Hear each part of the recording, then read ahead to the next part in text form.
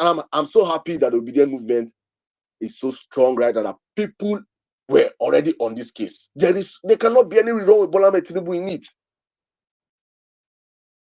If I had told Bola Ahmed Tinubu to go and push drugs, or to be a woman in America, to become a man, or to have multiple dates of birth, fake certification in everything that has to do with the man, even the name is fake. If I was the one that encouraged him, I can say, or if I'm benefiting from the system that he's creating, or probably I have a fake certificate, then I will be fighting for him. But not when I have worked so hard all my life. I know how many years many of us take hospital come up for university. If God is going to collect original money, many of our mates ran away, did the wrong one for school. If you know about Ghana, please go and ask about UNN. They'll tell you about how many years boys is it for UNN. If you graduate for UNN with your step, I'm not part from your genius, man. You can be a genius and you will still, not even you will be a genius and you will still feel the problem. It's messed up. Many of us fought tooth and nail. We died. I know people that did 14 years, 15 years, some 20 years to get certificate, original certificate. Then out of nowhere, a man comes out and falsify everything about him, and his reward is to be the president of Nigeria. And you are not coming out to tell us that we should be preparing for a rerun with him. You must be crazy upstairs. That's just exactly how I saw this stuff. So you know, we have to reach out and say, ask people and say, no. All those talk of major, all serious lies from the pit of hell. If there's anything that's going to go all the way forward, is that if there's any alliance, is Atiku and Kwankwaso coming to say, Peter Obi, please, how can we? Because if there's going to be, if there's ever any rerun, of which there might be a possibility, that's mean like this are putting out for everything. There's going to be a rerun. And having a rerun is based on the fact that we have proven before the court that INEC elections, that election was sham first. That election was sham first. And if they cannot, INEC could not bring out any proof to prove that that election can stand. As it stands now, that election is already cancelled. Then if they're going to go into that cancelled elections and bring out the original result, people will won their elections. But I'm looking at it from that aspect. I know that these evil people will not want to declare it to be straight up. And if they're not going to declare it to be straight up, the only thing they can do is to declare a rerun. That is the only stand in this election. That's why I see all the stand are wasting right now like this now. And right now, as it stands down like this now, there cannot be the only rerun that is possible, that is attainable, is the rerun between LP, PDP, and others. APC, Tinubu can never be on any ballot in any country, not for a house of, not for class captain, because he did not even go to school. And they are aware of these facts. They know what we are saying. In fact, let me now bust people's bubble because I've been hiding this information. I got this information and I've been, because most time I think I have to just start dropping this information. Some are very, very sensitive, but I just have to drop them most times so I just understand. I know when people rerun stuff came out, it has come out. We have tried to keep it in-house and grow this whole and make sure they understand our position as it stands now, my brothers and sisters. The judges are all in unity. They know Tinubu has this election has been cancelled. Tinubu is going to be cancelled first. What they are now fighting for, what Tinubu camp is fighting for, and that's why you can see. And why we are bringing this information is because of they have played their hands out. We have to play our hands out and inform people to understand. So probably when you saw like last month or last few months, a few weeks ago, some of people came out and said, "Where's your PVC? You have your PVC." It is because that information was already out. There is no judgment that will come out from that court that will vindicate Tinubu's retaining this office at hand right now. It is not possible. I know this. So when you see his ministerial appointment, when people say, we can have minister of this thing, it is him playing his hand right now to also understand that he's trying to make sure those places that he could not hold, he gets them. But we are telling the judges that he is not even going to be involved in these elections. This is it, because any ruling that has to do with Tinubu being on the ballot, it is a total revolt from the Nigerian people. We say no to it. We cannot stand it. We cannot take it. It will not happen. We will not go for any ballot. We will not go for any elections with Tinubu on that ballot. He must be disqualified. Finito. So that is when we are standing and when we should be standing loud and clear. to the whole judges to listen right now that we know what people are doing. And in fact, let me now break the final bubble now, because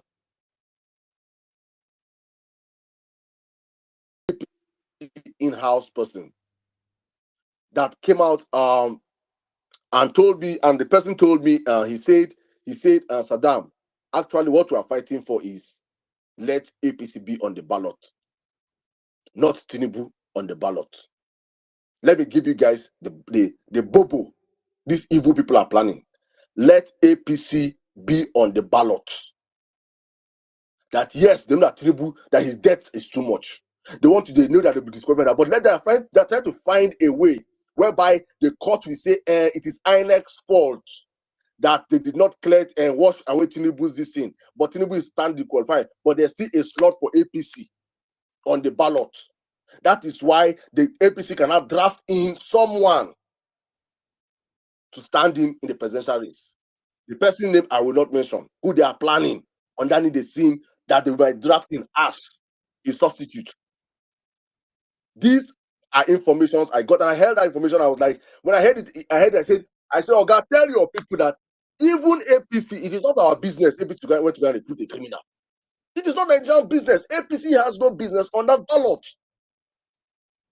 APC will not be on the ballot, and we are going to reject it. If they like, let them go. If once they disqualify Tinubu, another person, I don't know, probably when in Nigeria, people will come and explain this one for them. This information I got, and I have to bring it in for everyone to hear. This is what I heard. And there's no point me hearing all this, I'll be keeping it for myself anymore. When I hear it, I'll come and tell people as they hot, because everyone understands as they go. And we know as we are what they are planning, and we also will be counter planning. And know what we are doing also as a people. I don't know if am I audible, please? All right, thank you very much. Okay. Yeah, Crystal, go ahead. Okay, thank you. So please, I just got that information and I was like, okay, I'm going to drop it for everybody to understand. This is what these guys are planning. As it stands now, there is no judgment. I heard even that some of the judges have been written their cases, have been written their judgment as of today. I've heard a whole lot of stuff from these guys. These guys are doing all they can to make sure they find a soft landing for this criminal, and everything has to do with the tension and the atmosphere you guys are pulling out. I am telling you guys, God bless you all on this platform and across the whole platforms that have been pushing this all eyes on the judiciary. Every single one of it that came out on to march across the country. Even I don't even want to count whether we came out in our millions, in our thousands, in our hundreds. As long as 1, 2, 3, 4, 5, 6 people came out and it made the news, it got them tensed up to the point where they had to unleash the same military or police people across the streets to stop you guys from marching. God bless you all. You know, I remember me trying to defend the police all the time on this platform, and I said, these guys don't know that we're fighting for them. And I now see why many of you were always on my neck, dragging me. No, Saddam, no, let them, what happened. I understand perfectly how you guys feel. But I keep saying is, if we have a police force whereby of 1,000 people and 500 people are bad, 500 people are good, let us not condemn the whole police force. We have stupid and useless policemen, and we also have reasonable policemen that I truly believe, that are also on our side. And hopefully, as we march, we're going to get back our country together with these people. I'm working towards inviting somebody to come and discuss fully well, probably that on the case, the drug case. But I think we have done extensive work about this. Big shout out to Atiku. Unfortunately for you, sir, you have lived a life of treachery yourself. You're being someone that has always believed in money politics, yeah, from your days, and betrayal also. You've also been a huge betrayal. You betrayed I think you betrayed PDB in '93. You betrayed Obasanjo during his time, and right now you're feeling the heat of betrayal also, because all your life you've always wanted things so fast because you believe you have money. And now that you're working so hard, that you're meant to be getting your flowers, even people that are meant to be with you are betraying you, because all they want from you is your money. Look at the amount of work you're putting in. The work you're doing right now in Chicago is something that should be amplified by all the vuvuzelas that were always insulting obedience, calling us all sort of names in the course of the campaign, calling us obedient, obe dogs, obe this, obe that. You know, we gave us all kind of nicknames, but we stayed focused, because for us, we are doing it for God and for country. But for these men, they were doing it for your money. And you can see right now that they are meant to discussing your issues. We are the one discussing. Look at what Pels is doing. Look at the breakdown of what. Look, just go and read her thread and see. I hope my brother Jimmy also Jimmy reached out to me. I was showing me what documents he has gone in and I'm like, I think we pay on our money. You see, you get why you get why someone has drop account number. You can see this, and Nigerians are finding every means possible to amplify this case. Nothing no concern help you on a normal day. How we carry am for head? We carry am for head like Gilly. Yeah, our work with that. We are truly the patriot. Not be to go write patriot for your bio. You write for your bio patriot. But all you do is support criminals, support politicians as criminals, support pastors as criminals. Oh, as I wrap up this my submission on Saturday, on Saturday, hand go touch all you MOGs, imams, and the rest. I saw one today, I saw one headline. Tinubu, God will use Tinubu to one thing. God, somebody went again, dog is fast. God will use Buhari to one thing. God will use Jonathan to one thing. The same you, the same you. God will use this, God will use that. God is looking at you people and say, oh, I'm ashamed of you people. We open people's case on Saturday, not today on this platform. But guys, welcome to the violence space. Hopefully, it's going to be an amazing, entertaining space today as usual. Please share the space, like the space, get the space. Let's invite more people into the building. Let's have this conversation today. And hopefully, at the end of the conversation today, we go home with enough information that can be helpful to the growth of this movement. Thank you very much, every one of you on the platform. I will open up the mic right now by passing the mic to my brother. Well-meaning Nigeria, Jimmy. Jimmy, people have been disturbing me or disturbing that LEP 71. That I told them I paid for your voice training, and you went to the school and you were singing. You now damaged your vocal cords, and I paid for surgery, and you are now back on surgery. So I don't know if the voice is good to go today. If it's good, you give them their job, because then they disturb me. Say, did I sanction you for being the LP? But they didn't say that I'm not the one who, please, obedient, violence, I am not the one that Jimmy did here. I paid for him with surgery, and he's well. I don't know what he wants to get, whether he wants to be a cola. I mean, a cola not. Hear his voice. Let us continue here. No, bro. What happened was most of the time, whenever I want to do that song, I get messages that the judges are listening, and at that point in time, I just want them to hear the message from people. It's not time for jokes, so there's time for everything. So hopefully, we'll get it done today. All right. Thank you very much, my brother. Okay, let me bring you. Well, Nigeria, welcome to night shift. Night shift, my brother. How are you doing, bro? Good evening. Yeah, I'm fine. That's good evening to everybody. All the way from the one MFC. Kudos to the one MFC.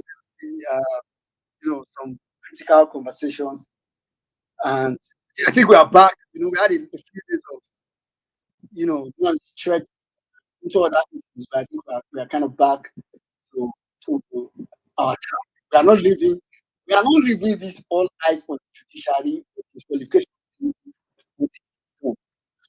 So I'll just start on all the topics bit by bit as much as I can. So for the rallies, I think One minute, Nigeria, please. Let me read because I think. Thank you very much. Please, David, I see you in the building. Please, my brother, let me check your DM. My sister Bell sent me something to correct you. But I said, Saddam, according to the constitution, if Tinubu is disqualified, his party cannot field anyone. Saddam, I go there. Thank you very much. Thank you. I don't highlight them from my electoral act already. I've highlighted it already. We'll quote it. So and thanks to Chris Peros for this thing she does. I like where Saddam, and it is good that Saddam gave that breakdown that he gave just now, because when they force their hand, right? Especially when it's very easy to just kill it. So okay, starting from the rallies, I think I just want to tell everybody that personally, I want to thank everybody for successful rallies so far. Some people might think it's strange. I don't know, maybe all of us, when we set out to do something, everybody have their own aim.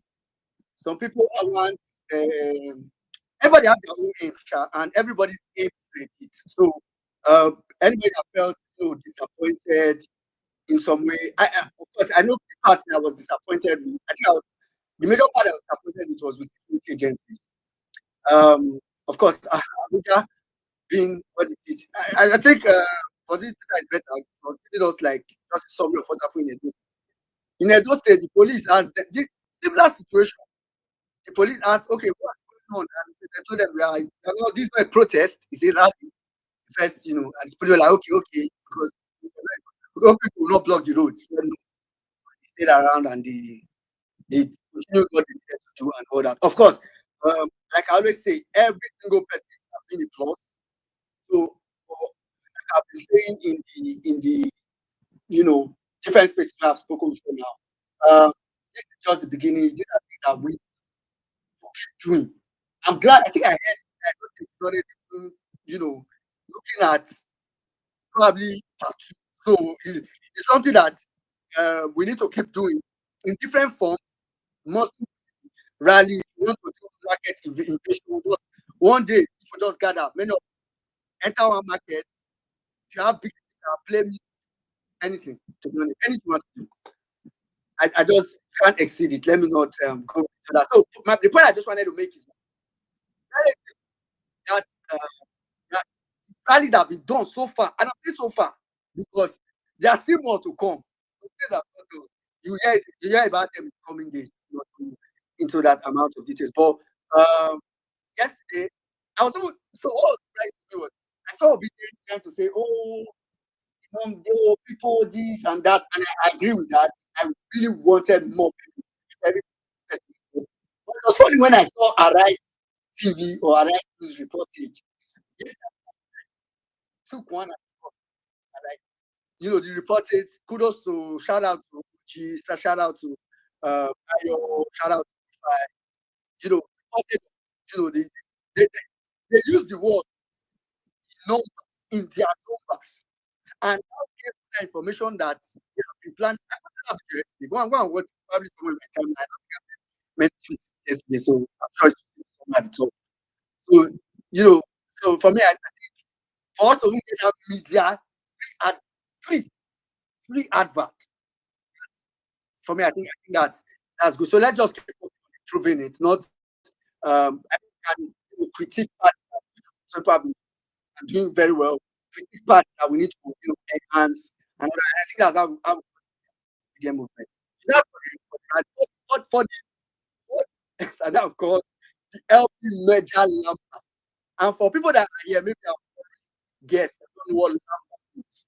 So Lamba is a Nigerian slang in Nigerian informal word for lie. So I think lies are when someone lies with so much, when someone lies unintelligent, that's what Lamba is. Like when someone lies, but the lie is not intelligent. Some people can lie and be intelligent. You can just lie like I think somebody ever lied to you before, even you go to believe because when the person tell you the person a lie. I understand that kind of smart lie. I think I believe like that they're not very smart. I think that's what annoys me. It it pisses me off. I like if be an evil genius.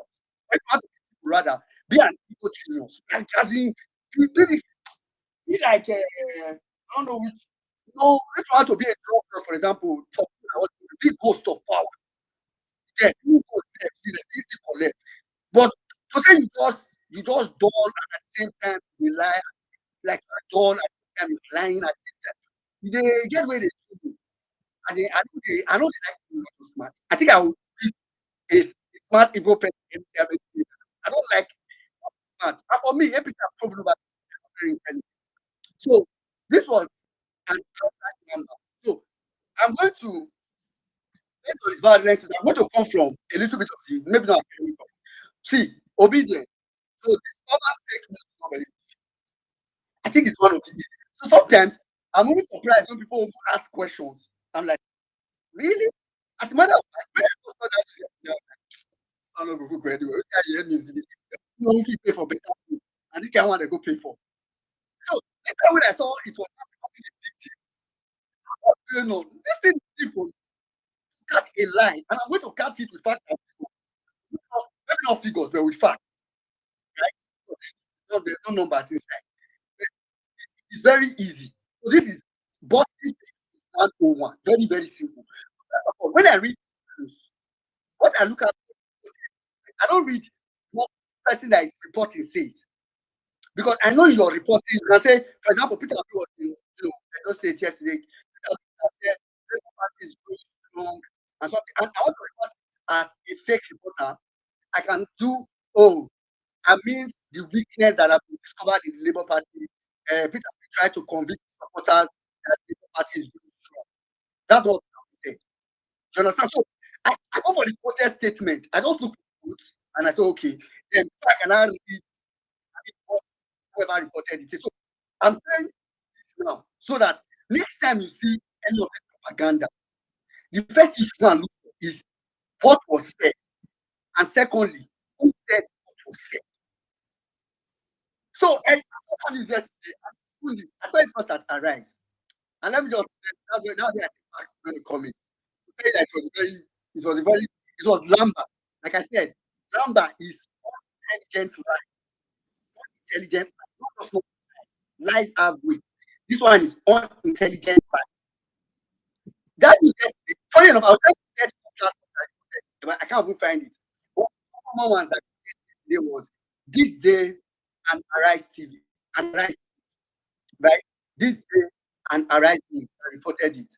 Please, my brothers and sisters, if you can find two links, open it. You will see that whoever gave them the link or paid for it so dull that the person could not pay for it. They literally reported the same news. And like I did, I'm not a media person. I think playing with parallel file people for time increase of media knowledge. So one thing I know is that there is, the conventional news of what happened where you quote what someone says. Then there is opinion pieces like where you maybe gather information and now maybe or you have thought or whatever, just give something based on not really, and you can maybe if it's something like identity, you can protect your source. But you will bring the fact that for example, David comes on and says, "Oh, me trying to see what a source gave to me." He will bring it out. He will protect the source. You don't need to say again. What was given. So, but the old media, if they report and say there was a merger or they are planning a merger, I was like, in my mind, I've been indicator, I've been yan for this. And I was saying things like, for instance, source media, some of the discussion hinted that the leaders were hopeful that the presidential election tribunal would be just and fair. Source read, I was like, then they went on and say, a source said the meeting started. Who is the source? A source. I am now the source, and I can tell you for a source that Tinubu has admitted. I heard the source. If that I want to be spreading news, I am the source. Tinubu has admitted that he's a because he admitted. Tinubu admitted. Believe it, I'm not saying I'm your source. If they ask you just report it as a source that Tinubu admitted there is a drug dealer. He admitted that his certificate was forged. He even said one area somewhere, I'll tell one area in Lagos. For people, I'm your source. So when I saw that, who is a source? Anybody can be a source. So, and that's what I think perspective. I think the last plan now that busted the whole thing. Arise and this day, I don't know any other media that you see literally reported since when Arise and this day start having the same set of reports. So what happens? APC cooked up the news, gave a copy to Arise News, gave a copy because even if it was Arise that said it, you said special somewhere and the one that just published or something, but I can bet you there was no source anyway. In fact, I think this is so odd that I will give kudos to whoever gave them the Lamidia Papa. I think that was a better idea than we gave them. This was so tough. In this day, see how this day started. Their first line of the news was gearing up for the possibility as the country continues the transition process. The trio of Atiku Abubakar and begun to discuss the possibility of merger. That's this day. I'll go to Arise. Arise, gearing up for the possibility as the country continues the transition process. The trio of Atiku Abubakar. The same thing. See, is it something I can see? Go and find it. You discover that the two lines, as they couldn't even pay for extra. Say, okay, just get here and use a trial, and this day people will use the three statements. In a bit, I don't know. Because I don't like it to do. It's not that this man come back, stupidly bad, which is what APC is. You get. So for me, I think that's very easy. So, once you see all this kind of news, very easy to go into it. And you see it's not very difficult. You know, please come out. They'll come to ask your DM. Is this thing? No, you will not need it. You will not need to discover it by yourself. It's very simple. Then lastly, quickly, the truth is that I've read some part of, and as the topic said, this is Tinubu crimes. This is just one of many Tinubu's crimes, like the old result thing in the US. I'm glad, and I think that was what today that the court, the US court, have already said that we preside over the case. Unlike what Tinubu was trying to use a lawyer to. I don't know why I felt like I wanted to pull in Nigeria and the US. That's the problem with Tinubu. He did so many foreign crime, international crime. If all his crimes were local, most of his crimes are international. And you go do international crime. It's not that easy to get. So if you read all that, like I said, I think I've said this on the space before, that the fact that Tinubu, I went to school, right? I graduated, I have my certificate, followed, well scanned. I've done at least all that you can do to where I am. If somebody meets me today, tell me, you don't go school, I feel pay the transport to go my school to go verify. So, in fact, the mere fact, now we're being but that is the wrong way now. That's not you're meant to pay the cost to say he expects no, now that's something that you did at the clock.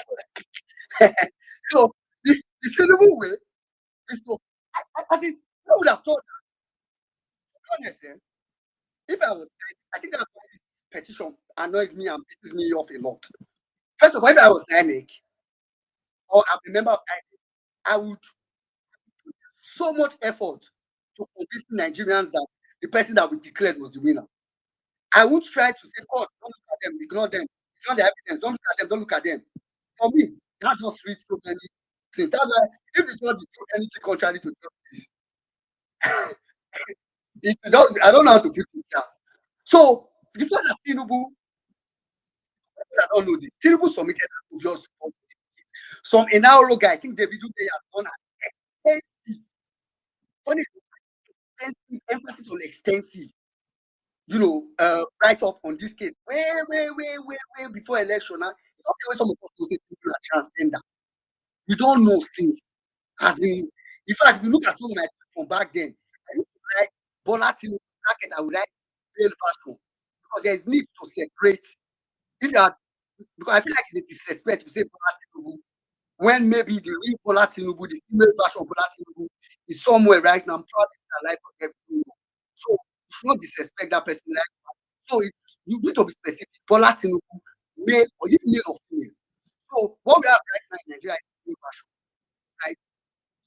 For me, I think it's not really of so much suspicion that he wants to he tried to stop the court from allowing Atiku to get CSU, that Chicago State to release the and I think the case that we are looking to, and the good news today was that the court said they were going to rule on it. But like what Adam was saying regarding which is not random, as regarding the old petition, disqualification, rerun, that entire topic. I stood on this ground from 1 month ago or 2 months ago. As long as even before the petition started, and I'm still on that ground. Peter Obi's petition, I think that is based on 3 grounds, really. The first ground is that Tinubu was not qualified, and people's petition is quite but FPM petition is really about disqualification. The first ground is that Tinubu was not qualified to run, right? And based on different reasons, draw case and all that. So that's one. The second ground of this petition was that INEC did not comply substantially, what they call non-substantial compliance to the Electoral Act. That's the second ground. The third ground is that Tinubu was not elected by what they call forgot whether how to write it up. What it means, paraphrase, valid vote, right? So, those are 3 grounds. Among those 3 grounds, if you follow the court case, there was even APC did not try to defend that ground. APC focused on that.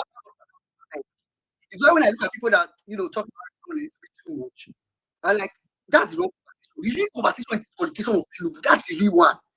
That's the one we are sure of. Because substantial or not substantial compliance is subjective. You get if you go to the Electoral Act, the way they put it in the Electoral Act is that they'll tell I think section somewhere in the Electoral Act, they'll say that an election cannot be annulled for the reason of non-compliance, except the court determines that compliance, non-compliance. So it's kind of subjective here and there. But you know what is not subjective is that Tinubu forfeited $460,000 in the US. It's not subjective. It's not something that anybody can say, okay, we think so. We don't think so. What is not subjective is that the certificate that Tinubu tendered to INEC is totally different from what Chicago State University got. It's not subjective. We know it. What is not subjective again is that Shetima. So my point is that all the reasons to disqualify Tinubu is not subjective. That's why on that ground I stand. Tinubu must be disqualified. As a matter of fact, if Tinubu is not disqualified, it is a slap to Nigeria as a whole. It's a slap to Nigeria. And that's what Saddam said as far what somebody told him that that they are trying to fight to get it wrong. APC will be part of it. My brother, I said it before. It's quite funny that APC. I don't think APC is to read the Electoral Act or laws. I think APC have thrown so much read that they think that there's no need to read the laws or whatever. Like Miss Pearl sent to Saddam, and I'm just confessing what Miss Pearl said, but just to read it from the Electoral Act so people can get it. So, first of all, a court can annul an election and call for a fresh election within 90 days if they feel like the election did not comply with the Electoral Act. They can call for it. But prior to the election, every political party at a specified period, about 180 days before the election or thereabout, are supposed to submit the list of all their candidates in that election, right? And that is why it's called that when it gets to that point, if people are not sure of their advice yet, they put a placeholder, and they usually put a placeholder to withdraw if they want the person to withdraw. Because if, for example, you coupe for a reason, hey, thank God, hey, God. Never say they don't. Whatever is happening to you now, thank God it happened that time.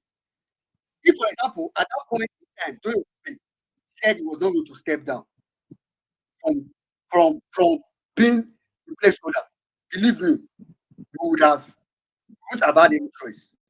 Just to tell you how the Electoral Act is. So you must submit that before the election and see what the Electoral Act goes for. A political party, and this is section 33 of the Electoral Act, a political party shall not be allowed to change or substitute its candidate whose name has been submitted under section 29. That's where you submit the name of your candidate. Except, I want to tell you the only way APC could have substituted Tinubu. Except, not be me talk about people don't go to us and say women and they read the Electoral Act. Except in case of death or withdrawal by candidate. So, but it's not impossible now again. because if he wanted to be in the case of death, Tinubu did not die that time, he's still alive. If he wanted to be in the case of withdrawal, he did not withdraw that time, he was still alive. He went ahead to run, even when he knew he was a drug dealer. So now, what is happening to Tinubu now is disqualification. If you look at what I read, the courts cannot withdraw Tinubu. Only Tinubu can withdraw Tinubu. And Tinubu did not withdraw Tinubu. Sorry, all this Tinubu I mentioned, point of correction, male Tinubu, sorry. Male Tinubu did not withdraw male Tinubu. Apparently, male Tinubu have Well, I gone mean for the Nigeria. election.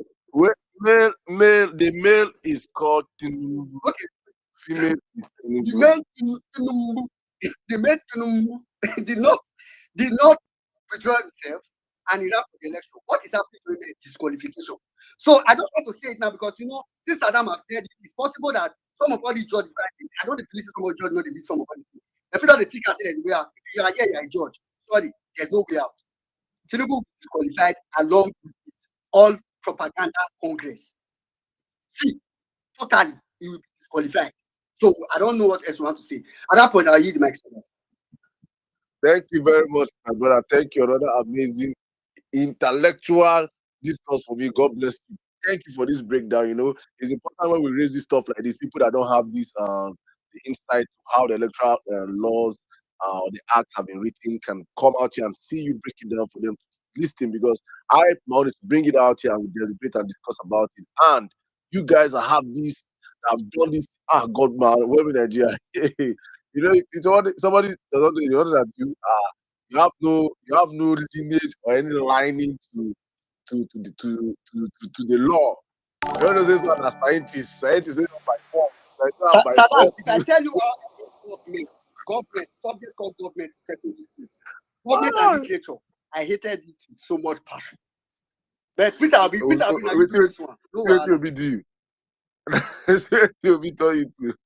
All right, thank you, my brother. Thank you, guys. I see all of you on the Facebook. Thank you. Please, Facebook has all these Facebook will still have to on Facebook. But you to my big brother, you're on Facebook and you're here. Please, guys, sign in from our Facebook. We need numbers on Facebook also. We're streaming this case live on Facebook, streaming it live on our YouTube. And big shout out to my brother in Njenje TV, also streaming this platform today. And also on the violence. We're trying to make sure this discourse goes as far and wide as possible. A friend of mine reached out to me and she was like so angry. Damn, man, the numbers. I wish we had more people that came out for the whole rally and all. She said, but one good thing I'm happy is that you did not. Nobody come and say that you did not say they should come out and everything, and you supported and everything. I said the good thing of I love is that even if it's 10 people or 50 people, they came out. Then later, less than 30 minutes, 1 hour later, she reached out to me and said, Saddam, you don't know that this rally people, this one that people did, these people did now, that it has gone far and wide, that where she got a call from, this one has called me like less than 30 minutes earlier on, she was feeling bad, called me later that where she got to where people now rally from, in Nigeria, where she this from, that people, they did not vote there during the election. But those people got the information of this rally right now. And so I'm trying to say that no matter what you do, you don't understand the ripple effects of what you are doing. You think it is small, it is small. There are things, we are shaking grounds, we are pushing things. You don't understand how far what we have done or what we are doing. You don't understand it, honestly speaking. So please, guys, do not be bitter. And I'm going to say this here, in the course of this whole movement, I had a stand. I made a stand on where please, we're not going to be raising money or funds on the platform anymore. But please, today you guys are going to see in the section. My sister Miss Maria reached out to me. Actually, what happened on Thursday, on Sunday in Abuja. Actually, there's one of the brothers there that the police, I'm like saying, Stephen Alaba. All he did was to come out to protest. That's how Nigeria is, and I think the bullies guy, he's already viral. So I think she reached out to me and she reached out to me and asked me and told me about the whole stuff and send me a very passionate message that Salam, you need to help these guys, support these guys, things and everything. I know some people are already reaching out to help you, but it's not enough. So in the course of the platform today, please, if you think you want to help this guy, not that if you think I think we should help this guy from this platform also, because we're one of the people that people should go out, and these are the kind of people we should help, not anybody come out. Don't come to my DM, and if you're hungry or you're starving, please go out on the street and march. That's how we're going to start helping out forward. You have to show him the work, putting the work. And please, if you really want to help this, then reach out to me, or well, me Nigeria, or Jimmy, as the case may be. Let us just raise something for the guys' hospital bills and sort out everything. And support him, actually, even support him, and show all our other young geese out there that when you stand up for something, Nigerians will stand up behind you. And I'm saying this for our young people out there that came out and went, should I go out or should I not go out?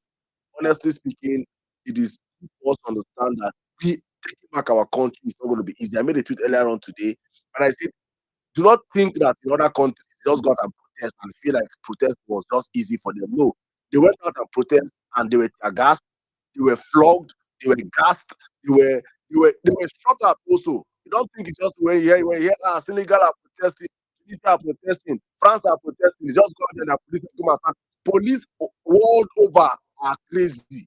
It's not only Nigerian police or Nigerian army. When you go and see what they do, it is you got to see what they call police brutality in America itself.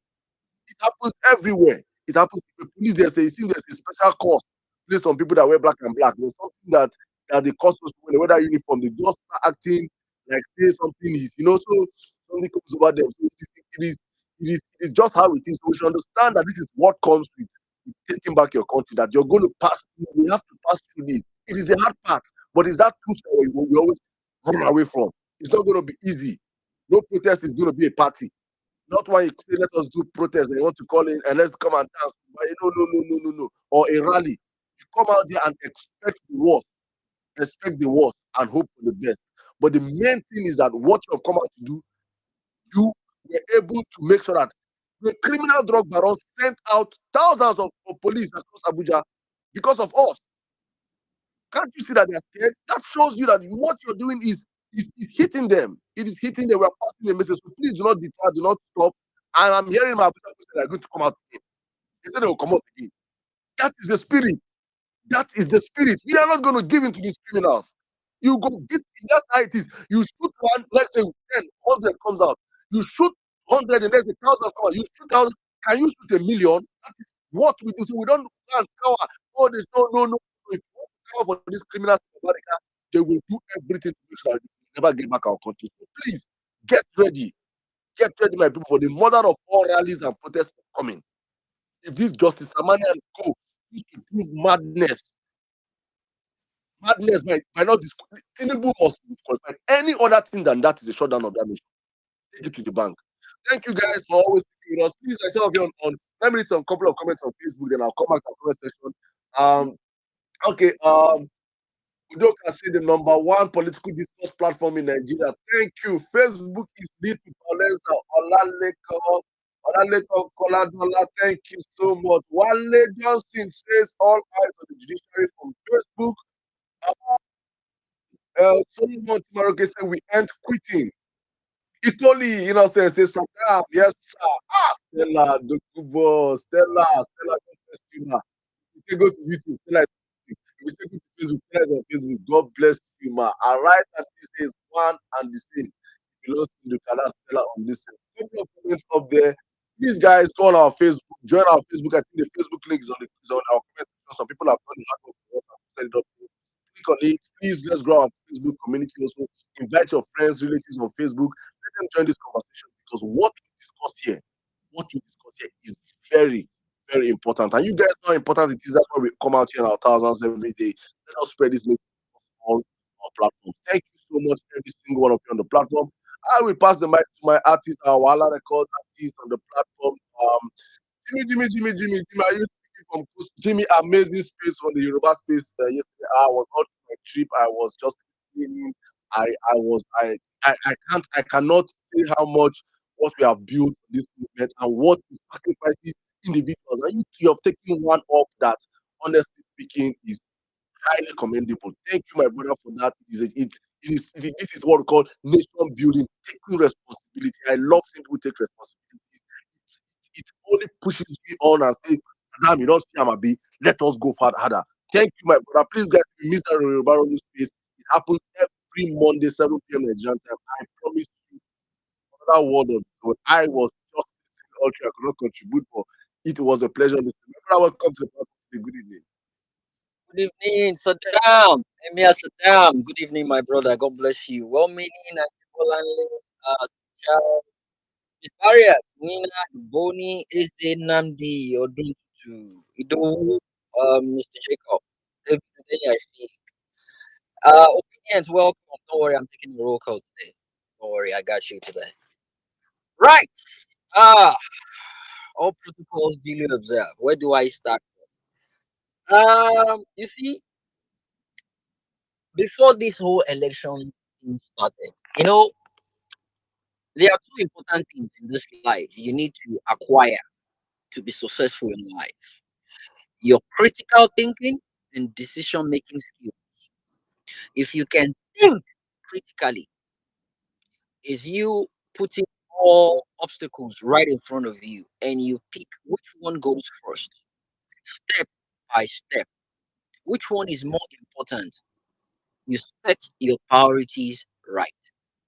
When you think about them critically, then you have the balls to make those decisions. Okay, I've concluded, I've thought about this. This is the decision I'm making, and we're going for it. That's the difference between the obedient and any other Nigerian out there. We went through the critical thinking, um, and we went through the decision making period, and we concluded on the fact that out of all the presidential candidates, Obi is the best, and we took it upon ourselves individually. Individually, we decided, okay, this man is the best, and we all happened to meet ourselves on Twitter. Oh, this guy's train of thought aligns with mine. Oh, these people, I mean, I thought about this. They must have thought about it as well. And that's what from the obedient movement.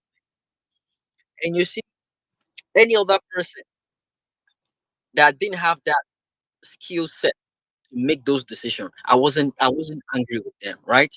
I was mad about the fact that they were terrible their judgment simply because I can't say that they didn't have the insight. But what pisses me off most is most of them are professors, and you keep thinking for you to have actually attained that level of education, you should be able to think critically and come with a decision making conclusion to know this is right and this is wrong. And that's the reason why we call ourselves obedient. We've been able to differentiate between right and wrong. It's as simple as that. Right and wrong. What is good and what is bad. It's as simple as that. So before the election, we were screaming out, telling people, don't vote for this guy. We did the background check on every single one of them. Don't vote for them. There was a particular place I went and I came across Honorable Adia, and she was crying. Hey, she was crying. She was crying with a submission. She was crying and she had to yield the mic. And you see APC people come and say, "Oh, you Labour Party, you guys are too emotional. You need to. You guys are babies in politics. You need to put your emotions one side.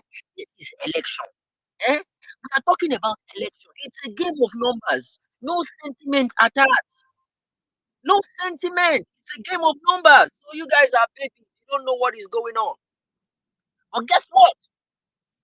The accumulation of the bad deeds in that country is what gingered us. What has been happening over the years? People getting killed unjust in that country. People, girls, they took them away. And it has happened. COVID-19 happened. They were hoarding palliatives from Nigerians.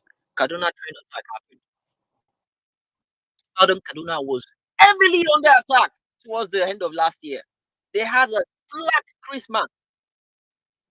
I had a white Christmas. It snowed on Christmas Day in Chicago. And they had a black Christmas. People were dying. It was a mass grave. We spoke about it. And they were telling people not to retaliate.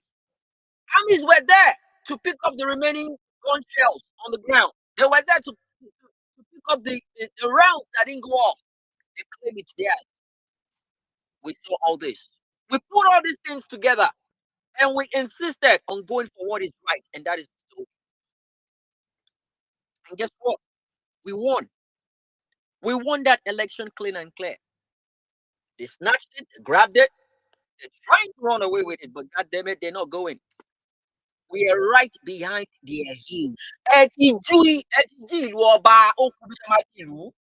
Ṣàwòrò ìdẹ́lẹ́gbẹ́ okùn bí máa ti lù ú. Lè lù ú láàrin ìgboro. It's that bad for you guys. You don't understand. I slept on Sunday, and the last thing I saw was All Eyes on Judiciary, and I woke up on Monday, and all I can see is Meji. Kilo Shele.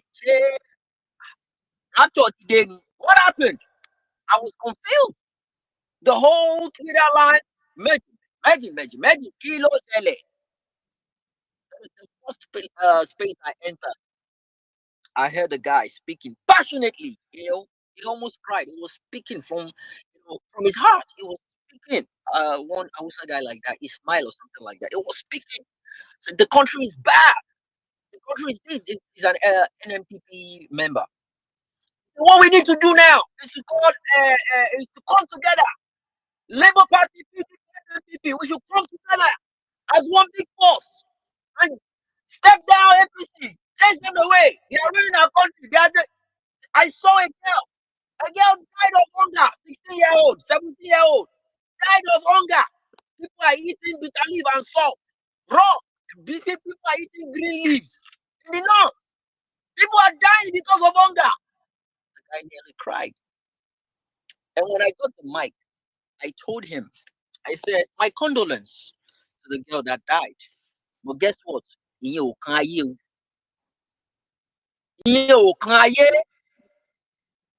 One person died of hunger. Do you know how many people have been getting killed in southern Kaduna? Do you know how many people that have been getting killed before we made that decision? And now you are shouting, bro, calm down. It is a game of number. Election is a game of number, not a game of emotions. No, you don't need to cry. You are being too sentimental. You are being too sentimental about this. Calm down. It is a game of numbers.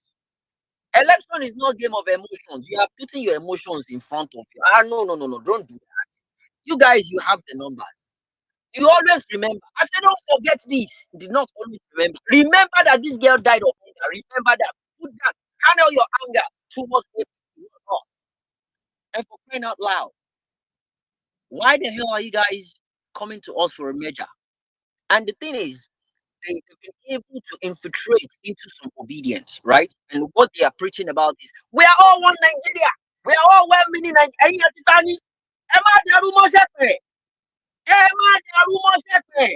Obedience. Obedience. See, obedience, you guys are pace setters. You've been looked down on, you've been bullied, you've been called different kinds of names. They told you couldn't do it, and you did it. And he thought about the stone that the builder refused. Everybody wants to have something to do with you. If you want to merge PDP and NNPP, merge it back for now. Ordinary plumber, PhD in engineering, water engineering, and that plumber need. So he wants to merge now. And it's only because VP, big VP law. We don't need any merging. We don't. We can get it done ourselves. Obedience. Don't believe to yourself. See, when many Nigerians who are like back home, obedience who are like back home, let us always that. But this is where the problem is. This is where the problem is. If anyone wants to join obedience, that is fine. But don't tell us to come and merge with you, because clearly your decision-making skills is terrible. Your critical thinking is terrible. All what you've been doing from the beginning has crashed. But guess what? Obedience, we've been consistent. Look at NNPP and PDP. Àwọn tó ládé gún wọ́n ti ládé ògún báyìí. Àwọn supporters APC wọ́n ti ń ṣépè fún Tinubu báyìí. Look at Peter Obi, ó lọ Benin jọ̀wọ́, Anthony kò win nìyẹn o. One body. Look at the reception he's getting all over the country. That is the man of the people. That is the man the people voted for. That is the real president of that country. It is simple. It is not rocket science. It's the commonsensical thing to do. Peter Obi, that was the reason why we voted him. Obedience. Don't believe in yourself. Stand firm. Stand your ground. I keep saying that. When they come to you, let them know. Differentiate yourself from them. Let them know you are an obedient. You believed in yourselves when nobody believed in you. They told us we couldn't do it, and we did it. After the presidential election, no one wants to affiliate themselves with Bala following. All the gubernatorial elections don't say oníkálukú wọn obedient ni. In fact, PDP sef they dey put obedient. We saw Oko Adota now they plead obedient. You are a force to reckon with. Ẹ gba flower yìí, ẹ má jẹ́ kán yí mọ́ yín lọ́wọ́. Tọ́wọ́ wá yí mọ́ yín, okay, listen, they are saying we are all well-meaning Nigerians. Ẹ̀yin àti tani well-meaning because if you are well-meaning Nigeria, orí yín máa jẹ́ kẹ́ mọ̀ pé you're not meant to put a drug dealer in there.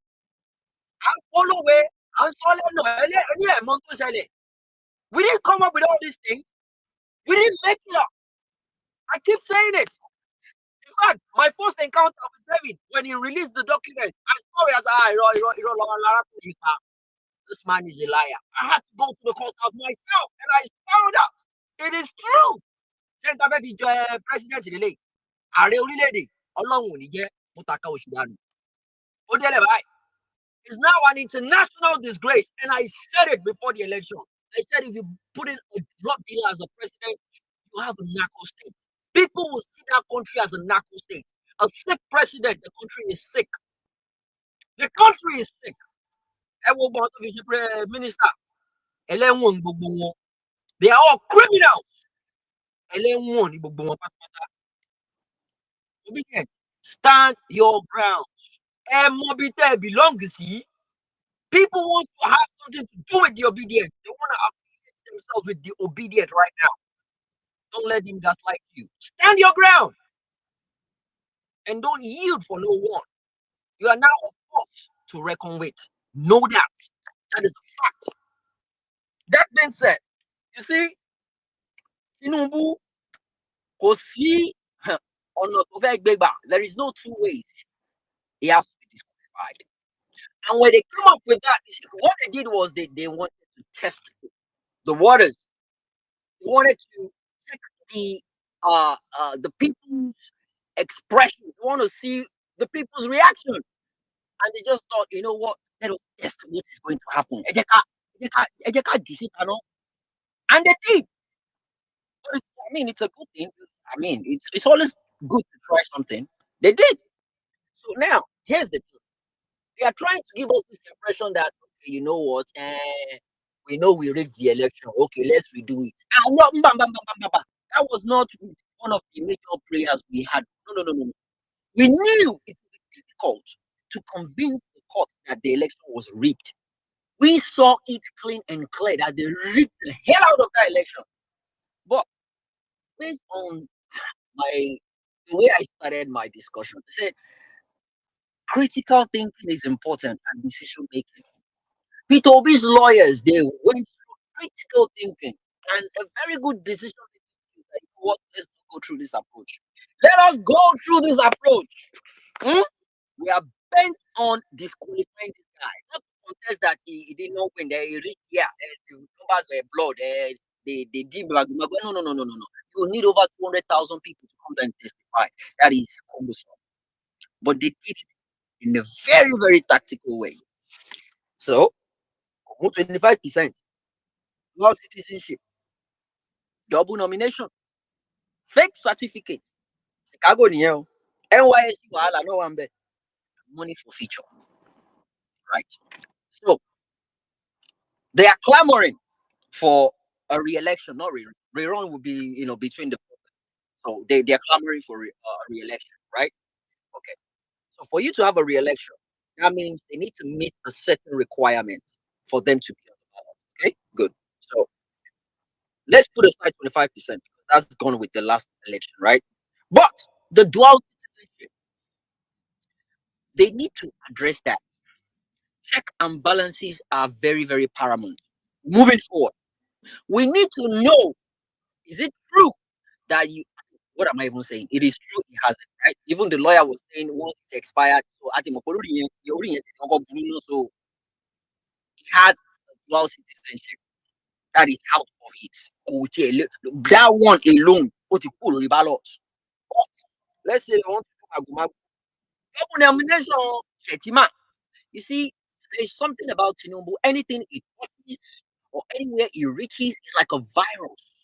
It spreads around. Do you see the madness going on right now? The man they used as the Minister of Interior, he resigned yesterday. He was a House of Rep member. When they nominated him as a minister, he did not resign. He resigned after they sworn him in. That's a democratic country. And that's a precedent based on what Shetima did. People are beginning to take after them. I know.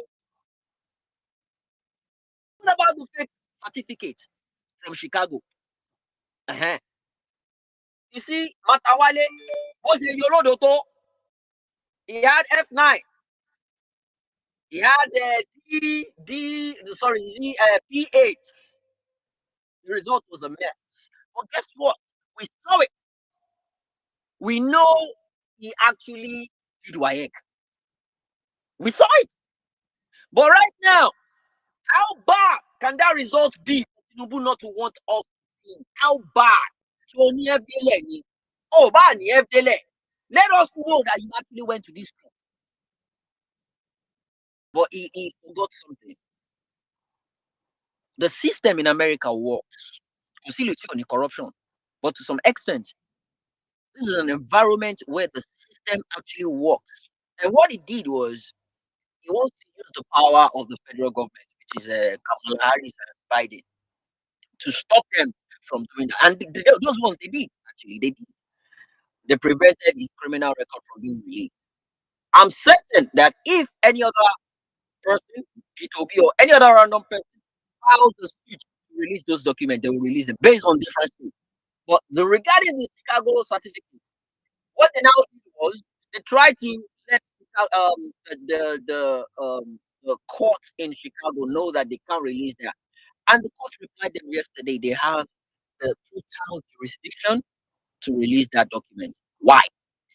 The school in question, which is Chicago State University, is under the Illinois state as a state in America. So state has their own law. Federal government also jack. They have their states have more power than make money and have more power than themselves. But they let them know as long as this school is on our soil, state of Illinois, the answer to us. And that's the reason why we got that news yesterday. That by tomorrow they will release it. And fortunately, the court was the same court I went to get his hard copy of his criminal deeds back then. And one thing about this system works. I checked on the website.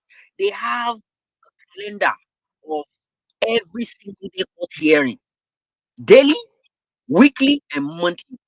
The ones they've done in the past, the one they did yesterday, the name of the judges, the name of the courtroom that they will use, everything is there. I checked it. I'm still trying to figure out when the hearing is going to happen. I would like to be there. I would like to be there because the kind of embarrassment that is about to befall that man, it will be disastrous. No, you must be there. What you mean? Must be there. You're gonna give us as them Sarah. They give us. No, I want to give live update. Live update. You give us live updates, oh God. I'm still trying to figure out where the time. I know where, but I want to know the time. I want to give live updates.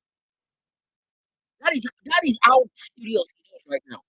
I want to give people live update of what is going because you see when you listen to this, they think we just want to We are just here to ruin this man's life. You know for worry, buy yare. You know for worry, buy yare. Because we chose the ballot. We decided to be smart about it. We wanted our country back, and we went for it. Moral way, the sensible way. We are going the right path. Obedience. I keep saying it. You're on the right side of history. Stand your ground. Nothing is going to happen. I know people that they have misunderstandings with their parents because of this movement. It is a joke. It is divine. Hello, Fọkànbalẹ̀. Mandate yẹn a máa gbà padà. Tinubu is taken out of office and nothing will happen. Ọrùn ò ní jábọ́. Kò sí tó ń bọ̀ lókè tílẹ̀ ò gbà. Nothing will happen. Write it down. Nothing. Absolutely nothing will happen. Embarrassing. He would actually regret being inaugurated. I put up a couple of minutes ago that even only if they've listened to what Daddy said. Daddy said it would be better for him not to get inaugurated than for him to be embarrassed. Because when man speaks with confidence, and you know what is giving him confidence? The Constitution of Nigeria, for crying out loud. When I come on spaces and I scream on top of my voice, it is the Constitution that's giving me confidence. Constitution country now don't it's not as if we want to take over the country. No, we are protecting the country. Obedience. Know that. You are the last line of defense of this constitution. Stand your ground. You're not going anywhere. If you guys are not important, they will not want to merge with you. They are testing the water. Only oh my God. Actually, Tinubu máa tún wọ́n máa dọ̀tí ẹ̀. And to the judicial system, the appeal court judges. I want to speak to you right now. I'm not sure if you guys are listening. Today is Tuesday. By Thursday, Donald Trump will deposit himself in prison. I'm not sure he's going to stay there, but he will deposit himself. They will take his mug shot, and it will be recorded that yes, once a president of a country was jailed. On Thursday. Today is Tuesday. Yeah, in 2 days' time. Appeal court. I want you guys to learn from that. This is the time for you to let Nigeria know that there are still few people that can stand up against power, principalities, and peoples and say, you know what? This is Nigeria. The Constitution is above you. I don't care what you do to me. This is right and this is wrong. I'm going for what is right. And they will make the right movement. The system works here. The system works so bad that they are jailing their ex-president. That is the system that works. Nigeria is looking at the judges now in Nigeria. Africa is looking at the judges. The world is looking at them, expecting what will happen, waiting for what will happen. The people are waiting for the judgment. They want to hear what's going to happen because whatever comes out of the judgment will be disastrous or will be triumphant. People will either castigate Nigeria to the core or they will praise Nigeria. That's when we now begin that name of Africa. It's either two things. You can either break that country or make that country. It's up to you guys. Everything you'll be doing for your whole life. This is when you're going to test it. This is that moment when you make that decision that will determine how your life will end. On your grave, what are they going to write there? This is the moment. It's just one opportunity in a lifetime. You're not going to get it again. This is the only time you'll get it. It's just one shot for you to get it. And it will be known that regardless what they are throwing at you, regardless the threat, regardless the money they've been throwing at you just to keep you short for you to do the wrong thing, you still went ahead and do the right thing. This is that time for you to make that decision and say, you know what, we need to liberate this country. This is that time to do that. Right. And the last one, the rally. The rally was a good was a good idea.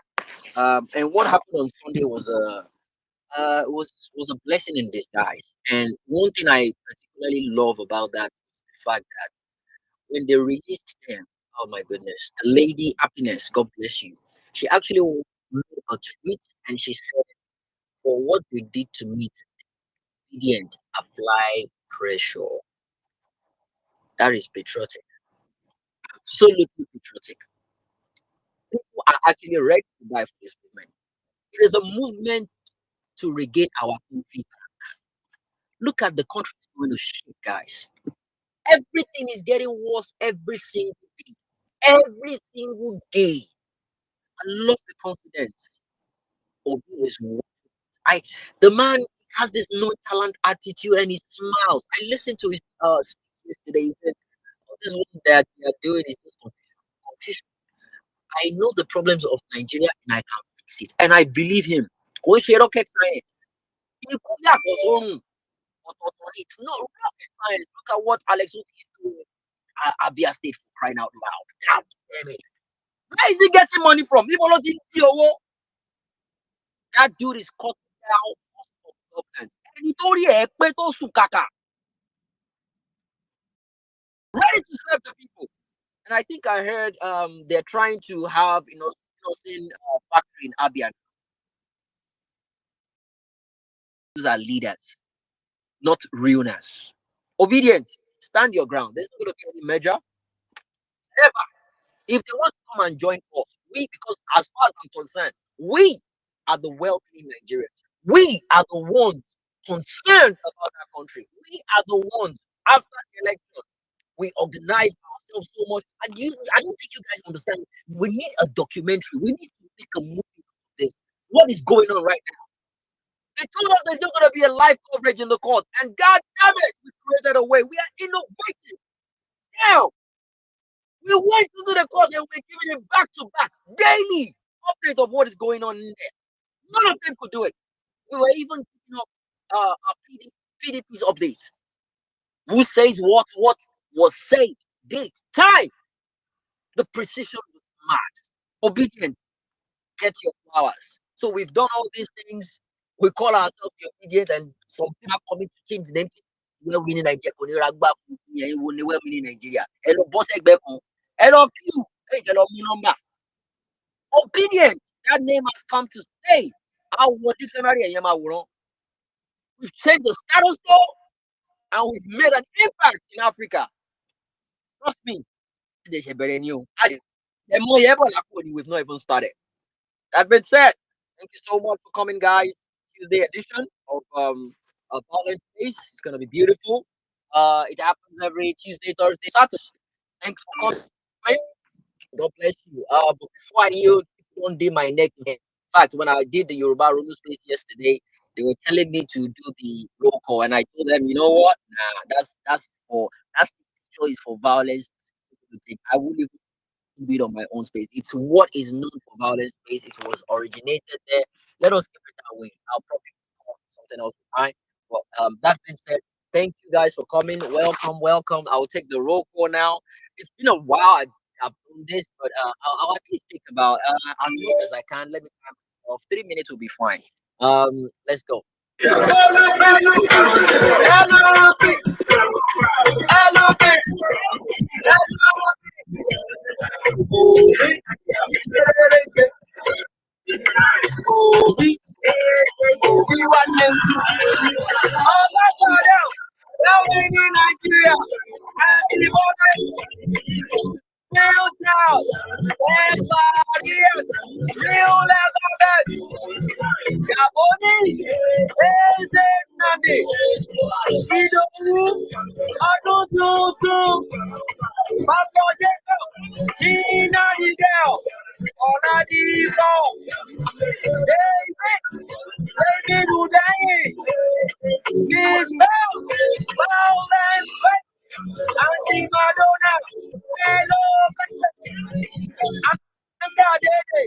Omega X, Lita is better. Nazi is Antonia, hey, Brownie, Angela, Sabi, Omega, VOM, Oluwa woman, Polonius, Oga Jobi, Auntie Jennifer, Miss Patient, sing God by night, Oga Colade, call me well, by Ibrahim, hey, Auntie Maureen, Nelsa, Ejikime, Ọláròtìmí, Ọláwásí, Dilo Doctor, Odogu, Auntie Kuri, Professor Talabi, Zarili, Ọmọ Aka, CFO, Adonai, the Jack, my guy, Auntie Dolapo, Mr. Ben, a new Nigeria, Mr. Leko, Prince Ahmed, Dr. Barry, Mr. Aku, Melumi, Jerry, and Mr. Dolapo, Happiness, the Royal Lawrence, Adamatu, Mr. Alex, Omate, Dr. Aruna, Mr. Taiwo, Olaniyo, Adaigwe, Honorable Waga, Mr. Dili, Osiriko, Rogoman, Adewale, Prince Osi, Bola, Mazikan, Sewell LP, Elmega, LP Boslet, Dino Aliu, Aderonka, Margarita, Stella Dobles, Salvation, Obi Bright, and that's my guy, Godfrey Guy, and then Mo, Mr. Ken, Mr. Wendy, and CP, COB, Elite Notes, Arani, Ibrahima, T-Baby, TK Maga, TK Obi, and Team Rima, TK Tutu, Amadida, Mr. Now. Thank you so much. And that is 120 days in total. Thank you. Back to you for that. I yield. Thank you very much. That is Wahala Records international superstar. You know, he has been out for a while. He had to put his voice and you see he's back in banger. So thank you very much, brother. Please, for your weddings, for your birthday ceremonies, for peaceful burial, if you're doing the burial of any member in your city, in your town, in your constituency, please alert us. We have discount for that. And it is ready to perform for you people. Yeah, thank you very much, my brother Jimmy. God bless you guys. Okay, let's jump to the amazing space as usual. Before I jump in, there's a headline I want to read. There's a headline. Oh God. Mama, that's something on the comment section. I want to read. She said, confused. Let me read the headline. The headline is from Independent. It says, Azerbaijan releases election results before the polls even open. Again, Azerbaijan, that country releases election results before the polls even open. Electoral Commission accidentally published results showing a victory for Ilham Aliyev, the country's long-standing president, a day before voting. So say, Yakubu Mahmoud, you have succeeded. You have succeeded now that all the electoral umpires around the world are saying we have to do better than you. We have to do better than you. Your fraud is so see what you have exported. So Madonna says that INEC has started exporting rigging methods across the world. Big shout out to you, Yakubu Mahmoud. You will not be guilty. You go suffer, sir. You go suffer. You will suffer and suffer and suffer till you can suffer no more. You and Festus Okoye, all you INEC criminals that ganged up the people's mandate. Una go suffer am. No wahala. Thank you very much. All right, guys, let's open up the space. I think we have had a long time up here in discussing as usual. Let's start the conversation with our ladies. Thank you to every single one of you. I see all the requests. We're going to be bringing everybody up as long as you're patient with us. And please keep dropping your comments in the comment section. I will be reading as much as possible. And also, we are streaming this space on our Facebook channel, on our YouTube channel, on the Violence Radio Station, across multiple platforms, and making sure that this conversation is going as far and wide as possible. And I say this all the time that we all should please. It is important we understand that when we come up on this platform, that we should be a medium of propagation of the gospel that is going on this platform, because it is very, very bad that you come here and you listen alone and you take in all these informations alone and you don't pass it out. You should not just pass it out. You should also invite more people to join this conversation, share this space, like this space, retweet this space, get more people here, because the more people that are aware of what we're discussing here, the better for us as we build and shape the conversation going forward. So please, guys, help us get more people into the building. It is important we get this conversation out. Okay. Jimmy have said a whole lot of other amazing submission. Wrapping it up with a banger for you guys. And I'm going to say right now that we're going to open the floor right now. And I am buzzing for Saturday. I am buzzing for Saturday because on Saturday, the record will be set straight on the violence page, as we always do. Your men of God, your GOs, and all of them, your imam, hand will touch them. You go touch them from a place of love. We're going to really discuss about this same set of people that have been touch not. We're going to touch them on Saturday. But for today, we're discussing about LP. What do you think about this mega LP mega? Should we mega with these people? Should there be a mega with? What do you think? I want to know what you think. You should be. You know that we won the elections, but we did not. Maybe we did not win it. That's what we did not. No, we need their help now. Oh, no. So they're saying that we need their help now. But when we won before, we did not win it. We need their help now to win again. No. I want to know what you guys think about this LP mega push or this bullshit as well. Let's call it. Let's know what you think. Let me know what you think about the criminal drug baron that has been spending his last few days in Aso Rock, his last few days in Aso Rock. Let's know what you think about it. I would love to hear from my sister Pearls or David. If you're in the building, you can give us 5 minutes to come out here and just give us more breakdowns on it from what the research you guys have done on the timeline is amazing. Let's hear from you guys. Also, it's going to help us shape the narrative. If not, why not? Let me open up the floor with a lady, and as usual, who else can I call than my mommy herself? Mommy Bolale, good evening. You're welcome to the violence space. How are you doing today? Good evening, Emia Saddam. I'm doing well. How are you? I hope you're doing okay. Well, I'm in Nigeria and I see you, Jimmy. Uh, my hope the most is on your Rolu space. Everyone on the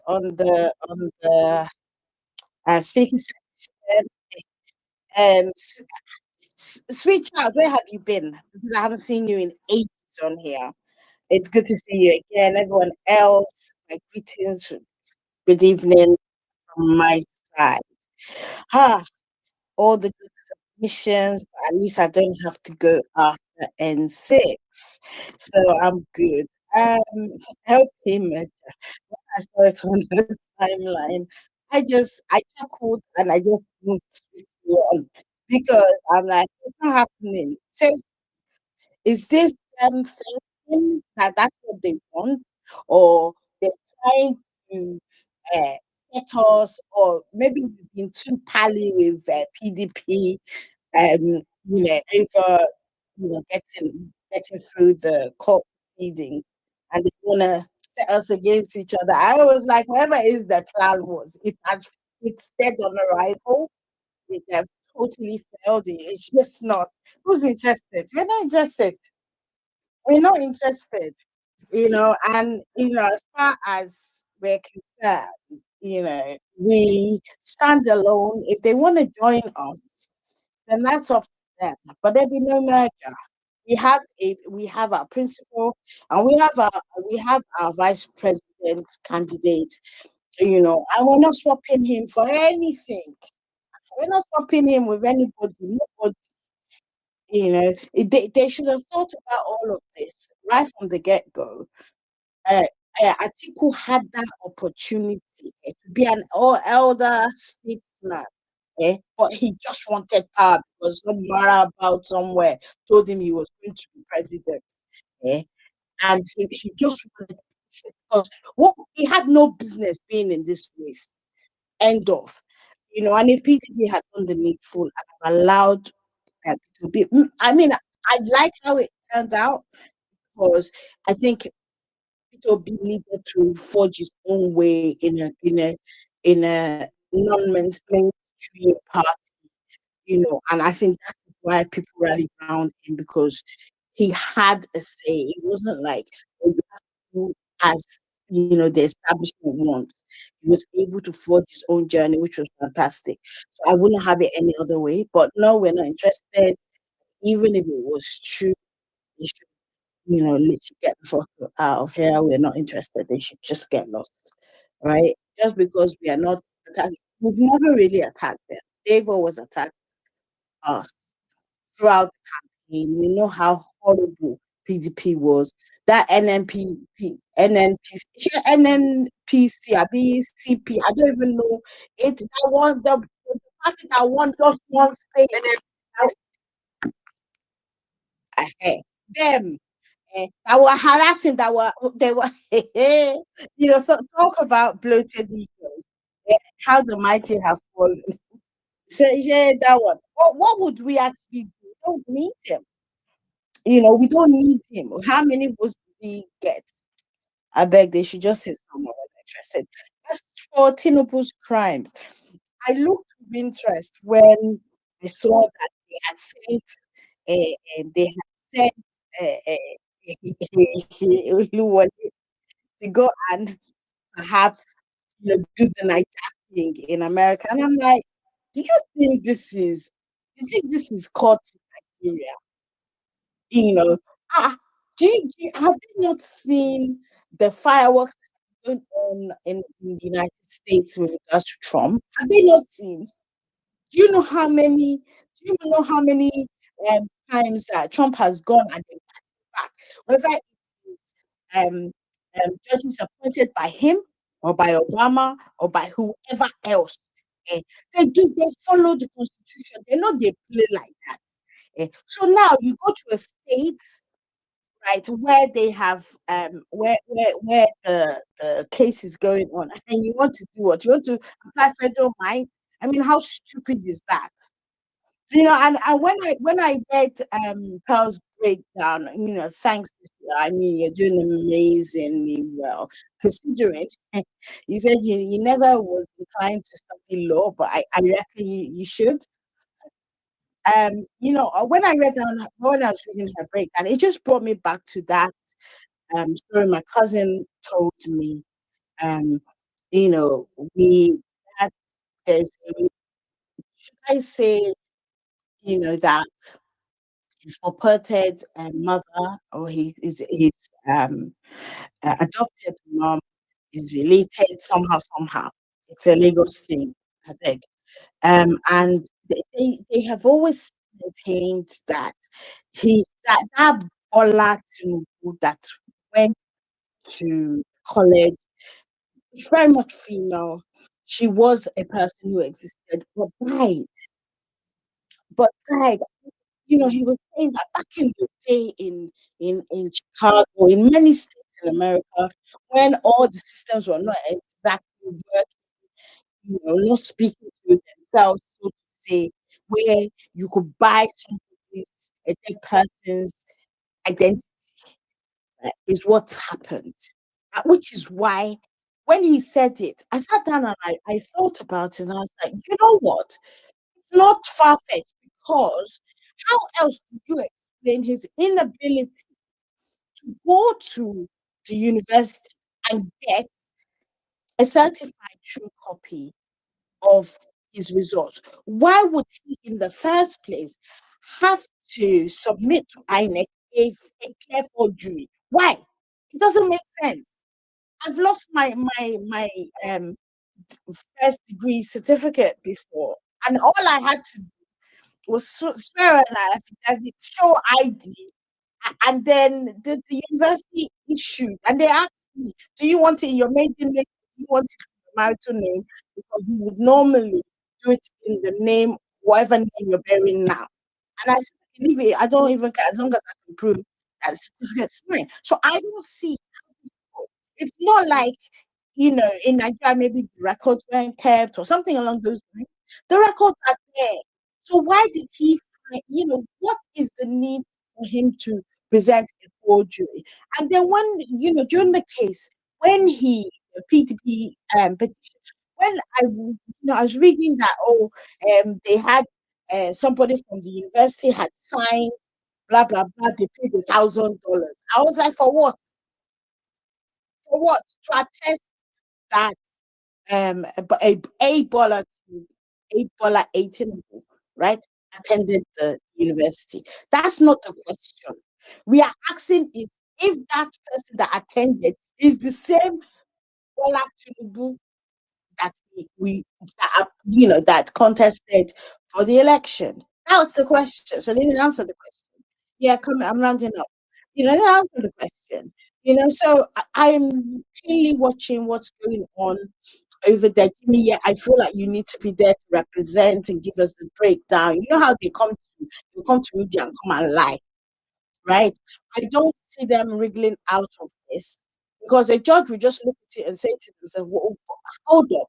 But if you are the person that attended, right, and you're saying that the certificates that you provided, right, are the original, well, certified true copies, then why do you have an issue?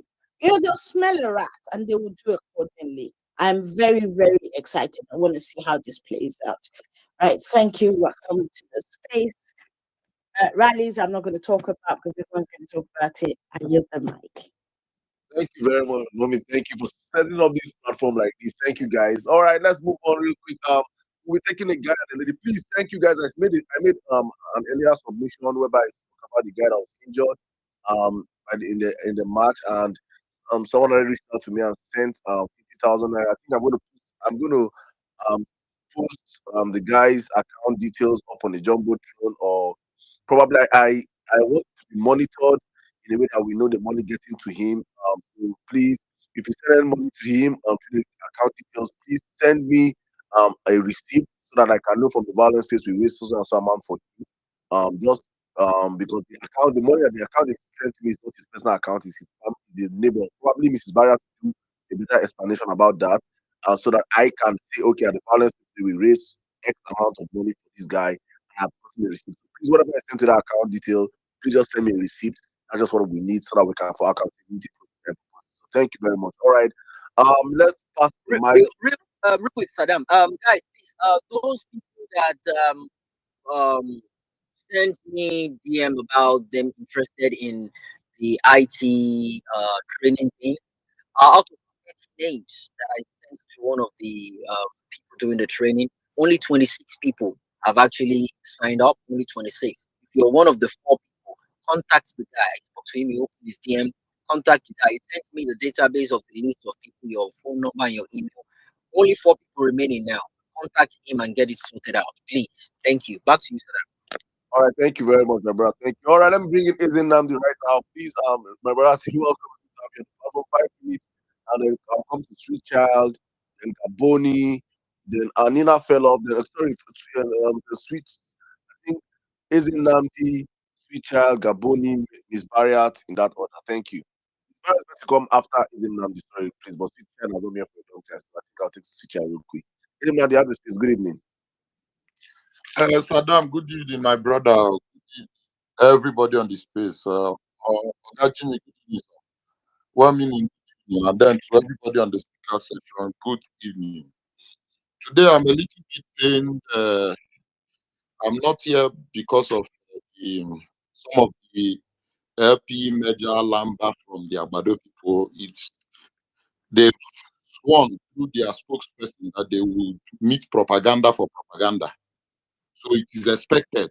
We are expecting propaganda. But the problem is that even when they've announced it, that they are going to match the internet and everywhere, And because they have the instruments to achieve this, their threats.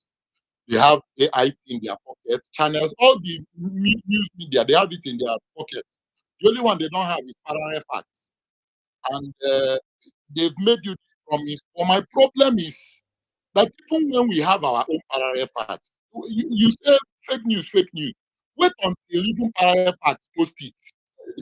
If you cannot verify, then if you cannot even read, calm down now. Cool down now. Cool down. Hold your hand. Wait for parallel facts. We already have our own media channel. It's a lot of work for us. Wait, calm down, and then follow up from parallel facts.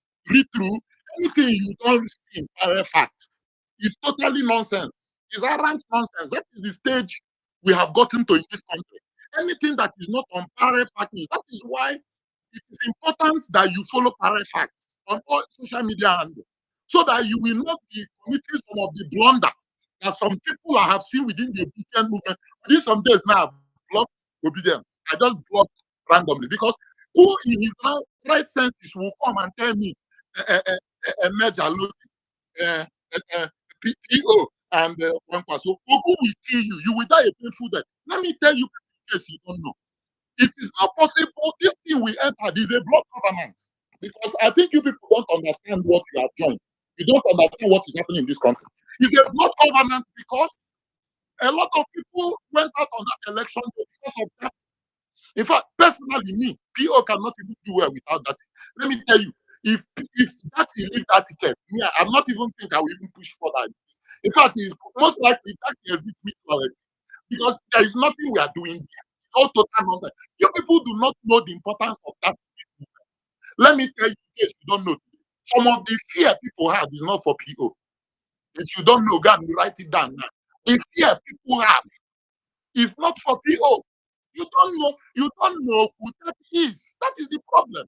A man who came to violent space, and the first statement he made is that yes, when we win this thing, we should learn how, us here, even in this space, we should learn how to just do basic things, do things right, do things the right way. That it does not have relation. It does not. Let me tell you, when it comes to doing the right thing, it is straight. So we said under the obedient movement, we also suffer in his hands. Before you think that because you are Saddam, that no president, and then you suffer. The first time when that it comes place, that say the moment they enter, he will first consult in lawyer, say what are the grounds at which they can arrest El-Rufai. Say they go first carry that one for. We talk about top space. He then go first consult them, say what did he talk? Say that reasonable offense. If they say that reasonable, what happen and carry out? Great. He said it live. Back to you, my brother. Thank you very much. That is the person, somebody who calls himself an obedient will come and tweet. So with all the things we suffer during campaign, somebody, no matter where you read the news from, is still tweeting LP and PO and Kwankwaso. I don't know. I think part of the problem we are suffering in this movement now is this money that Elon Musk have added to Twitter. Because I see some people now just to get that engagement or to trigger some people to respond while knowing that they are obedient, so that they can just make that money. So please, let me tell you, for Daddy to leave this movement, to say he will not do again, let me tell you the terms and conditions.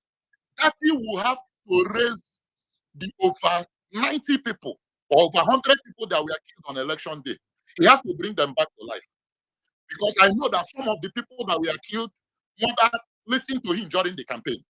Some of them that went out to vote and were killed listened to that speak in some of the platforms, channels, news everywhere. He will bring those people back to life before he will allow him. And then the reform is not even this. What he will pass will be rigorous. What I'm trying to say is that it is impossible. So when people say Lamba propaganda, this one is open stupidity. So please, buy that matter of any measure. If anybody wants to follow us, let them go and register under Labour Party. Those are the conditions. Buy the distance. I will be screening. There's not every idiot that enters will take you. Buy, we do the so we are not into sharing portfolio. Just like You know, the ministerial whatever is people sharing their loot. Nigeria was kidnapped. These people are sharing their loot. Nigeria is more like ransom that was paid. That's why you see Minister for FCT, Minister for these people sharing their loot. That's why I don't even concern myself with all those rubbish. So please, and please, all this major talk, PODs, you people should, if you must talk about your major, talk about your major, but please remove P2P and that. So if there will be major, PO will not tweet about it or tell you first. Where you will hear it is from one source, a source preview. You see what women in Nigeria said. A source is the person that will give you that information. Then secondly, that is that about the major. Secondly, I'm here also to advise the judges. Please, a judge or you're to the judges. That's why you see this particular level we are now. I'm not even so concerned about whatever judgment that will come out from the appeal court. Because if the judgment is in our favor, it has a tendency of slowing us down and then making a lot of people to really feel relaxed. It is a two-edged sword. I'm not really concerned about this one. Where my main focus is on that Supreme, because I know that the matter must get to the Supreme Court. That is the final full stop and final bus stop. This matter, we are in for a very long ride, and everybody must be prepared. So for the judges at the court, we know that what is delaying the destiny transaction is no problem. What I want to advise you concern Nigeria. If you are collecting money from the drug lord, ensure he pays you in BTC, in Bitcoin, so that there will be no traces. You understand? Don't allow any international bank transfer or bank wire if it's outside here, so that you don't indicate yourself for tomorrow. Talk to your sons, talk to your associates. They can teach you. I know you people, your generation is too far. But I'm giving you information now. If you are related to judges or the judge, collect the Bitcoin so that you will be.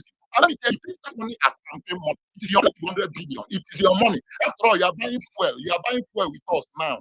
The common Nigerians as you a judge. This man had the mind to suffer you like this. So collect the money. But you see that judgment. You see that thing before you. That judgment, no matter how you are paid, no matter how you collect your money, whether through the back or in Bitcoin or through international transfer, whether the money was sent to your account inside in Panama, no problem. Just take the money, treat it as campaign money. The money you suffered for all over the years. But you see that judgment. You see that judgment. If you want to enjoy whatever funds they will send to you, you see that judgment. You must. It's not conditional. You must do the right thing. Because I know that you as a judge, you are not mad. You are living in this country with all of us. I heard from, I think one, his daughter has boutique. Can I ask your daughter what the fluctuation of dollar is doing to her business? And if she's comfortable with the way his government is going. So let's not treat these judges as if they are people that will be sent from EU or EU observers that will fly into the country, then give us a date and then give judgment. We are living in this country. We are living in this country with these people. So if they like, let them do the wrong thing. If they like, let them do the right thing. If they like, let them collect the money. If they like, let them not collect it. It is entirely their business. What we know is that for that matter, the right thing must be done. And then, as I hear, I also want to tell us with what happened in Abuja concerning the rally, let us not be bullied into suspecting ourselves. Let us not be bullied into having secret meetings like people who are in secret courts. Let us plan our plan and do our. See, we won the election in a landslide. We have done campaign. We are currently doing all eyes on the judiciary. I tweeted it days ago. And we can still accommodate anarchy. Whichever one you want, we take. But you see, for this current all eyes on the judiciary we are doing, let us plan our plan. If you ask me, Tinubu is even moving slowly because I still do not believe. Maybe he's waiting for the minister to come up and then propose a deal. I still do not believe that up till now he will still allow us to be talking on Twitter. He should have banned. You see what Saddam read? Election result of election came out 2 days before the election day.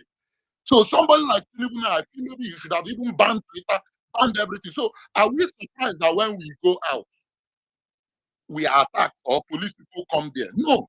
The only thing is that when we now want to go out again, we now make sure that our number is more than no matter the number of police force you are going to. deploy. And if possible, we all move out with our cars. If we are coming, by the time 500 cars are in front, and then the people marching are behind, we will not see how they plan to arrest and carry everybody. When we have about everybody in Abuja, bring out your car so that is the mega rally. We line up 1,000 cars in front, and then everybody march behind the car. Let's see how they want to take over and do all their rigmarole. Let's not go, because I was in one space. People were saying, some obedience wants to do this. And the way Chigozie was arrested he means somebody gave out information. There is an obedience inside that actually gave out. Nothing is happening. Did you not expect the police? Did we not expect shutting down Twitter? Let me tell you, the worst is yet to come. So please, open in our spaces, plan your mega rally. Nothing they stop. Highest, we line up cars, then people follow behind. We don't need to now start saying we need a certain channel of communication. We can have all those back ends. And then another thing we also must have to know is that we must activate our campaign mode. Because a lot of people, I must be very honest, a lot. That's why I'm happy that they took down that billboard. That billboard that they took down actually made some people in my contacts to post eyes on the judiciary. People who have never said anything about the courts before. So let's also thank God for the things that are happening as we progress. And then finally, as I yield, if you check PO in Edo, you will see yesterday that he was wearing the campaign, not just his black and black. He was putting on a black with the logo of Labour Party. That is one thing I want to encourage all of us. Let us activate our campaign. We must treat this all eyes on the judiciary as campaign. Funds will be raised, posters, that's why I'm happy. Posters will be printed. But markets, what our brothers are doing in Edo, in market you speak, we must treat it as campaign. And on the final day, which is the Supreme Court, the whole of Nigeria will be in Abuja to watch that landmark judgment. For now, the appeal people, if you like, you collect money, sell it, and give whatever you want to give. What I want to tell you is that the right thing must be done, and the new Nigeria is possible. Thank you very much, Ndayib. Thank you very much, my brother. Thank you. I just want to add up to what you said right now. The appeal courts have no option. They must give us the right judgment. It starts from here. We're not even going to tolerate, say, a supreme. The right judgment starts from here, because when you give them an arm, they take a foot. We are going to start from appeal court. You must give us the right judgment. Samani and Co. Samani, Bolaji, Ugo, Audu, Mohammed. I don't call her name. As they call her name, as they call her for prayer. As some people they call her for shrine. As some people they call her everywhere. They carry her name. We don't carry her name everywhere. They call her. We must do waiting they right. People they not call her name. They break eggs for middle of the night. Women they naked themselves. They call her name and you present her. These names will either form the basis of a new Nigeria or form the destruction of your generations. It is written already. It is written. So stand up and do what is right. Simple. Do not come and give. Do not favor Peter Obi, favor the Nigerian Constitution. Use swore and oath to defend the Constitution. That is what you went to school to do. That is what you read in school. You must defend the Constitution. And it is simple. You must disqualify. If Peter Obi was the one with drug dealing case, by now, we are not ready to do judgment. When I don't do judgment since last, in fact, I don't go even sit down for the case. You must disqualify the drug dealer. I'm not going to call everybody name, but you know who the drug dealer is with fake certificate. Who goes to court to tell the court, do not allow my university to release my documents? Who does that? In which world? In which world? Sweet child, I say you did not go to school. Sweet child, unmute your mic. You'll be long, you don't come to violence space. I say you did not go to school, sweet child. Yeah, you not go to court and sue Saddam. Saddam, God, do not release my. Hey, God. We are living in a simulation, I swear to God. It's crazy. My sister, I have this. Good evening.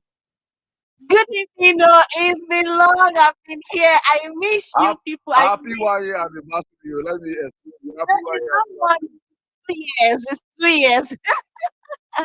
It's not one. Thank 3 you years. very much. I've missed you people. Thank you so much. In fact, I said today I was coming. Even when I started seeing the trash about the merger, I said, when is violence space? What's happening? Where's violence space not today? What's wrong?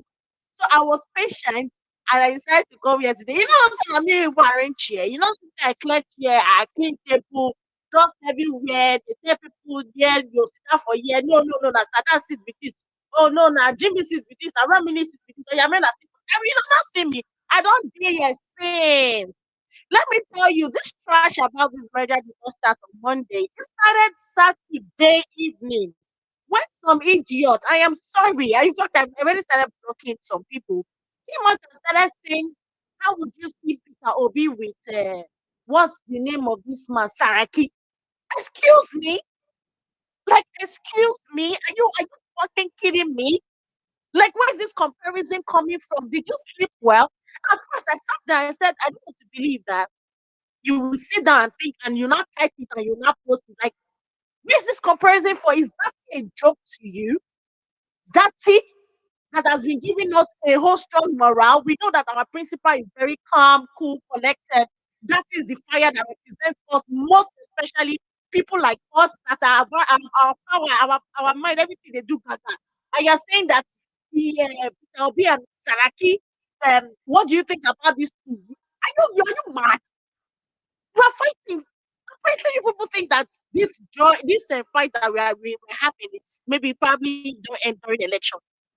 We've been fighting since, and at the time that we're close to it, as in we are seeing our judgment, we're seeing everything coming to our own favor. You're coming up with different rubbish stories and comparisons. Then it started Saturday evening, then enter Sunday. Then on Monday, I just started saying rubbish, saying a merger. If you open that story, it's even saying 2027. What are you saying? That we're going to stay and plan for 2027? So these words that we use, give us back our mandate was for what? Just to train our voices or what? I mean, to just waste time. You think they will just stay here?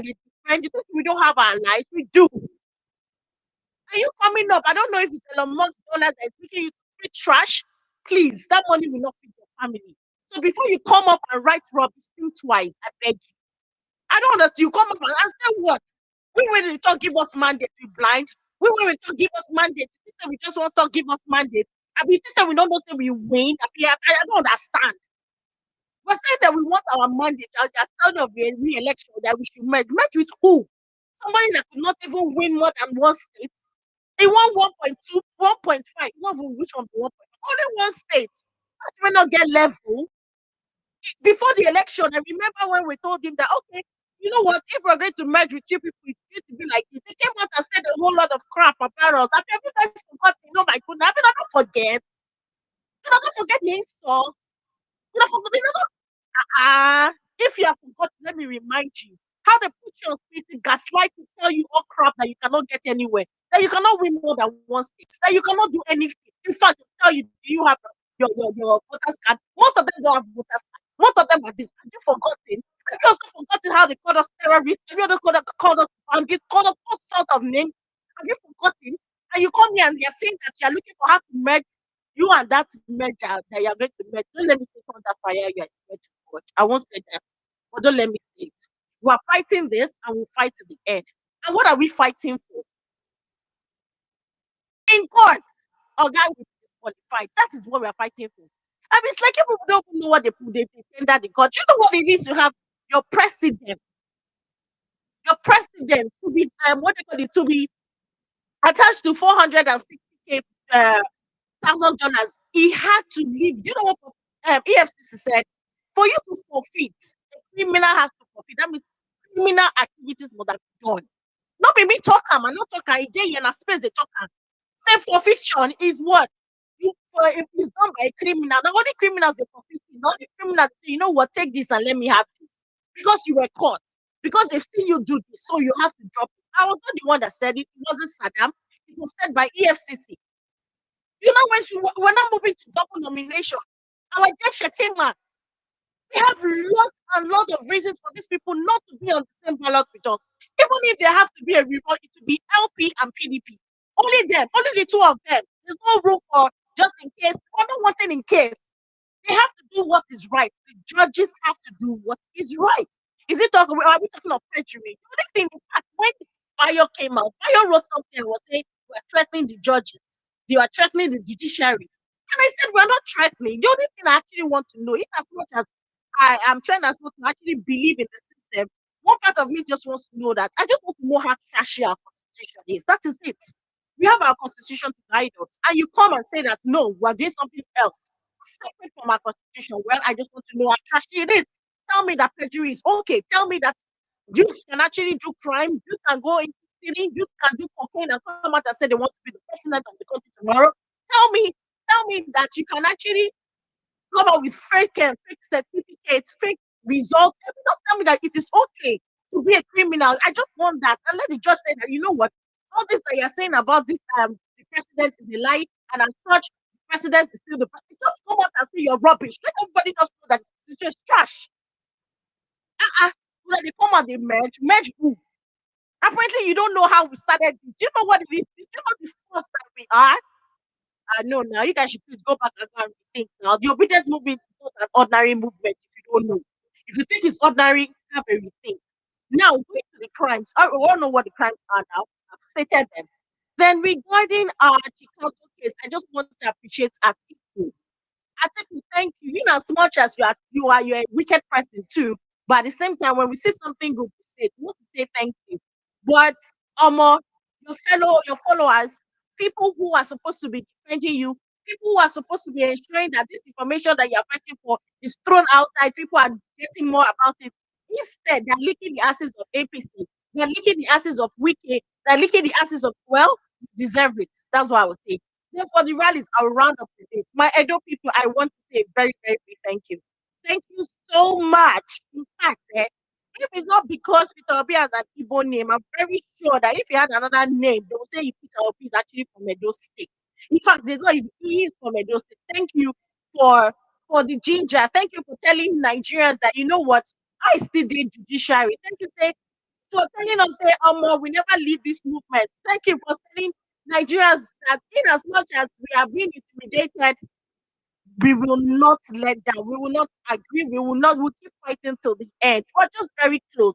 Date will soon be here. They said it cannot be more than September 16th. I mean, when?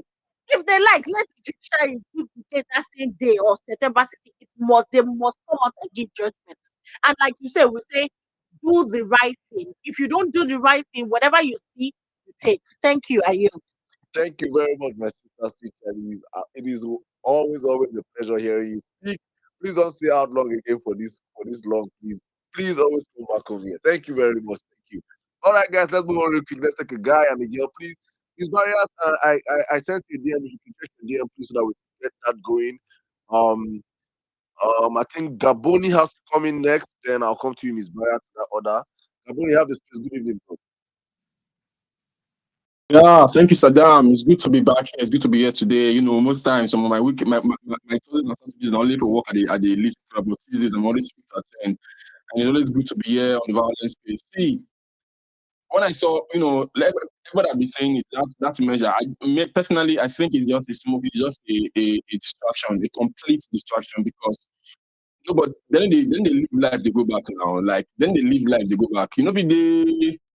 And yeah, you can't say you won't go back to year one. It's not possible. You get the points because what will be in Nigerian politics now? The level is higher than the level to be there for Nigerian politics now is not something. It's not on the level of these other politicians again. A level don't go. So anybody trying to talk about Major is trying to bring him down. And right now, and for whatever, I don't want to give much energy to that news because, like you said here rightly, na Lamba, na complete Lamba, and it's a no issue. And people have demystified.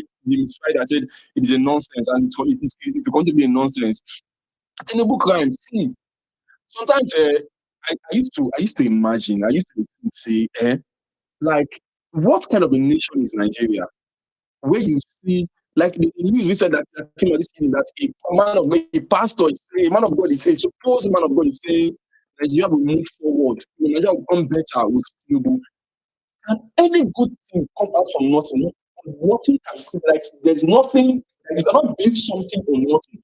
Tinubu is a nothing right now. Like is a nothing in the sense that you cannot build a foundation of credibility, a foundation of morality with on a faulty on a corrupt person. Yeah, that's what I was say. On a corrupt, P2B said something. He said, if you're not stealing, your your wife is not stealing, your family is not stealing. You've killed corruption. It's by 70%. He's still not stealing. He have been stealing right from Chicago. He don't dey steal from there. He still enter Nigeria, become senator. He continue dey steal Lagos till he come till Yakubu Mohammed announced by 4 a.m. on the 1st of March. He has been stealing. So that is why you see this charade he has been that has been going on in the country. It cannot lead to it. That is why the country is progressing. That is why things are not working. That's why things are not that. It pains me that the so-called people, so-called men of God, so-called people that people look up to will come out and be saying good about this person that is continuing to destroy Nigeria, trying to influence their people because they know they have laughing. It is a shame and I'm disappointed in all of them. It is a shame. I'm so ashamed of Nigerian men of God. And you go church on Sunday. Gaboni, please wrap up. I beg, leave men of God. That people crimes that they cannot talk about you because it's crime. I'm talking about his crime because it's crime and so enormous. Even the so-called men of God that should be leaders, that should lead us to the way of truth. I'm not talking about this crime. Things that are trying to propagate him. See, Atiku, see that case in the court in US. Jimmy will be waiting for you to help us because that case is going to be the final nail on the coffin. Tinubu will be. I've said it too many times. I've said it to my you see this man. Him deciding to run for presidency would be the worst mistake in his life. Somebody might have advised and told him leave this thing. The person will still come back and say, actually, I tell you, you leave this thing. You know, yeah. This is the greatest mistake he has made in his life. And in years to come, he will look back and say, I wish I didn't do this. He will have stayed back and become the kingmaker he is. But he has come out to disgrace himself and his lineage to the 5th generation.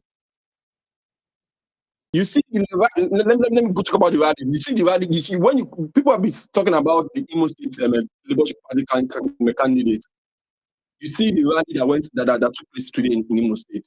I want to thank Peter Obi because what he has done in this country is what so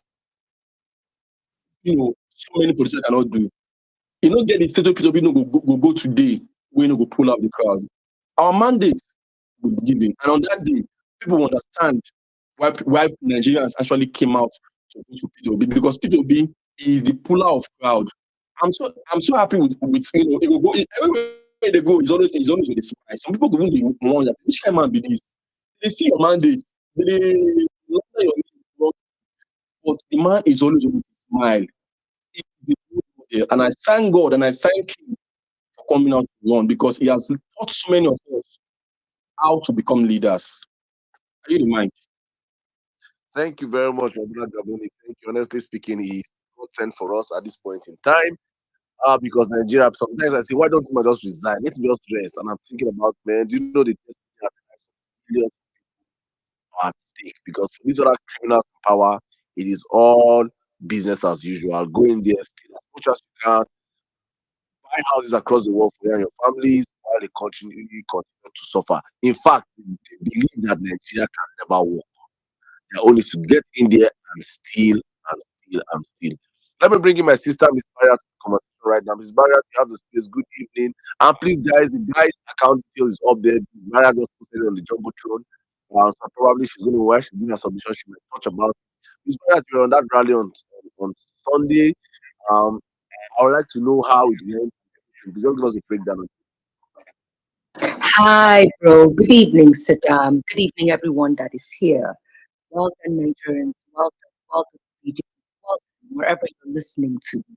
You guys have kept the conversation going. You guys have kept the momentum. You guys have kept all the pressure that we needed to put on this illegitimate government, and it must remain so. I just want to thank you all because for me, it is about when we say that Nigeria must work for us and work for all. I always love what Saddam says. If Nigeria will not work for us all, then it cannot work for anybody. And that anybody includes every goddamn person, whether you are in government or you are out of government. if Nigeria no go work for us, then it better make it go work for anybody. I saw the flyers going round just like every other Nigerian, on Twitter. And as usual, my sister, we always, because we we our values align in certain ways, although we may have different personalities, my younger sister. When it comes to issues that bother, on Nigeria, values and all those things, we align. And we got into a conversation. Okay, we saw flyers on Twitter, for us, it was like, okay, anytime anything like this is happening, we don't need to know the people behind it. It is about the messaging. What is this all about? Is it something that we align with? Is it something that speaks to where we stand? And for us right now, it's all eyes on the judiciary. And so we're like, okay, we would catch up with the citizens who are going to come out on Sunday, and we made our plans. And on Sunday, we got my brother, my younger brother. Usually he would just drop us off at the wherever any protest or rally or march or whatever is happening. We'll just get him to drop us off, or we'll use an Uber to go there because we don't want to drive for as long as it's not a car rally. So we got him to drop us off at the city gate because it's also not far from where we live. But then we couldn't access city gate. So we kept going round and round. But we saw a few people standing in pocket places. But before we left, my sister was like, okay, so did I pick up any information as to where we were going to march to, from city gate to where? I said, honestly, I don't really know. And she wasn't even feeling too well. I was going to tell her, look, Dudu, you know what? You don't feel too good. Stay back. But I could tell she was determined to come out. So I was like, okay, I'll just let her be. I always tell people she's more tougher than I am. I talk more than she does, but she's not the talker. She's a brilliant writer. I wish she writes more. I always try to encourage her. She's a brilliant writer. She's a student of English. And sometimes when she tries to tell me the meaning of things, I'm like, oh, wow, I didn't even see it this way. So I was going to tell her to stay back, but I said, oh, Dudu has made up her mind, so let's just go. So we got there, we came down from the car. There were already, a few security people around the city center, and we sighted a few young boys across the other lane. But then, having to cross the express route and jump over all those, what's that thing that they put along the road? I don't even know what it's called. Those things that separate one side of the road to the other. It was going to be impossible. So some guy just came out from nowhere and said, oh, we're now meeting at area one, roundabout. So we're like, oh, area one. He said yes. So area one also is close to where we live. So we're like, okay, let's drive back to area one. On getting to area one, we met Chigozie and just about three other people. So there were just like 4, 5 people right there at the area one. We got there. There might before we left um, the city gate. Some other lady, a friend of hers dropped her. Her name is Patricia. And she joined us in our car. She comes from us, obviously, and we just got talking about Nigeria, and of course the story around us, her family, people who have been to their family home right now because they've been displaced, their means of livelihood. Just a story. We got to hear met up with you. And we're just like, okay. So for me, it was about finding out. So what's going on, guys? Who are the organizers? Can we speak to them? Where are we going to process? Where are we going to march to? Okay, what's the plan? But then he was like, okay, that they are coming. They'll soon give us the full info that they took us to City Gate and they were asked to come here. You know. So while we were still having that conversation, we had even just agreed that okay, because people were coming to the city gate. So Chigozie was like, okay, let's just drive back to the city gate since people are congregating there, irrespective of the security people that were there. So we were just taking our time to walk to the cars. And in no distance, like, I mean, within a blink of an eye after that statement was made, my goodness, it was a convoy of security like I have never seen before. It was military, it was mobile police, it was this red beret wearing policeman, it was the normal policeman, it was NSCDC, it was crazy. So I quickly went into the mode of, what we usually would do, during our days of bring back ideas. I totally did not realize that Twitter Live is no more because this guy has, tampered with a lot of things. So what we were always taught is how to go live immediately. I didn't even think of Instagram. I didn't think of Facebook. The only place I thought of going live was Twitter. So I whipped on my phone and I was looking for Twitter. I couldn't find Twitter. And I was like, gosh, how am I going to quickly capture this moment in case, because we already, and they were just, we're just about 10. And thankfully, I asked my brother not to leave. He was just going to drop us again at Area 1 and go up. But on that day, I felt some type of way.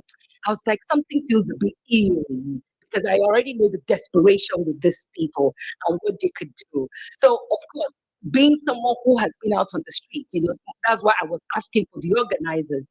Did you guys do scenario building? Do you have security? What are your plans if they come out to attack us? What are we going to do different? How are we? Because all the things, knowing Abuja is the heated point, you cannot overlook all of these things. And seeing that we were just few, I knew that, okay, we must organize ourselves.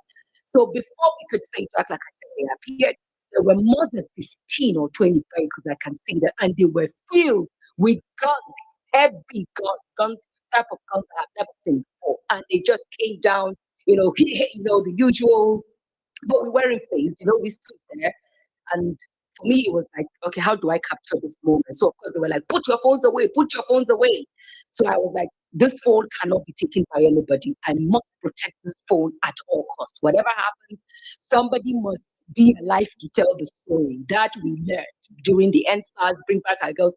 Somebody must tell the story. So I'm like, this phone is going to die with me today, whatever happens. So, of course, we walked some of what Chigozie and that's why I was shocked when I learned that Chigozie was arrested. But then he told us how it happened.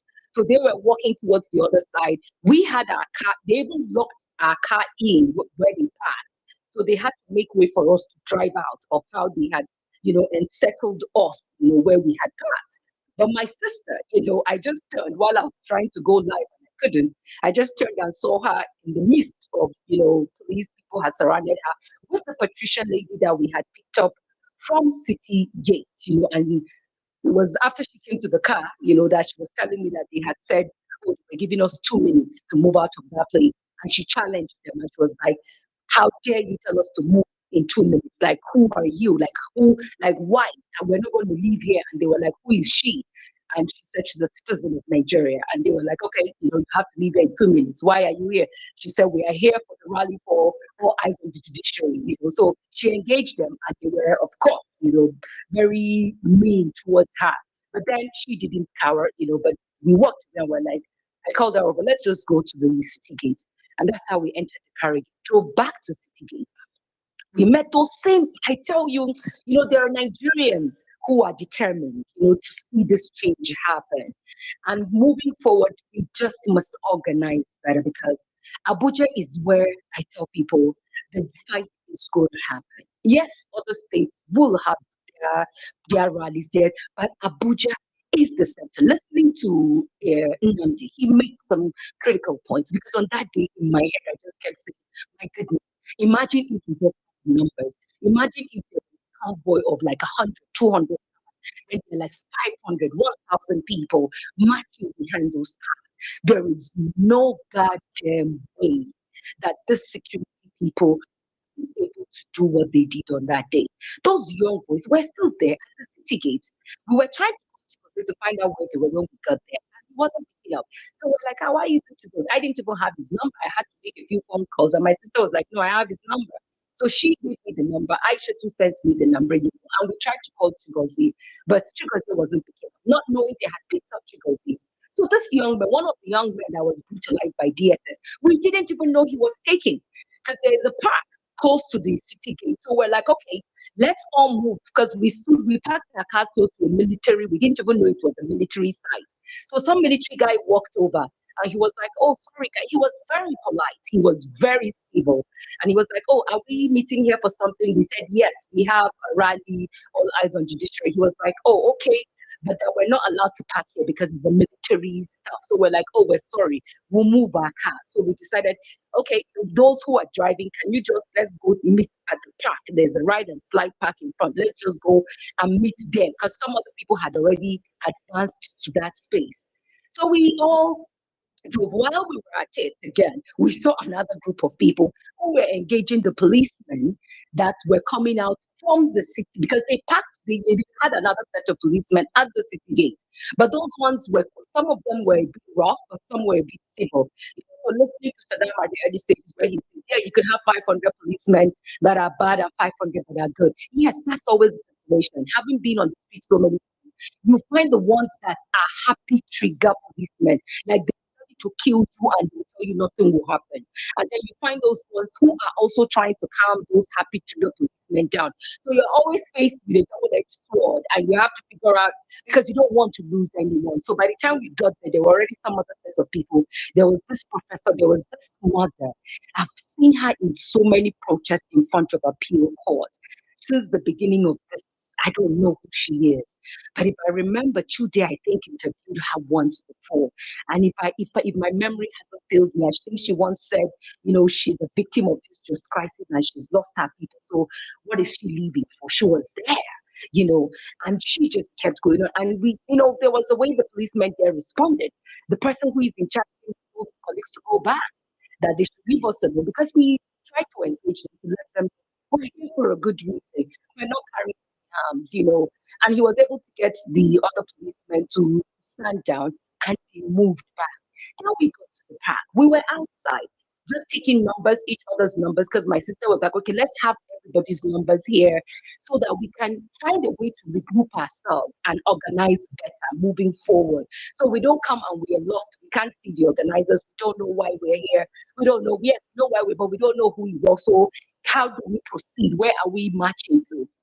The next thing, the same set of security that was brought to Area 1, we just sighted their convoy coming. So now, because you see, a lot of people, that was their first time of coming out. And you don't expect just less than maybe 30 or 40 of us to be able to have that, guts and courage to face what was coming. So in as much as the voices were like, oh, don't go, don't just stand, don't go anywhere. Of course, some people moved away. But you see, happiness, that woman, that young lady with bulus, my sister Dudu, because at some point I moved away because I wanted to capture the story live. Because that's the lessons we learned. Because you see, the Nigerian security system you're dealing with is a criminal organization. Because they even mentioned that they will kill us and they will tag us anything, and that will be it. So somebody see what DJ Switch did, that there's no way they will go to today that video will not pass the test of time. Someone must give that story when you're dealing with the Nigerian security. So I moved back a little bit to try and capture what was happening. You needed to see how so many things that happened I didn't. It was crazy because it's a park, their parents, their children. So it was a mad house because they were going to put tear gas out, they were going to put all kinds of things. My sister said one of the security men had to rein in on the happy children policemen to tell them, look, don't do that. There are children here. So that's to tell you the kind of mindset some of them have. You're dealing with some people who are completely damaged. And they see you also not as someone who is demanding better. They also see you as an accomplice, sadly. So no matter what you tell them, they do not listen. But there are some who are able to rain on them. And of course, they came back. And Happiness had her phone out right in front of them. And they were going for her phone when she threw it into the crowd. Bulus was who picked it up. Somebody cited Bulus picking up that phone, and that's brutality. You saw them met out on Bulus because Bulus did not only grab her phone, he also was pulling her back as they were pulling her away. My sister saw the phone as he quickly dropped it again, and she picked it up. And she refused also to let it go. She was pepper sprayed. So many horrible things happened. I didn't even I didn't even know who came in. It was when we were finally leaving. It was a terrible day, I just have to tell you. But you know what I'm happy about? It is that we still came out. It doesn't matter the numbers. What matters is that people came out. And I saw Nigerians who are telling me that they are going nowhere, that Tinubu must go. Tinubu must go. It shows that there are so many Nigerians, like the few ones that came out. However, in the next one, it must be louder, it must be bigger, it must be better. Because this is all they know, intimidation, and you cannot ever submit to the intimidation of your oppressor. If you outsmart them, we are more than them. We are more creative than they are. We will ground them. There's nothing that they would be able to do if those numbers were out there. I saw the 1 million man march. I didn't participate in the 1 million man march that happened in Abuja. I saw the march that happened when people marched to Wadata Plaza. I saw the number of people that came out. And I told my sister, I said, if we had half of that number, there is no nonsense that these people would have tried to do on that day. There's been a bad infiltration of the security system. I can tell you guys, we watched the deterioration of this SSS starting from when I tell people it's a long story and I won't bore you with that right now. But we have been victims of that and it was all familiar. See that happening again. This is like how many years after? And I'm like, what the fuck? Like, no, this cannot go on. You know, the only language these people understand is regime protection. It must change because they are ready to just come and kill innocent people for no reason whatsoever. Asari Tokubo, the few times we have been to court with my sister, they take a whole street. They take a whole street, chanting, bringing all kinds of things, fire, all sorts of things, diabolical things that they come to put on the road. They wear all kinds of nonsense, and the police is there to protect them. We experienced the same thing during the days of Bring Back Our Girls. Government spot it was then I know I saw how government, like sponsors protest against people who are. It has never been the case. Marilyn Oga, I will call her name. She was the head of DSS at that time. It started from her. And this deterioration is still happening. Where people say they want to come out, we don't. You see, the first time I entered the courtroom was in my days as BBOG. Go and Google it and see. 2014, Commissioner Umbu banned protest, rally, march, anything in Abuja. And we went to court. Falana was our lawyer. And we won in court. Buhari, the very incompetent, irresponsible, useless past president that we had, also went to court to have his rights to protest defended. And all we are told is that what we need when we have to come out, whether you fucking call it a protest, a march, or a rally, whatever it is, all you need is to let the security, the police know. And what they owe you on that day is fucking protection. Not to come out with, even if there are going to be different groups of people that will come out on that day, it behoves on the police to fucking protect every group and make sure that it doesn't degenerate into any form of chaos. Not to come against those who are supposedly stand by as they target to be. This nonsense must stop. And I am speaking today to Abuja people so you hear it loudly. Because you see the nonsense that has been going on in Lagos before the courts will fuck these people off our faces. We must fight and defend this sin that we all have come to accept, that we all have come to live in, irrespective of our tribes or our religion. Because I tell you all, failure to do that, we will not be able to move conveniently from one place to the other. Because these people will not give up without a fight. They were mind blowing. There were over, if I'm sure, because if there were 15 vehicles, just imagine, even if there were just 10 security people in each vehicle, and there were just over 100 people, sorry, about just 20 or 30 of us. So just imagine that. You cannot give these people an inch in this town. It doesn't matter. This Nigeria belongs to us all. As I'm speaking here, I was just watching CNN. I heard Jimmy when he spoke about the case of Trump. He's going to bring himself today to the whatever it is. He's going to surrender himself, and his judges like Samani and Co. that have asked him to surrender himself in jail today with 17 others. 2 have turned in, 17 are yet to come, including the Trump. I'm just watching it now.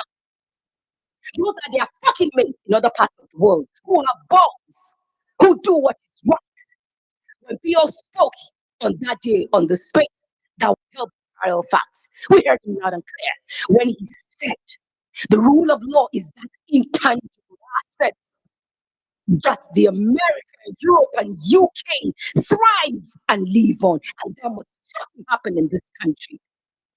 And here, when I saw that merger, I didn't even give that story any life. The things you choose to give life to is what will give you sleepless nights. It's your choice. What the fuck? You think a PO who takes to his Twitter handle to write is who would not come and honor you and sit you all down, obedience that he calls his family, and you just run away with the story? The infiltration, just like Nambi said, so many handles now, everybody coming, oh, follow me. Where were you before? And I don't have a problem with you joining Twitter now. I want you to make something out of it. But please be sensible while doing that. Be focused while doing that. We cannot afford to just run away with every story. You just see a headline and you run away with it. And like Namdi said, there's fucking parallel facts. If you want to find out the alternative fact, if it's true or false, go fucking check what they wrote. If you're not on Twitter, check Facebook. If you're not on Facebook, check Instagram. This Bulus that came, there is a lady who was with him. When we were leaving, I cited her and I remember her and I walked her. I said, what are you still doing here, madam? Where are you going to so we can drop you off? And she says, no. She came with Bulus. I almost fainted. I said, gosh, you were the one who came with him. She said, yes. That he was even at home because not everybody is on Twitter to even know anything like this was happening. That she was the one who went to him and said, oh, because every time there's any protest like this, they go out together. She calls him and he escorts her. Because she is a married woman. She's a Christian but married to a Muslim. And I saw an amazing love. She never left Bulu's side since Bulus was taken to the hospital. She said, madam, I'm not leaving this park when we were going. I felt so bad that we had to go away. I was out. The Patricia, the other lady we met, was a mess. It was an emotional mess already. We're like, what are we doing with? How are we going to deal with all of these emotional people? Because we have experienced a bit of these things. She said, madam, I'm not leaving. I brought him out from his house. What will I tell his people? How can I go back home without police? My God, I was crushed. So I told her not to worry. We will find out where they took police to, whatever it will take. We will get him out this night. And that was how my sister was with the happiness phone. So for every call that was coming, I told her at some point, you have to keep answering this calls because maybe a call might come in. It might be them. Who knows? Maybe trying to give an information. And on this call that came through, my sister answered. And it was the voice of happiness. My goodness, where are you? Where are you? She said they dropped them off somewhere around Unity Fountain and they had to go around Mary House. And that's what, because she had an event there, because she's an OAP. There's an event there about she's supposed to cover on that day. We almost passed that and we're like, okay, we have to. Somebody took her bag. The person called my name because of the exchange of numbers. Now, this is what we always have to do. When we meet, we must know each other, know who is standing next to you. Nobody must get missing. We can't allow any one of us to go down. Anybody goes down, the government too would have to pay for it. They must pay for it because every fucking life that they think they are out there to protect, we too will protect our own because we have formed a bond, we have formed a union, and anyone who comes against this union will have the entire obedience to deal with. And that was how she entered an Uber, came to meet us with the police before we now. One professor guy, my goodness. You just meet different people on this movement. You just don't know what is bringing people out. And that's why this movement will stay alive. For Nigeria to work, this movement must fucking stay alive. So I see no reason why anyone is losing sleep over a story of a merger. You are going, whatever negotiation is going to happen, whatever talk is going to happen, you are at the place of strength. You see, when you're big, you're fucking big. That's what Pio does. That's why he goes about smiling. I don't know why you guys haven't learned that trait from him. Why are you all over the place? Why are you jittery? Do you see your principal portray that? Fucking take his body language. What are you talking about? When you're confident, you're confident. You walk into places and people will know someone has entered. Why are you jittery about fucking handles putting news? Have you heard from your principal who handles issues with grace, strength, and courage? Gutsy man who has told you we're going to bring down this criminal enterprise. And that's how you should walk. Struck with pride and every fucking arrogance that you can gather and muster. Anyone who wants to have that conversation, trust your principle that he will not let you down. And for everything, he knows that he must get the support of the movement before anything happened. That people were even speculating. I tried to check the handles. There were no handles that I knew about that any one of you would be dirty. Dirty is the apple of the eye of the obedient movement. So why is anybody thinking that's in that? So for me, it's a non-issue.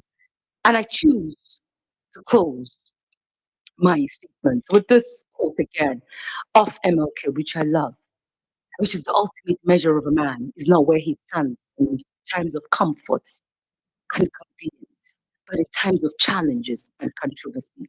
You all have chosen to stand in times of challenges and controversy. Not all of us are brave. Not all of us are courageous. Not all of us are going to stand and face the bullets. On that day that this happened, I wasn't faced, I only faced the police once. By the time they came again, I knew that had to be a way to be able to capture every event that will happen and put a tweet out because I know that if I put a tweet out, I have enough people that I can copy that will help me put the news out so it can quickly go viral. So we'll save ourselves. Bulus, we thought, died on that day. He was beaten to a pulp. My goodness, my fucking Lord. An innocent citizen who did nothing, who fucking did nothing. Ah, guys, I have never been weak in all my days of coming out for protest like I was on that day. And some part of me felt like, oh no, I felt a bit defeated, but like my sister said, no more and don't. We're going to come out again.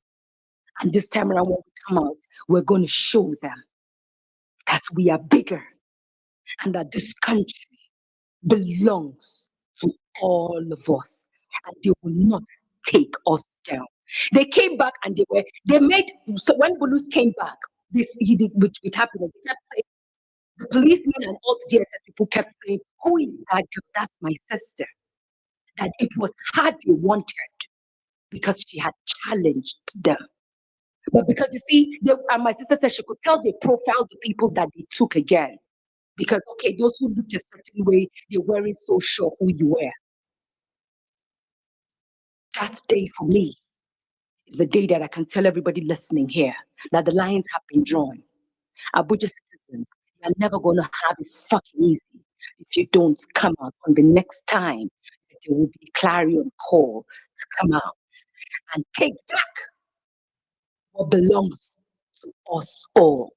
Yes, we know the court will fucking there's no reason. Abby Spotlight, I don't know if you're here, but there's a tweet you put out of which you tried to summarize what AA said yesterday on Mindset Space. And it was, it spoke to me, and that is it for me. And you said even in America, when they bring in jurors to decide a case, they don't know, you don't have to know the law. It's not lawyers they bring, they just bring people from random streets.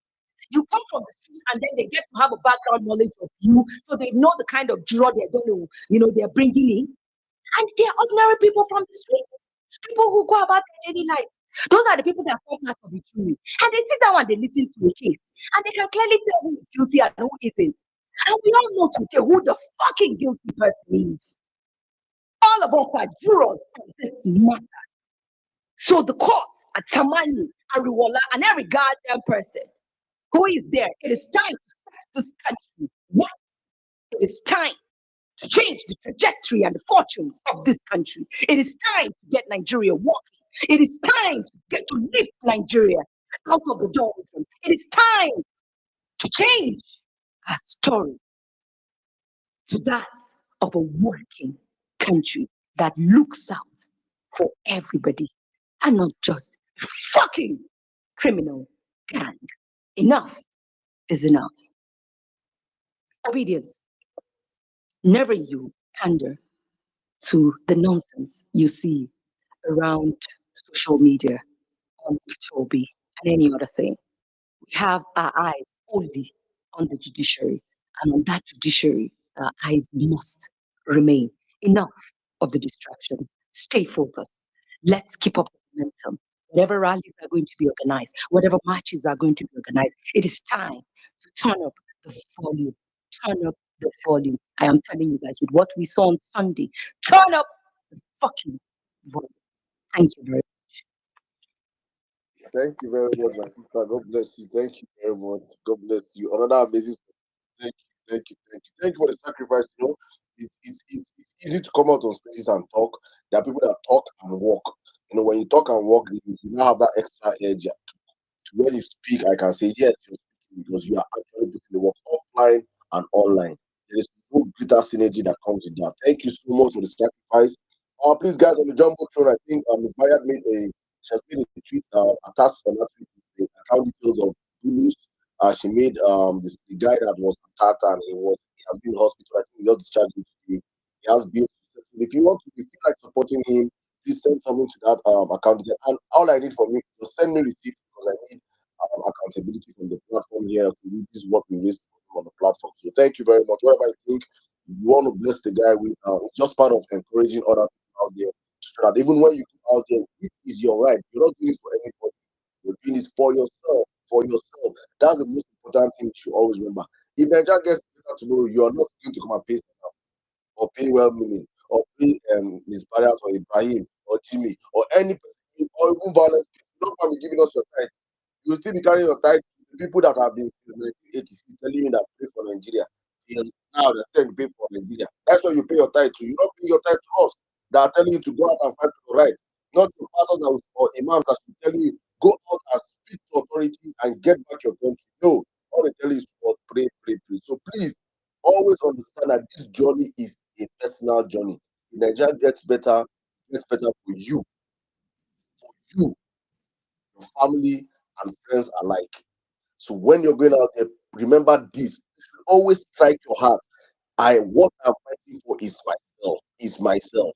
And it's not to be a coward and sit down behind this your part and don't act to you. Get better if you see it. That's how we keep the conversation rolling. So thank you very much, my son, Miss Barrier. I'm going to come to a guy right now. Ibrahim, it's good to have you on the platform.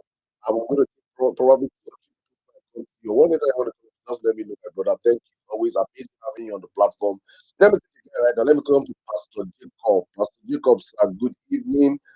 I'm sorry to keep you this long out here. Sometimes I didn't lose my mind. I don't want to keep you, but let me bring you in right now. So good evening, sir. You have to speak in 5 minutes. Good evening, Emma. Good evening, well-meaning Nigerian. Good evening, Ms. Barriers, and everyone. Sorry, please, Mr. Jacob. 1 minute, I have to check the game, but Mr. Jacob, go on, please.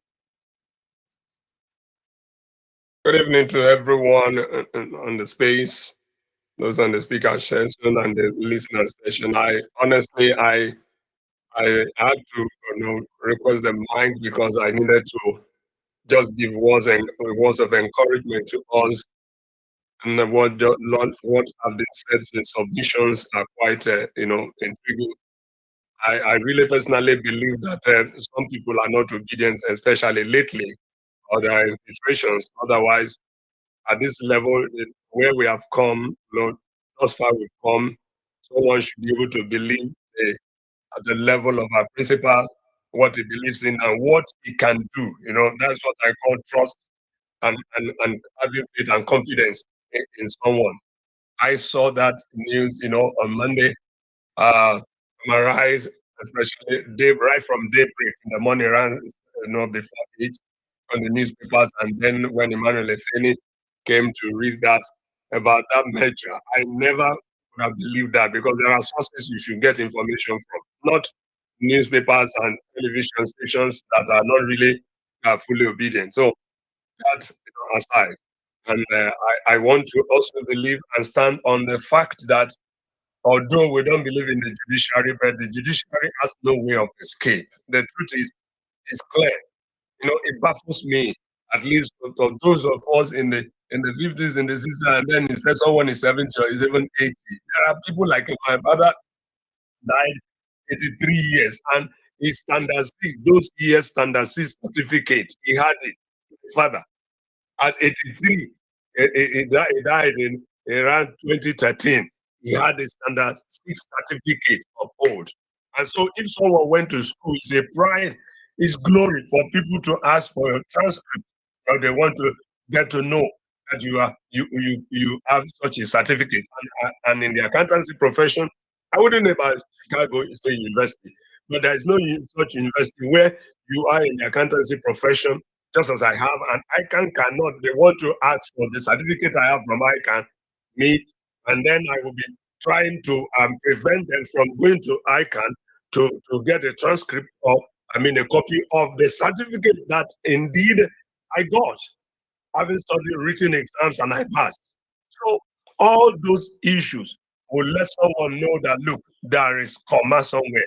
When there are cockroaches, hidden somewhere in your cupboard, you wouldn't want to open it up. That's what I see. Everyone has said it. I don't need to repeat it. The matters are clear. Minimum 3-4. You cannot escape 25%. Constitutional matter. You cannot escape $460,000 for feature. How would you talk about invalid nomination before even double nomination?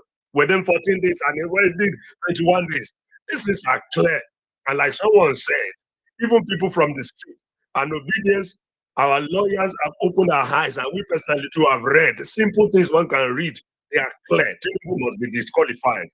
Tinubu will be disqualified. Then come to the rallies. Please, I want to submit and encourage obedience. There is no way we can win and reclaim our mandate without, a terrible fight. And they are bringing the battles to us. Even if it was 2 people, 3 people that went out, the news is everywhere. Television stations are even beginning to, announce us, give publicity to us without payment. Today, too, Rufai is still, said it not once, not twice in their morning show. He mentioned all eyes on the judiciary. So our messages are going all over the places. The battle is there. But God will help us and will win. Saturday, I'll be able to also, come around here because certain things that people in our enclave, in our parlance are doing in the religious setting, is quite disheartening. But that is for Saturday. Emma has said it, and we are waiting for that. So encouragement, we are praying, and the little we can do at our level too, we are doing. But if you go out, God is with us. We are together, one family, and we must stand our ground, not to bow down, not to call out, and God will give us the victory at the end. I yield the mic. Thank you. Thank you very much, Pastor Jacob. It's good to always have you on the platform. So thank you. All right, let's go real quick. Nina, you'll be here for the longest. The hands are not off, so we might have to skip it. If you're not ready to speak, probably I'll allow you coming right now. Please have a space to 5 minutes. Good evening, everybody. Good evening, Saddam. Well-meaning. Jimmy, good evening, everybody. Molanli, good evening. Mr. Campella, good evening, sir. Sweet child, nice to hear your voice. Okay, I'm just going to talk about the LP Major Lamba. Like Sweet Child rightly said, I started seeing, apart from the Bukola Saraki one, people were also tweeting pictures. They were merging pictures of people with some people, and they were like, what tickets would you vote? And for me, I found that quite asinine because, first, what does Peter Obi mean to you? Who is he to you? Why are you supporting him? Why are you an obedient? The obedient movement is an ideology. Personally, I support people because he stands for integrity, he stands for honesty, he stands for truth, he stands for transparency. How then, the Bible, I'll always circle back to the Bible. The Bible says, can two work together except they agree? The reason the Peter Obi dirty ticket is amazing is because there are two people that are formidable in the face of everything, corruption, um, criminality, and all of that. So, how do you bring clean water and put a cup of dirty water in it and expect that water to be clean? It doesn't make any sense. And we also need to be careful the kind of narratives we let these people use us push. Because if you read that news critically and the smaller blogs who they pay to also propagate it, there were certain narratives they were trying to push. They were also trying to keep pushing this stupid, senseless narrative that the criminal drug lord is a strong political force. So you need an Atiku, a Kwakwaso, and a Peter Obi merger to fit him. Somebody who couldn't win Bodinong, somebody who couldn't win Lagos State, somebody who couldn't win any election. Tinubu has never won an election in his life from 1999 till date. He has never won one election. Everything is done in criminality. Everything is shrouded in corruption. And we're letting people use us to push this narrative. There's not going to be a merger. Like Ezenamdi said, if they want to become obedient, they need to come to us and become obedient, and we will screen them because every criminal, this is not an all comers affair, every criminal doesn't have a right to bear the name obedient. Enough is enough. We need to be careful. We need to see. We need to be cautious. And we need to also know what to ignore and what to push. Honestly, if I was the only one on Twitter, that news would have died a natural death. I wouldn't have amplified it. But some of you even opened spaces for it to discuss it and to discuss possible measures and pushing narratives like, if you want to, if you are not even in power yet, if we want to get in power, then we have to do what it takes. No, we don't. We don't have to be criminals. We won an election. Our eyes must remain on the judiciary. I don't want to talk about Tinubu and his crimes. I'm done with him. The Chicago case, I'm done with him. About the rallies, I'm happy Abuja happened. I don't trust any mainstream media in Nigeria, but I like the way Arise told that story. And just for that particular news report, I give them their flowers. I'm sorry people went through what they went through. It was not needed. And I find it laughable also that somebody who wants to go and restore democracy in Niger is a dictator, but he wants to go and restore democracy in another country. Anyway, he's always been a criminal hypocrite. Thank you, everyone. I yield. Thank you very much, Nina. Thank you. Right on time. God bless you. Thank you for a wonderful submission. The criminal drug baron has no business. He has never won an election. That is the rightful decision person. He has never won an election. He is not strong. All he had was a criminal Yakubu Mahmoud alongside him to rewrite history, but we're in court and hopefully the court do what is right. If not, then go hear from Nigerians. Thank you. All right, let me come real quick to Oladipo. You've been here for the longest. Oladipo, good evening. You have this space for 5 minutes. Saddam, good evening. Greet you. God bless you. God bless the violent space. God bless everyone that is duly obedient here. I had a very tiring day, so I've been just in and out. But, thank you guys. I really appreciate it. I don't know if Jimmy is here. Hello, Jimmy. Can you hear me? Bro, I did hear Yes, you. there are two proverbs that says, "Bí wọ́n bá ṣe rere, ara kì yóò wá yá ọ." That is If one. you do, if you do good, okay, like you finish up so I can reply. Yeah. Yeah, go ahead. Bí wọ́n bá ṣe rere, ara kì yóò wá yá ọ. That is number one. Number two, àti líla tí kẹ́ṣọ̀ọ́ ròde. That is the two proverbs. The second one is charity begins at home, and the first one is if you do good, you will be tí wọ́n bá ṣe rere, okay, So if you do good, you'll be happy to respond to anything whatsoever. But if you, the opposite side is if you have something to hide, you'll be slow in responding, basically. The first proverb is for the judiciary. I will not say more than that. The second one is for the man who calls himself president. You see, I thank God that I am obedient.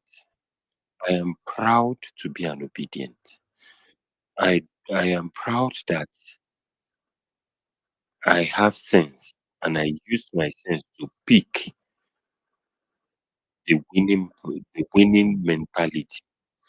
Let me tell you something. It is not a fluke that today nothing has been able to be used.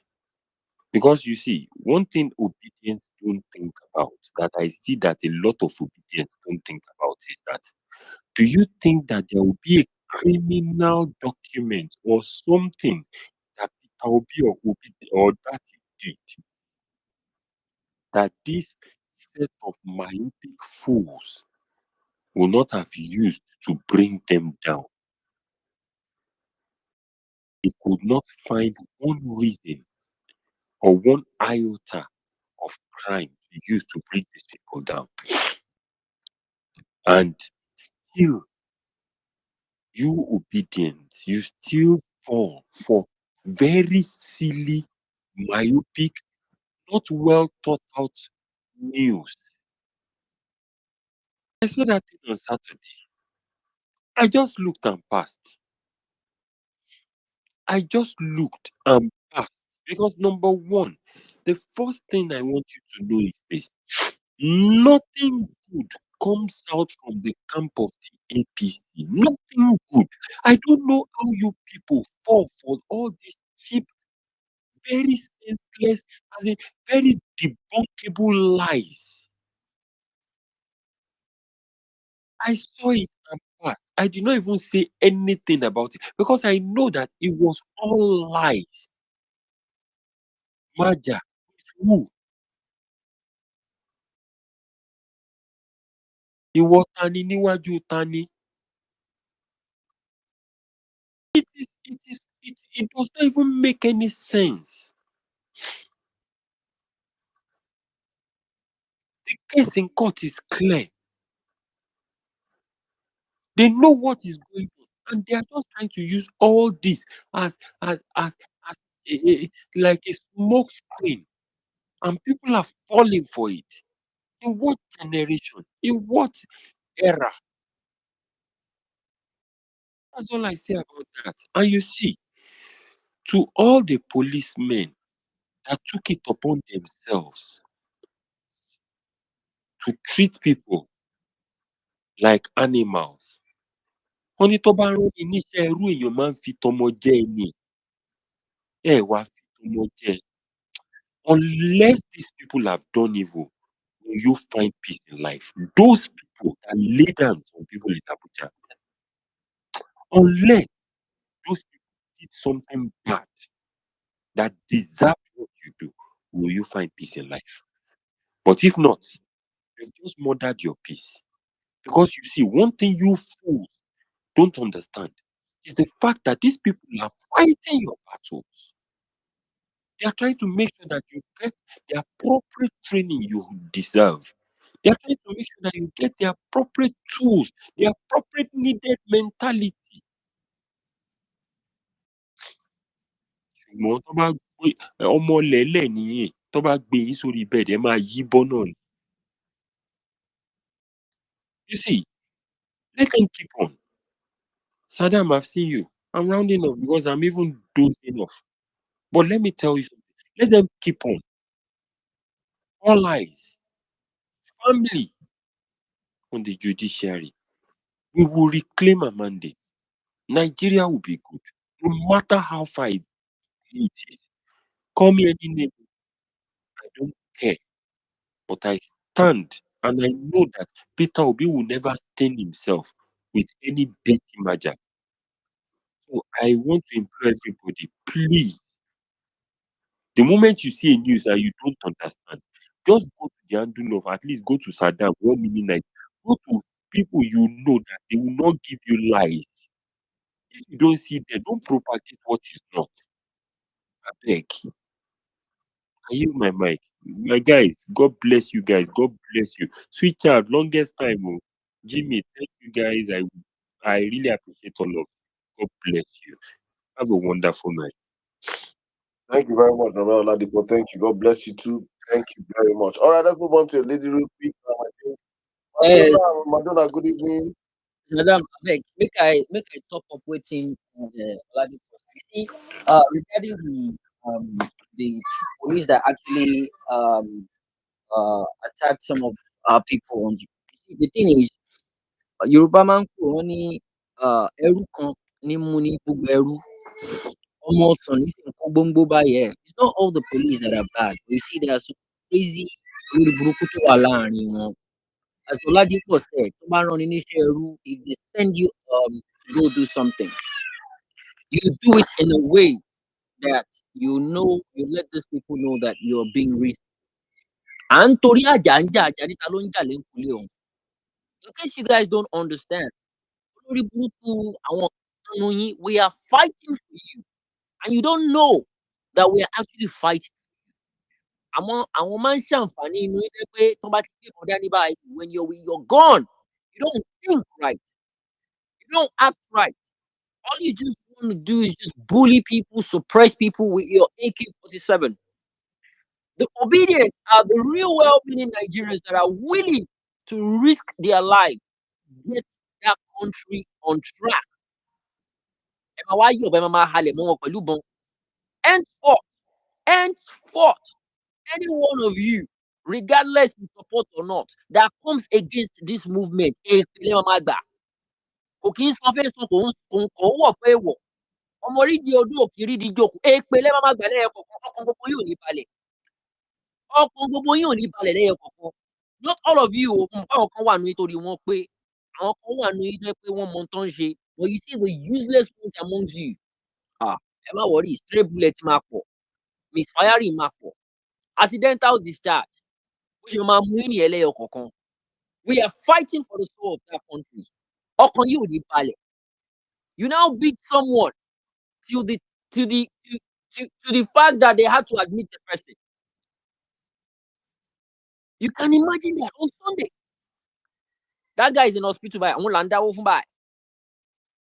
Gbogbo owó tẹ bá ń rí gbà báyìí máa fi máa wo àárẹ̀ ẹ̀yìn lẹ́yọ kọ̀ọ̀kan gbogbo yín pátápátá. All the money you make from this mutiny, you spend it on your child. Without hospital, because the people are tired. The people are fed up. We want our country back. If you stand in the way, I'm a bulldozer going to join us. We are a force to reckon with. We are fighting for you, ignorant, and you don't seem to understand it. Fuck around and find out. Back to you, Sam. Thank you very much, my brother. Thank you very much. All right, Madonna, I have the space. Good evening.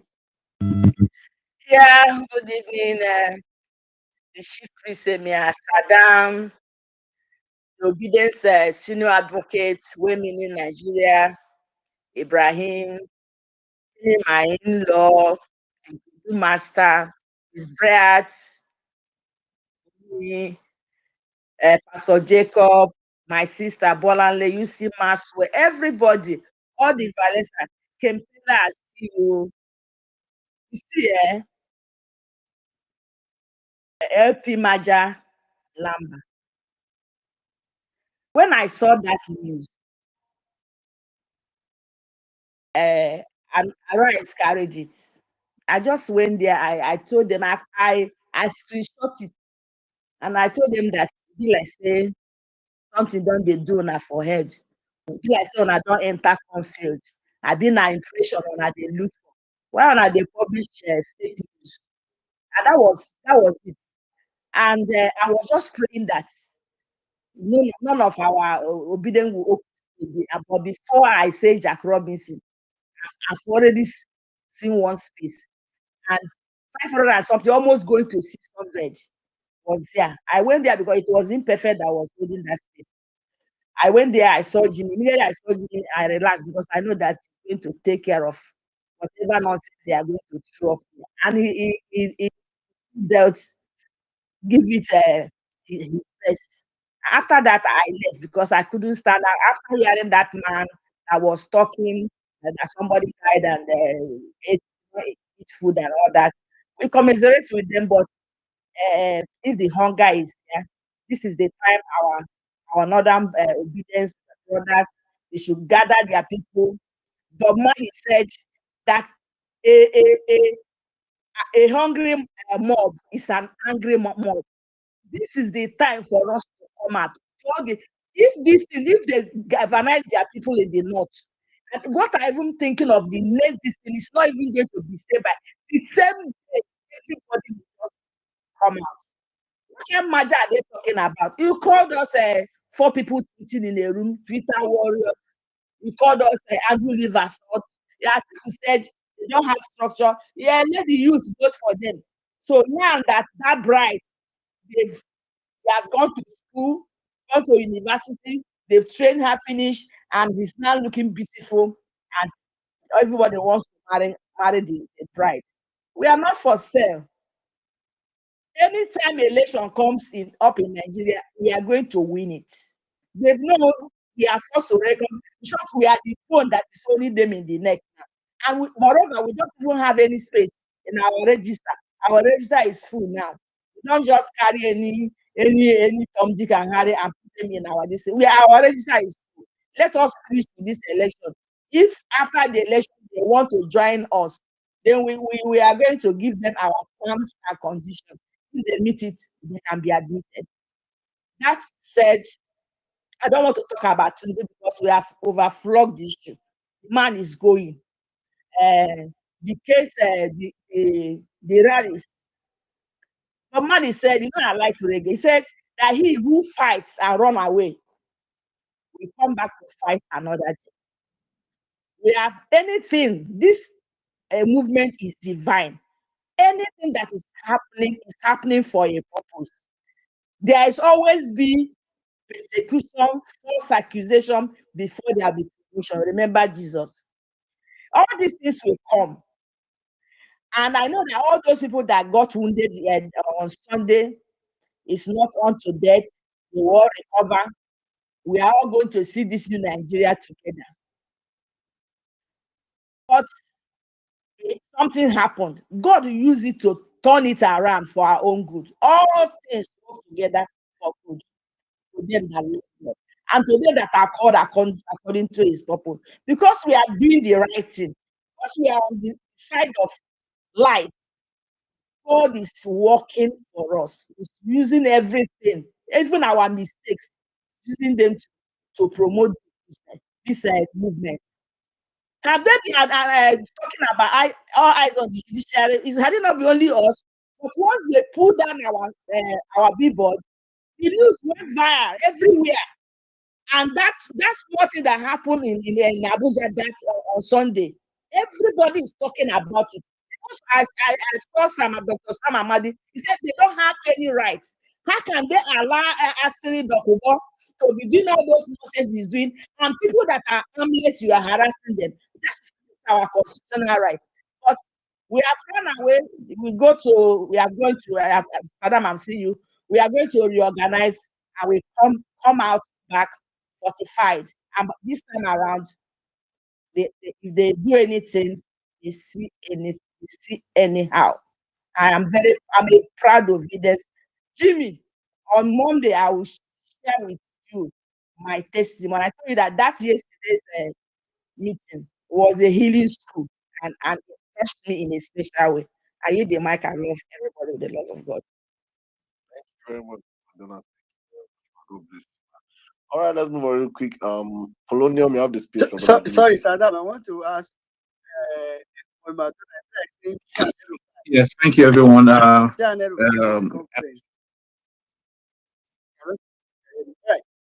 You can, Polonium can go ahead. No, sorry, before Polonium go ahead, I think I wanted to ask the same question. Is this public? Should be El-Rufai. They Oh, no, my reggae started before five. Emergency reggae. Go to my. I'm a reggae star. So I'm a reggae lover. The road is the problem that forces.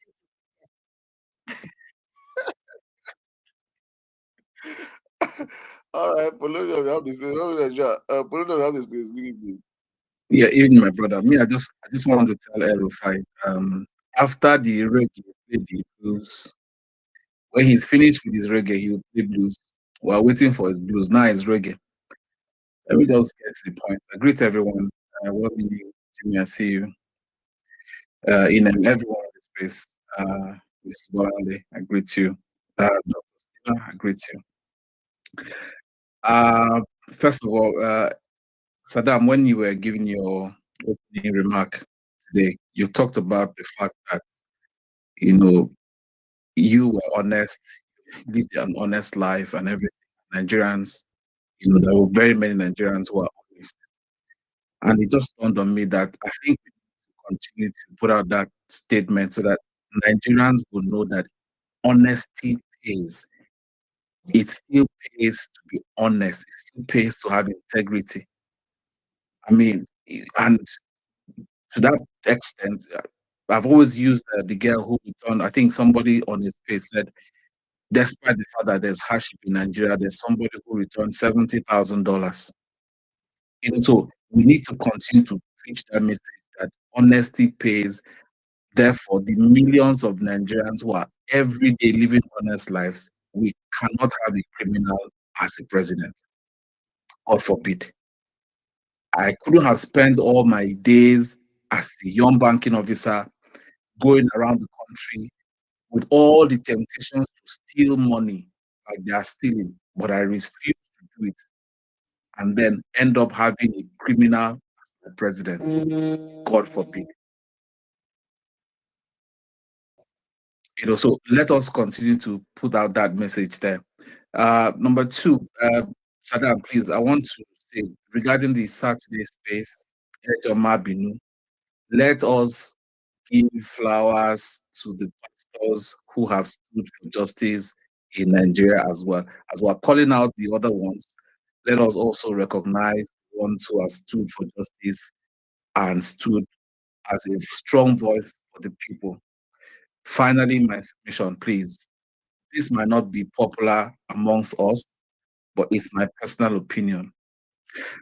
I think that a merger that has Peter Obi and Dati as principal characters, president and vice president, is welcome.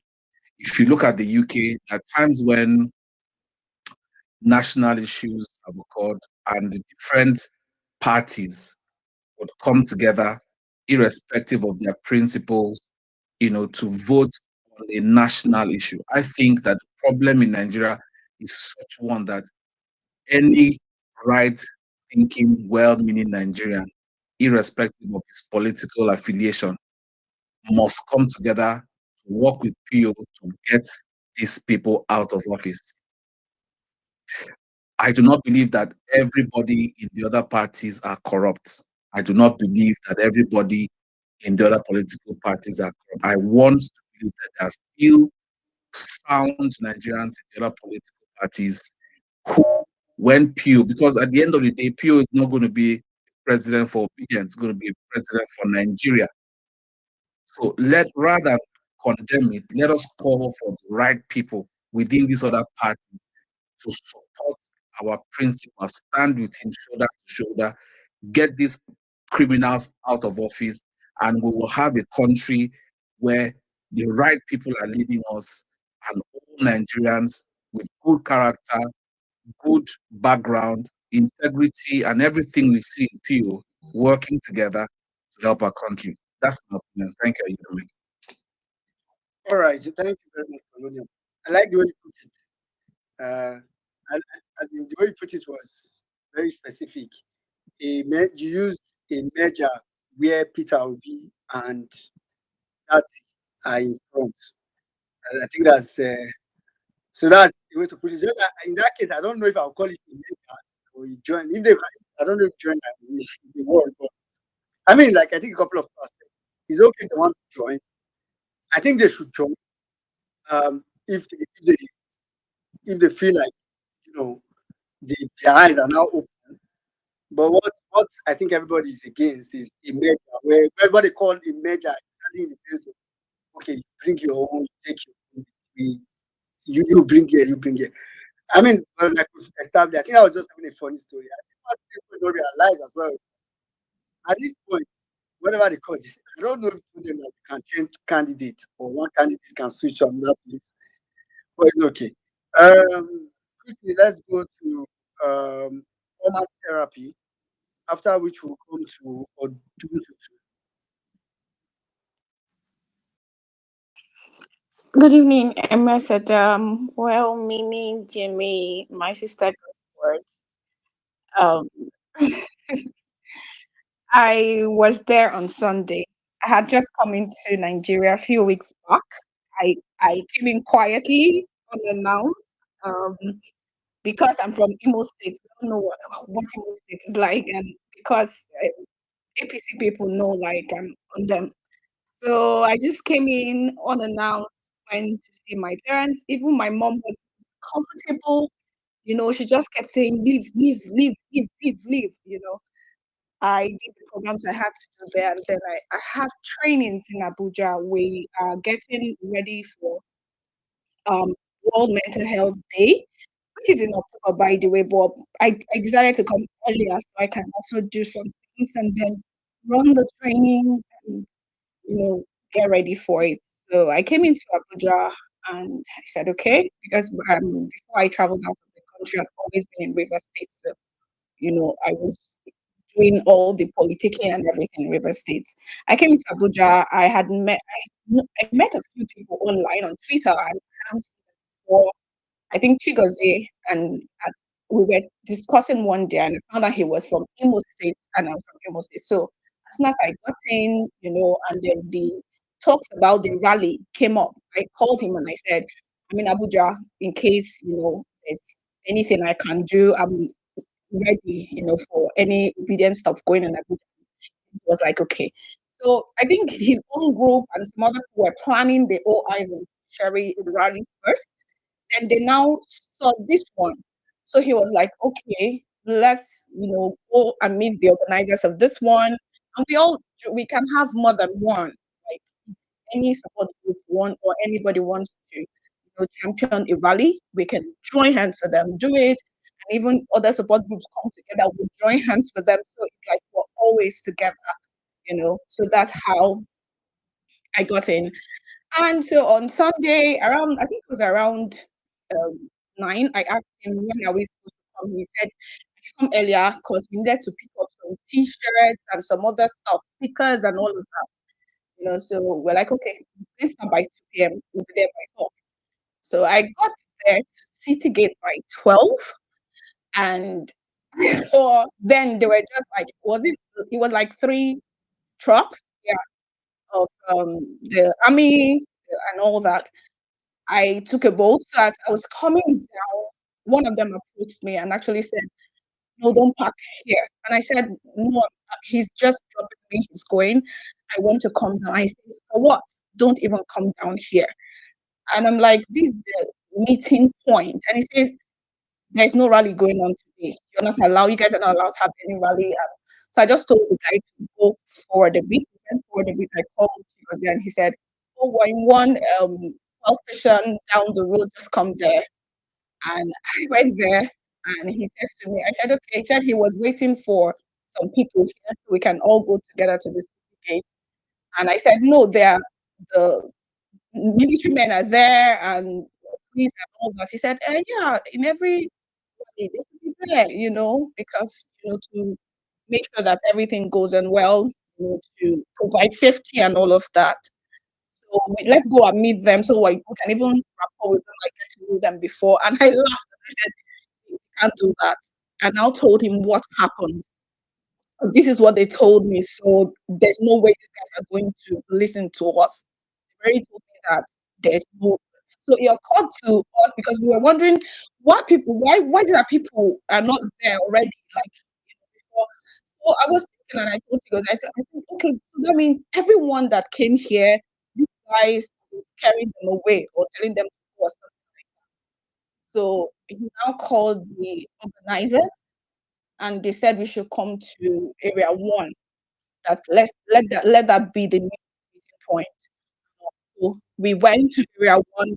There we met, I think the one of the guy in charge with the secretary, and when we got to area 1, we just looked at the area. We're like, we can't meet here because it wasn't like a very safe environment. So we're thinking, and we kept saying, that was when Miss Bayat and the sister came, because like nobody even knew I was in Nigeria. So I just knew her face from her eyes, that interviews that she has granted. And I went to meet her. So I'm the fair lady that was with Chigozie. So, so we were discussing, okay, let's go to the stadium. It won't disturb us because this place is like a public place and there were a lot of, people around. Somebody can infiltrate and, turn this rally into something. So let's go to the stadium. So we're like, okay, call the people because he said the people, he had like 2 buses of people coming. So we're like, okay, we direct them to the stadium. Just that split second of just trying to say where are we going to meet next because this area 1 is not. We just came in and just like how Barra described, it was like over 15 trucks of Nigerian army, police, DSS. These guys were wearing proof vests. They were with all kinds of weapons. And when I saw them, the first I just muttered to myself, I'm like, are we in a war? Like over 15 trucks for what? For who? And then they came down and they said, oh, all of you leave here. Everybody leave here now. Get out, leave here. All of you just, they were just screaming and, and I knew I saw Miss Garrett and sister go inside the car, but it's not like what she said, I don't already block them. And then because we parked in that fuel session, there and walked down. So we started walking back. So as we're walking back, one of them screamed, yeah, and then this guy is videoing, bring that phone. And me, I already had my were making calls and telling people, no, this is a new place, and all of that. My phone was my hand, and I think Chigozie went, behind and was trying to do a video and all. And I come here, they took the guy, then they took his phone from him, and then the guy looked at him, yes, that lady there. Get her phone, give her phone. Like there's a video on Twitter already, and has put it up or something like that. And I was just looking at him, I was like, sorry, I've had my phone. I forgot I was not in a video. He came, collected it. Then I said we should get into the car to area 1 police station or so. We got into that one just for them to drive up. The DSS came and told them no, that we should stop, and told us to enter the DSS van. And they took Chigozie, Morel, and one Ekene was a bouncer that came, Chigozie came with him and took us to DSS office. We got there, they took our phones, took everything we had, like my handbag with everything inside, jewelries, what they do. They took all of it, and then they were asking us while we're on the street, and then we came off a rally. Who organized the rally? Said we don't know. I saw the flyer online, and we joined, and they were like, it's illegal. We're like, how is it illegal? What are we not supposed to have right to peaceful protest? And because we had spoken to the one of the organizers before then, they already told us that yes, they wrote letters to us, and they went with lawyers even to submit those letters. And I was like, so but they wrote, we wrote to you guys, like you knew this was going to happen. And then he said, were you cleared? At that point, I got confused. I'm like, are we supposed to be cleared? And he said, yes, if you submit a letter, then you have to wait for it to be cleared. It wasn't cleared. And you guys went ahead, so you're doing something illegal. And I said to him, I've never heard that you have to, you say that we're not supposed to take permission, that we're supposed to notify you that we're going to do this. And then we send you letters. You now say we have to be cleared. Again, I don't understand that. So they now told us that they're just advising us that, we shouldn't be out on the street. So from what they said, I just gathered that but they're not going to allow us to do any protest. They're not going to. So they're going to come with, if we write letters to them, they'll say, no, it wasn't cleared. If we write letters to say, oh, we're going to do this to the force, to the military, to police, to DSS, they're going to say, oh, no, it wasn't cleared. So you're not going to do this anymore. Yeah, so we were just there. We didn't know. And it was funny because as we were there, the only thing that was in our mind was these guys should continue with this protest. So they should just continue with this. They should just, and we looked at each other and laughed. We're like, we don't even have faith. And why are they saying they should continue with this protest? Like, we felt it like the way we were saying it, like, we don't even have faith. We're here saying they should continue with this protest. So they kept us there till about 7, you know. The guy in charge came in and started speaking to us that we should leave the problems of Nigeria. Nigeria is too complex, it's too complicated. We can't solve this. And them, they are here to obey they are not politically inclined, they are not, they're just here to obey any government that comes and has their own things to obey, and all of that. And I was just looking at him, kept us there till 7 because it was ill. We hadn't eaten all day, and then they told us to bring out our phones, took our phones from us and told us to delete all the videos we had. They were even checking if there's any other video that is going to implicate us.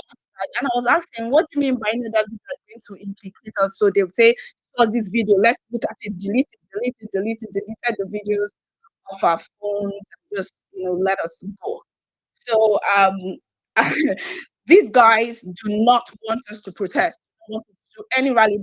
That's the bottom line. That's what I got from them. We have to reinforce.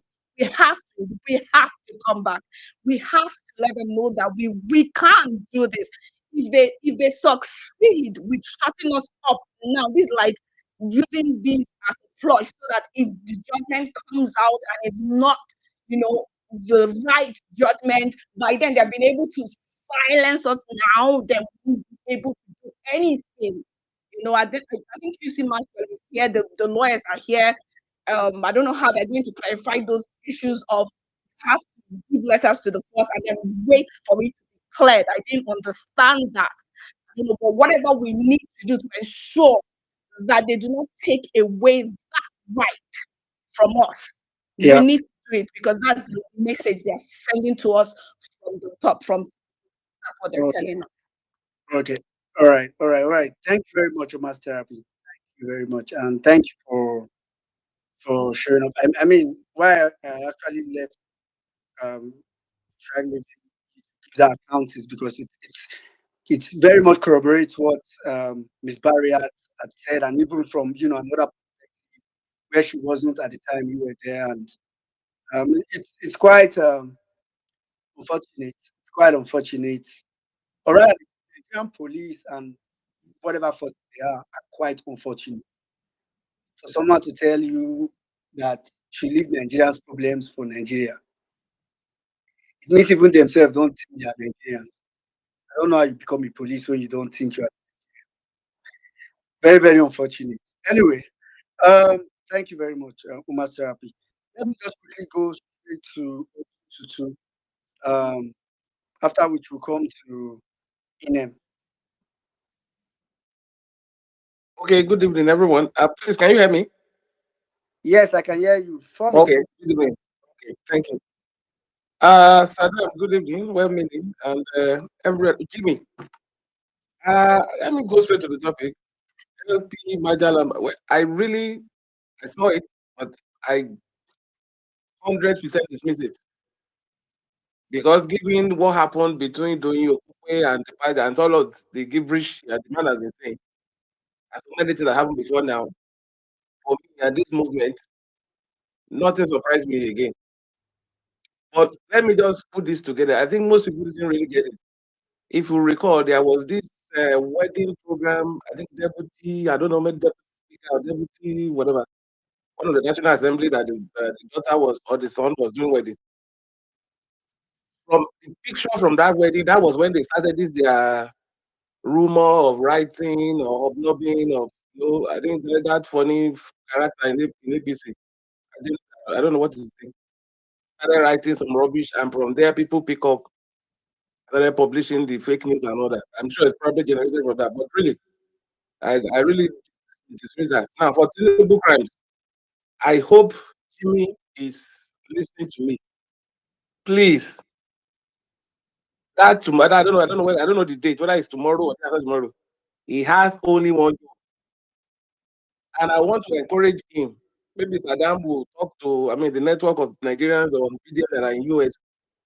I don't want it to be Jimmy alone. The same way we have Sarah, UC Maxwell, uh, General Oluchi, and everybody you can get in.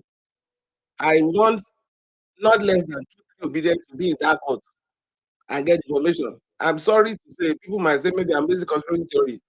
I do not trust the West. People like us been listening to BBC since when we are secondary school. There are so many shit that these guys, me or person, at this level, I don't trust anybody, internally or externally. That's the fact. For the Tinubu, let me put it this way. Um, one of the fundamental things that most people don't understand is this. I don't think most people really understand what they are dealing with. And let me just go through this way. I think it was Jimmy that always tell us about the conformity experience, the experiment. There's something they call deductive reasoning. You can have a massive information, data, people loading you with something. If you don't sit down and go through and sift through those things that are true, you may end up being confused. Look, I am not a lawyer. I thank God we have lawyers here. Maybe they will still help us out. There are fundamental things about this case. Number one, Tinubu should be disqualified because he was not qualified to run. Number two, we are saying that look, the conditions for the elections were not followed. And number three, we are saying that look, based on those conditions, the fact remains that we are contesting election results in certain places. And we provided facts to back up our claim. APC, INEC, Tinubu, they did not provide any fact to counter it. So my understanding is this: is that look, if the court for do what they're supposed to do, which is one, disqualify Tinubu. Number two, those areas where disputing the election, when they check the fact we have for them, that should give us the election. We won the election. We have said this several times. So for me, this ideology of rerun is a whole concept of APC. I don't buy into it at all. I don't give it, call it rerun. The election for me is a conformity experiment. We won the election. If the fact was actually checked, because by the time you remove Tinubu, that means you are left with Big Tiku and LP. Let's go to those areas where Tinubu claimed to have won, based on the fact that we submitted evidence of those results from polling unit, ward, and the states, that we have facts based on the one from the party, I mean, agent, the police report, and all that. And INEC did not provide. So if INEC did not provide, you follow the facts on the ground. So for me, this idea of the run or the election, for me, PDP going in or APC going in, they are the same coin. Look, Nigerians, if you think that, oh, they disqualify Tinubu, PDP, and Lepo will run, do a run. Let me ask you, who do you think, is it the same Oye that is still there? Is it the same Yakubu that is still there? What makes you think that Atiku will not give money to Yakubu? What makes you think that Festus Okoye will not collect money? Look, obedient, we need to wake up to this. We won this election. There's any kind of fine. You may say, okay, PDP is a lesser evil than APC because of Rero and all that. But trust me, APC will prefer Atiku to be there than the Labour Party. They will prefer Atiku to be there than what is his name? Our principal. We won this election. We have taken our fact and evidence to court. INEC, APC, and it's all these kangaroo people. They've not been able to dispute it. I believe that should be our focus. To round up, I think Mommy Madonna mentioned, I didn't want to mention it, but maybe I just go ahead since I mentioned it. I think the rally we have, I think some people here have contact with these guys. I believe that it should be the same day. Every part of the country. If we are doing this based on the person that is there, these people are not ready to be reasonable. And finally, I don't like commenting on people's comment, but I need to make the comment that was made earlier. When somebody said people we have media from it, they are not merging with anybody. A lot of people don't really, I don't think a lot of people know the people they are dealing with. It could be singing canary for it. What makes you think will happen if you merge? You think some people are that valuable? If you make, when we get our mandate, when Peter Oki is installed, if anybody wants to join, well, you can join later. But now, no. Because if you try that now, majority of the APC know they are going to lose in the court. They are going to be planted as whatever they want to be planted as. Yeah. What makes you think they will not go there undermine? So please, let's know where we are. Let us focus on the focus. All right. The focus is that we did an election and we won it. All right. Thank you. Sorry for taking your time. Thank you very much. All right. Quickly, let's go straight to Nen. Please, when the speaker section you intend, you ensure that your hand is up. Let's go straight to Nen. After which I'll come to you, Smash. Okay, thank you. Yes, Adam, well-meaning, Jimmy, everyone on the space. It's just a quick one. And this major that one just make it just come out. Everybody have spoken on that one. To me, it was nothing to me. For this crime, this Tinubu crime, I don't know how we will say or how we will shout or how we will. I don't know the English word. Is it to personify? Is it to stress? Is it to make more emphasis that this man is a criminal? Men, we shouldn't go back and forth. It should be disqualified. Pata PO won this election squarely. These criminals pay the APC, that's still the same thing, just like what the last speaker just said. That is the same thing. They're the ones that has crippled us thus far. They're the ones that have done, there's no lesser evil in them, in the two of them. The two of them are criminals. They are the ones that have destroyed the nation thus far. All we need is a new start, a rebuilding, and that will be done with PO. That's what I just have to say. Trying to just look the other way. Is it not wrong they are talking about that they show is the prison is going to, even if it will pay fine, someone has been convicted for a crime. So should be so in Nigeria. Our side should not be different. We are still in this earth. We are not in another planet at all. So what is good for the ghost is good for the other party, for the Ganda. Terrible crime. Since one man, which crime baggage with this one? You know, say you will come out when they come. You go and do all this rubbish. You know, go school. You know, do this one. Yet tomorrow you'll be female. The other one you thought is the next minute you'll be antelope. The next minute you be which kind life now? If you knew that you were going to stand, all these things is too much. It's one human being. How can you be coming out with this chameleon color? Tomorrow you'll be green, the next minute you'll be orange, and the next minute they will say they saw you somewhere 63 years ago, you were good. Yeah? And now you're trying to tell people they were not good. Somebody is going to go whether you were a cow. And now they're trying to say, no, it was not a cow girl. They say, no, don't open the file. They are trying to know the step ahead. Anything we want to do, let us do it once. Everybody should come out. Like this, a para. Why we argue this thing? Crime not crime. You keep person. They can't be start saying you know kilo, no, he cut the hand, no, he cut the leg, no, he cut this one, he come on the eye. Crime not crime.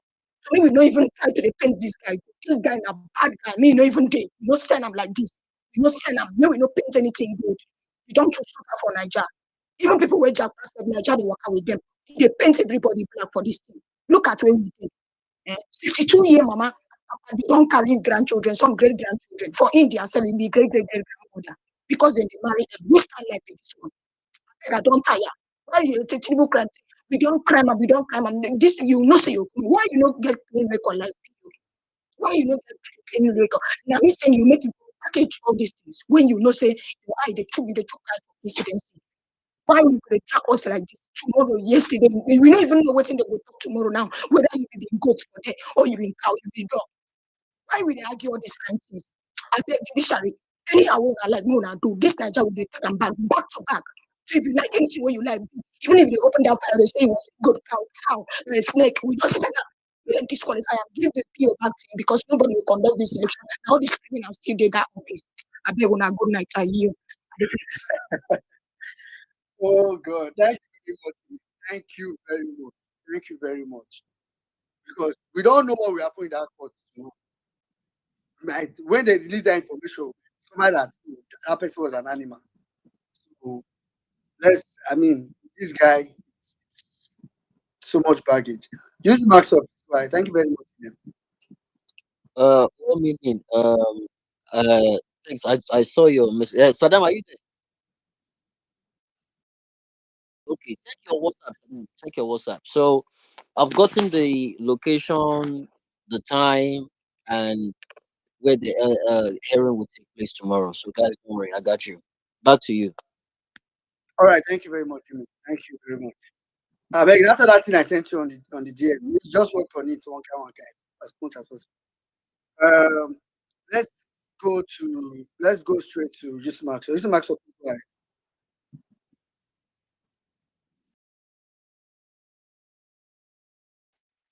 You see Max, are you there? Okay, I think just Max. So I don't know. Okay, quickly. Idea, I know you were here initially. You probably fell off. Go ahead after which will come to Peter.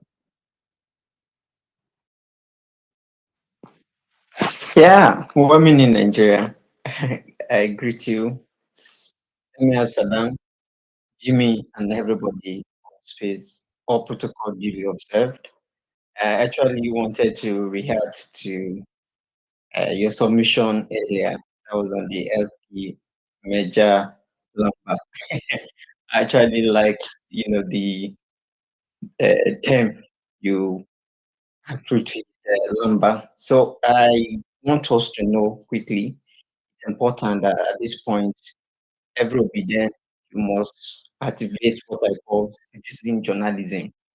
We need to start uh, verifying stories ourselves and not waiting for the mainstream media, because, of course, we know that the media set agenda for the people. They decide what you think. They decide what you see over time. So it's important that we ourselves, create content for the media and not the other way around. Why is important is because when the news broke out, I saw the content of the news, and just a quick one. I think it's important whenever you read a news article, the first red flag that you should look out for is what we call anonymous source. So how do you identify anonymous source? Whenever you see article that says according to a source without naming where they got the story from, then it's a red flag. Such news, most times they are called speculations. They are not true. It is based on the prerogative of whoever the source is. So I think for you to identify a authentic news, you of course you must name the source and it must be traceable. But if it's not from a reliable source, then you can have what we call anonymous source. So for the article is actually speculation. So if you follow the trend, I think last article actually made because they had a closed door meetings. Even up till now, the details of the meeting is still very sketchy, but it's not unconnected to what is going on in the country. And I think it's from there they brought out that narrative that it was actually a major talk between NNPP, Labour Party, and the PDP. If there's going to be any major talks, I don't think is the right time for that. The timeline has elapsed, and there was opportunity even before the election, and it was not conclusive. So that's the side. I just want us to please be very mindful of what is going on the media right now.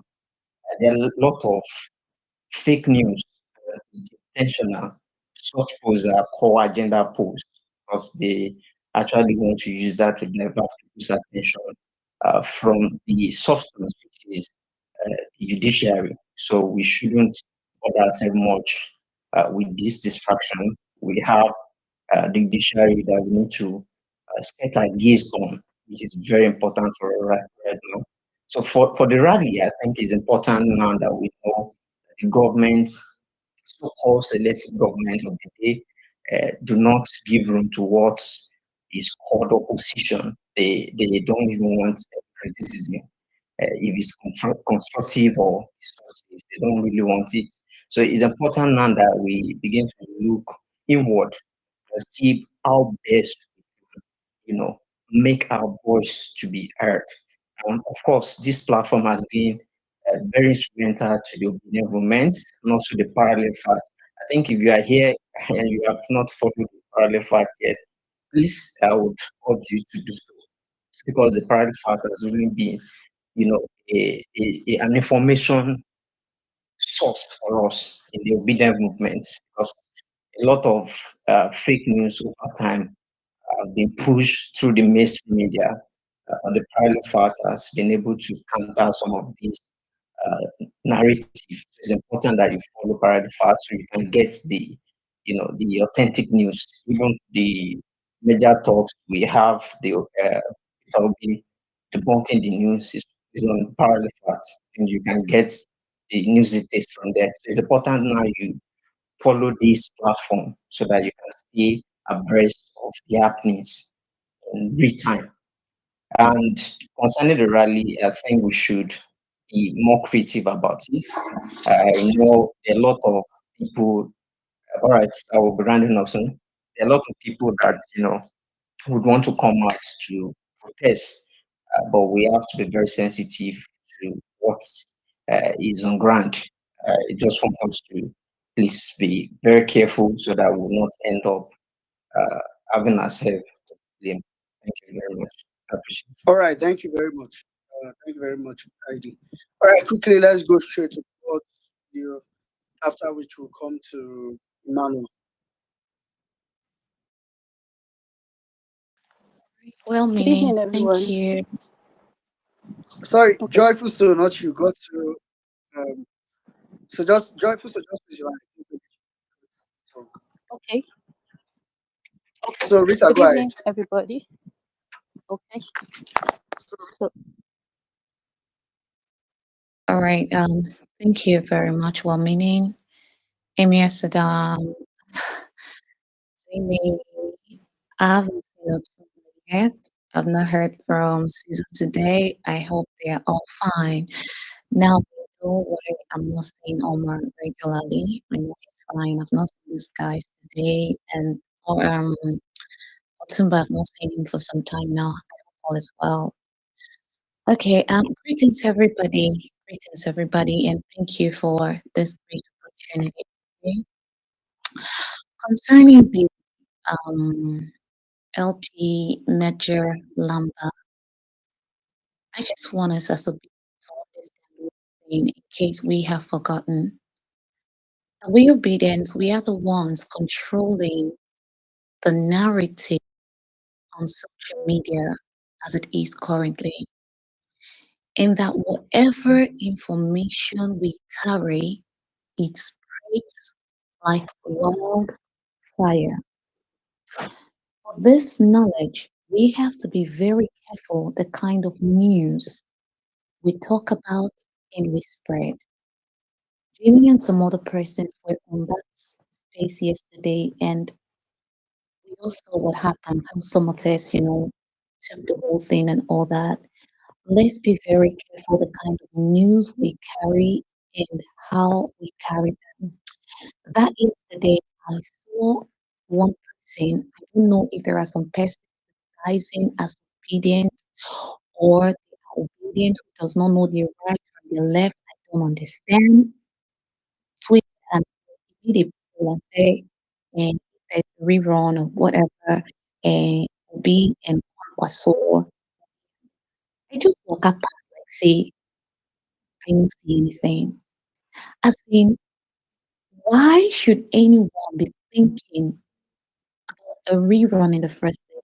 And even if you're going to talk about rerun, you're thinking of Kwantoku, waiting that woman call am for that video, say, who be Kwantoku, who be Kwan this? A man that is not where was Kwankwaso when Daddy has been doing all he's doing for the obedient movement? As a matter of fact, Daddy is like the, if not like That is the fire, is the brimstone behind the obedience movement. The challenge we did that the world heard about it when he said, if you inaugurate this person, you are swearing in someone against our constitution. The whole world saw that challenge. The whole world heard our voice. The man is a man that speaks.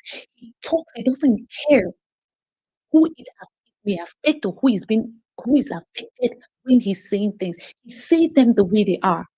This is a man God has carried to complement our very cool and soft speaking principle. And one person disguising to be an obedient is coming to say, a conqueror that won't do state. Even if we're talking about people, the name of conqueror says will join. Women, I see your hand. And then is this article, SPV man, is that not the structure of criminality that our principal is talking about dismantling? These guys have kept this date because they want to play the mind game. They want to throw so many things at us because they know we will talk as in we'll talk about some of this. They want to hear what we're feeling. They want to know what we want. Like, so if we carry this nonsense and run with it, we are not doing ourselves any favors. So please let's be careful what we do. I think we was talking about it because of the Twitter, whatever, whatever. I beg you. We're looking for a country that will work for everybody. You know the peanuts Elon Musk has to give to anybody.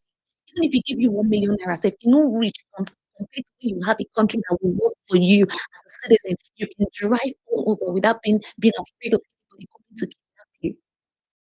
That's the kind of country we're looking for. We're looking for something that money cannot buy. There's a kind of peace you will have, and you know that money cannot give you that peace. That's the thing. That's the country we are fighting for. So nobody should come and be peddling nonsense. And even if you want to peddle something, not our firebrand vice principal. Like seriously, I just want us to understand that we control the narrative right now. We just have to be very careful what we carry, what we spread, what we run with. I'm so glad we're having this space right now talking about it. It's Lamba, what it is, and that's what it will remain, and it will die there. Thank you very much. I All yield. right. Please come to our prayer space. Come to our prayer space tomorrow, 6 a.m. in the morning. Thank you, All right. everyone. I yield. All right. Thank you very much, Rita. Please, prayer space tomorrow. All right, quickly, let's go straight to Emmanuel. After Emmanuel, we can come to Joyful Soul. So, Hi everyone, good evening, good afternoon, good morning, and depending on where this person from. Um, so first of all, for the merger thing, it's simple. What has light got to do with darkness? I think that ends the case there. There's no long talk on that. I don't see how that's possible. Now, I've been hearing too much of rerun.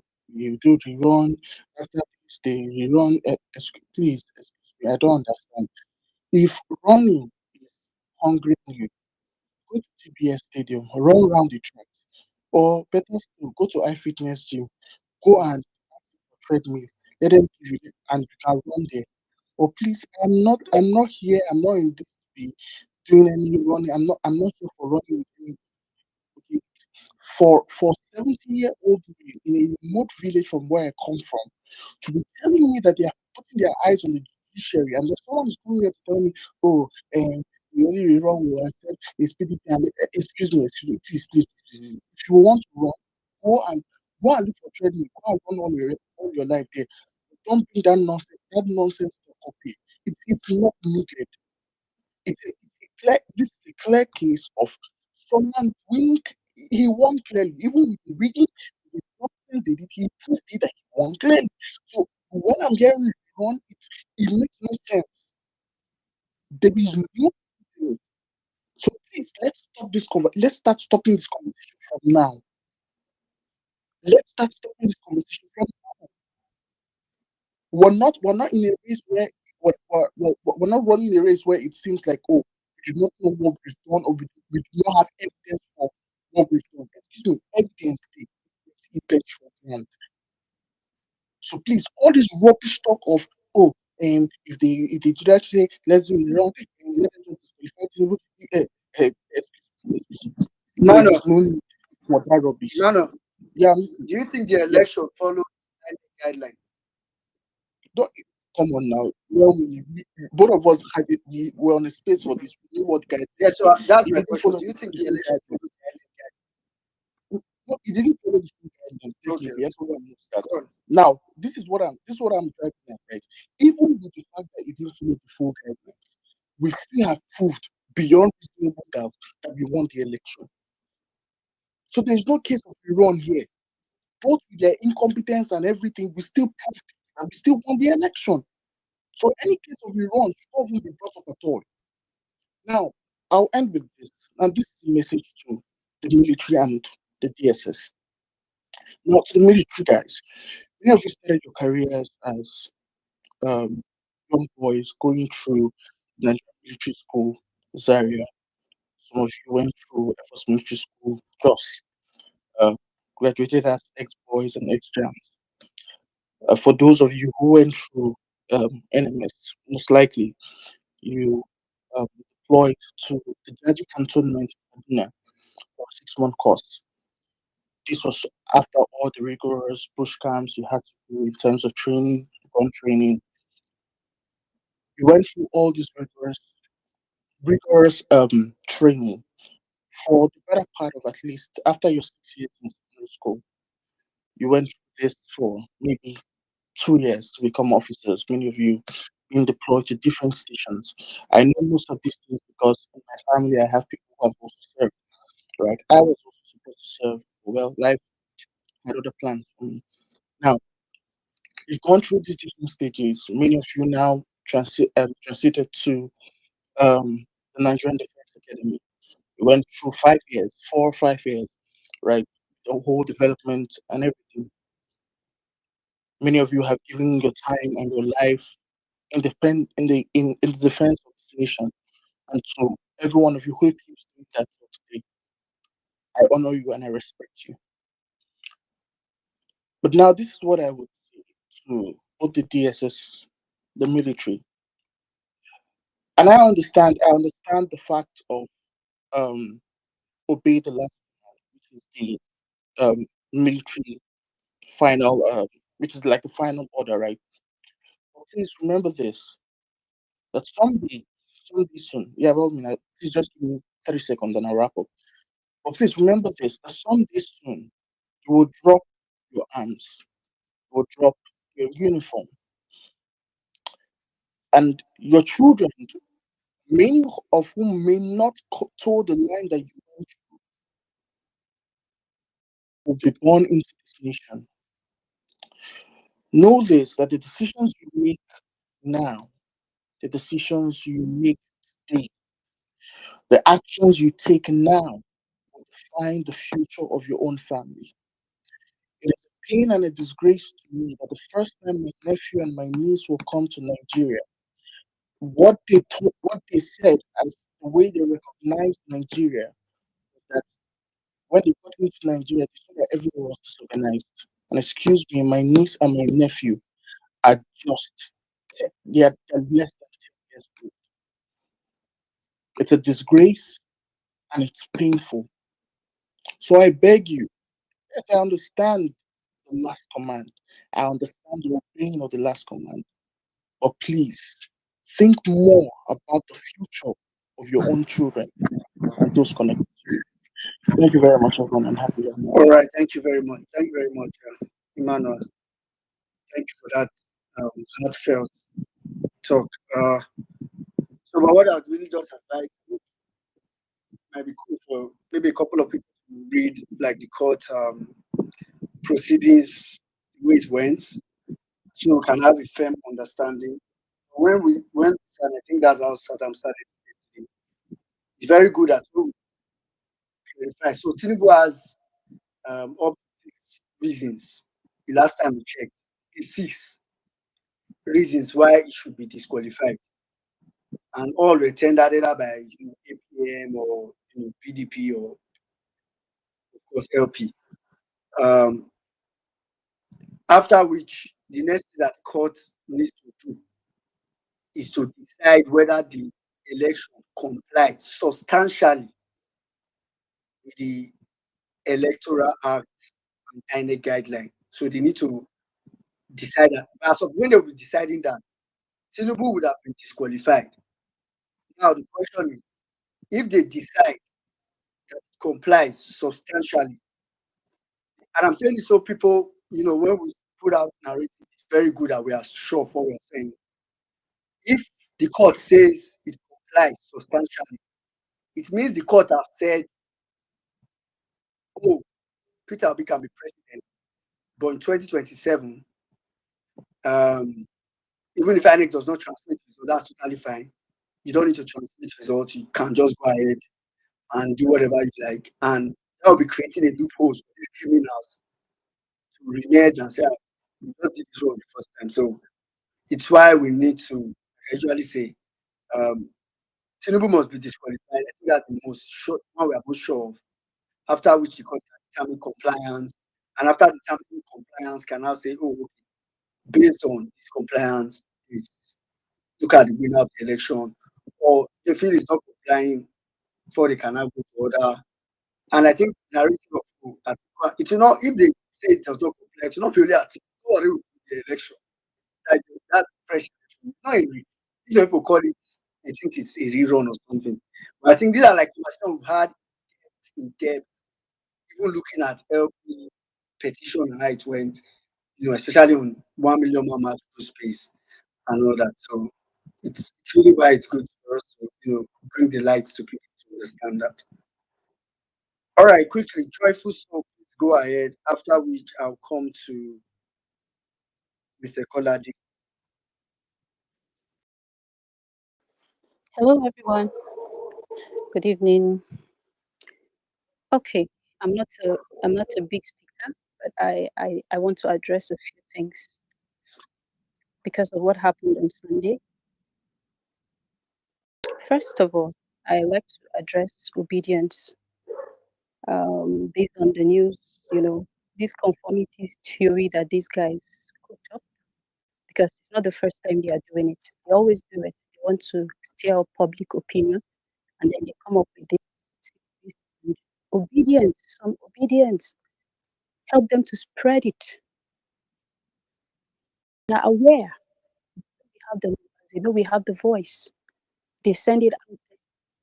And things like this should be easy for you to know what exactly it is. Like, how does it make sense to you that there's going to be a rerun and then Peter is going to be merging with these people?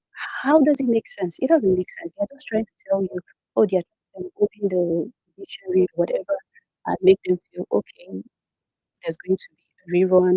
Now you can see that the people are even, the people are even accepting the idea. It's making sense. It doesn't make any sense. It doesn't make any sense. Like, I don't know why some of you are on this movement, but as for me, and I think that everyone else that opens their eyes and their minds to see the things that are happening in this country would know that this is our lives. This movement means my life to me because I have seen, I grew up in Jos. My mom is from Jos, Plateau State. I have seen how the destruction of Nigeria started. I have seen how these little things, how they did serious people just started something we didn't know.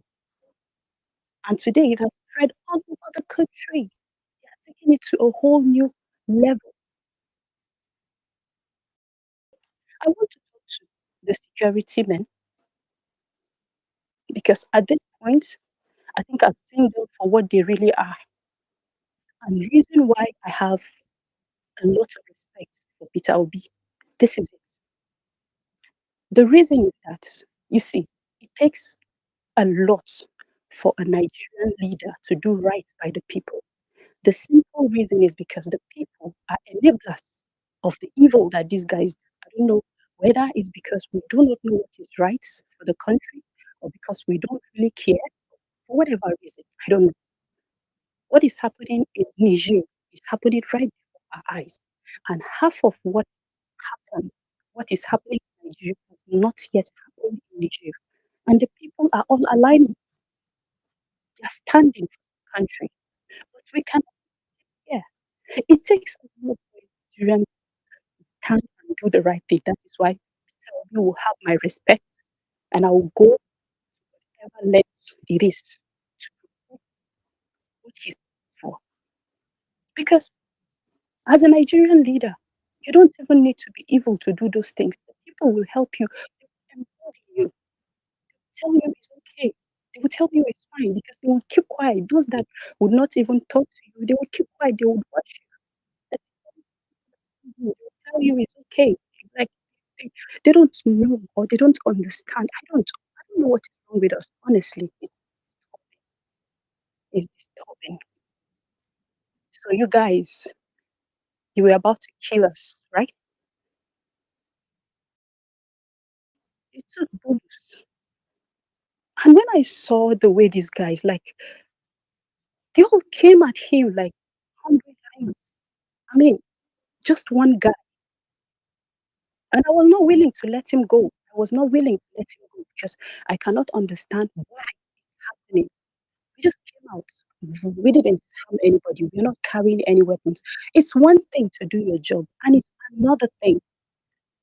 It's another thing to be so wicked and callous and evil because what you did that day was pure evil. I was trying to shield this guy, and I thought these people, after they give him, may probably giving him a few slaps, maybe they are going to let him go. But no, they were at it. I was dragging him, they were pulling me away, and I wasn't letting go until one of them spread this stuff right inside my eye. I didn't even because I wasn't feeling anything. I was so outraged. I wasn't feeling anything. I didn't know if they were touching me or they were doing anything. But they were spraying this stuff inside my eyes. Then one of them was able to take me down with his boots. By the time I stood up, I saw Bulus folded up. He was folded up, and I thought he had died. I thought he had died, and I was crazy. I went crazy because how would you treat a human being? Even if they sent you, even if you're doing your job, does it mean killing somebody? Because what you did that day, you were not expecting him to live. You were even asking if he's still breathing. Like you can be that wicked. I've seen you for who you are, and I know that you're not our friends. But I know that this thing hits you even harder than we because you have families. And the worst is that you are even around these politicians. You see their arrogance, you see how they behave, but you're still willing to be their slaves. You carry the guns, but you're the slaves. You're the weakest. You're the coward. You're cowards. That's what you are. Yes, and I told you that to your face. You see, the worst you can do is to kill me, right? I told you, you can do is to kill me, and my life is not better than the people that die every day in this country. In this country, people die on a daily basis. Nakubu, go on. I want to speak to you too because when I was growing up, I heard that some people in the 1970s were killed, they were massacred because they dared to say they wanted to say that you were fighting for the country, you were fighting for the constitution of Nigeria, or you want to keep Nigeria together. But today you're not seeing what is happening. You were speaking for the government. You were telling the Supreme Court they have the final say, we should accept it. No, sir, we do not. At this point, I do not know why those people were killed because Nigeria makes no meaning today. Work his way into the presidency. He could work his way into the presidency. Joyful. So, Yeah. okay, I think we keep losing you. Okay, just try so we can. Sorry, I think that should be my network. I mean, so a great job. Please, when next we're coming out, we strategize well and we come on that day. we were more dragging him, I'm sure he wouldn't have gotten that hurt. Thank you very All much. right. All right. Thank you very much, Joyfusu. Thank you very much. And thanks for thank you. I think I don't know who asked this barrier before. I know you were the person he said um wasn't going to leave the park until you get police back. Thank you very much. Very much. We have animals. We have animals as security forces. We have animals. Real animals. I'm not metaphorical. We have real animals wearing uniform in Nigeria, and it's part of that structure that uh, we just need good governance. Can't let it. Ms. Barry, I saw you raised your hand, so I'm sure you quickly want to say something before we go to step one. Yes, yes, just that's Patricia. She was the lady whom a friend of ours dropped her while we were at the city gate, and she joined us in her car. She was the one whom I said was an emotional wreck. The person who came with bullets, her name is Peace. She's Christian by birth, like she said, but she's a Muslim now, married to a Muslim. And I tell you, I saw an unconditional show of love from Patricia and Peace, whose accounts we're using now to put money for bullets. Peace, though a Muslim now, never left the side of bullets. She left her family yesterday, slept with him in the hospital. She was there all through, even when we got there yesterday.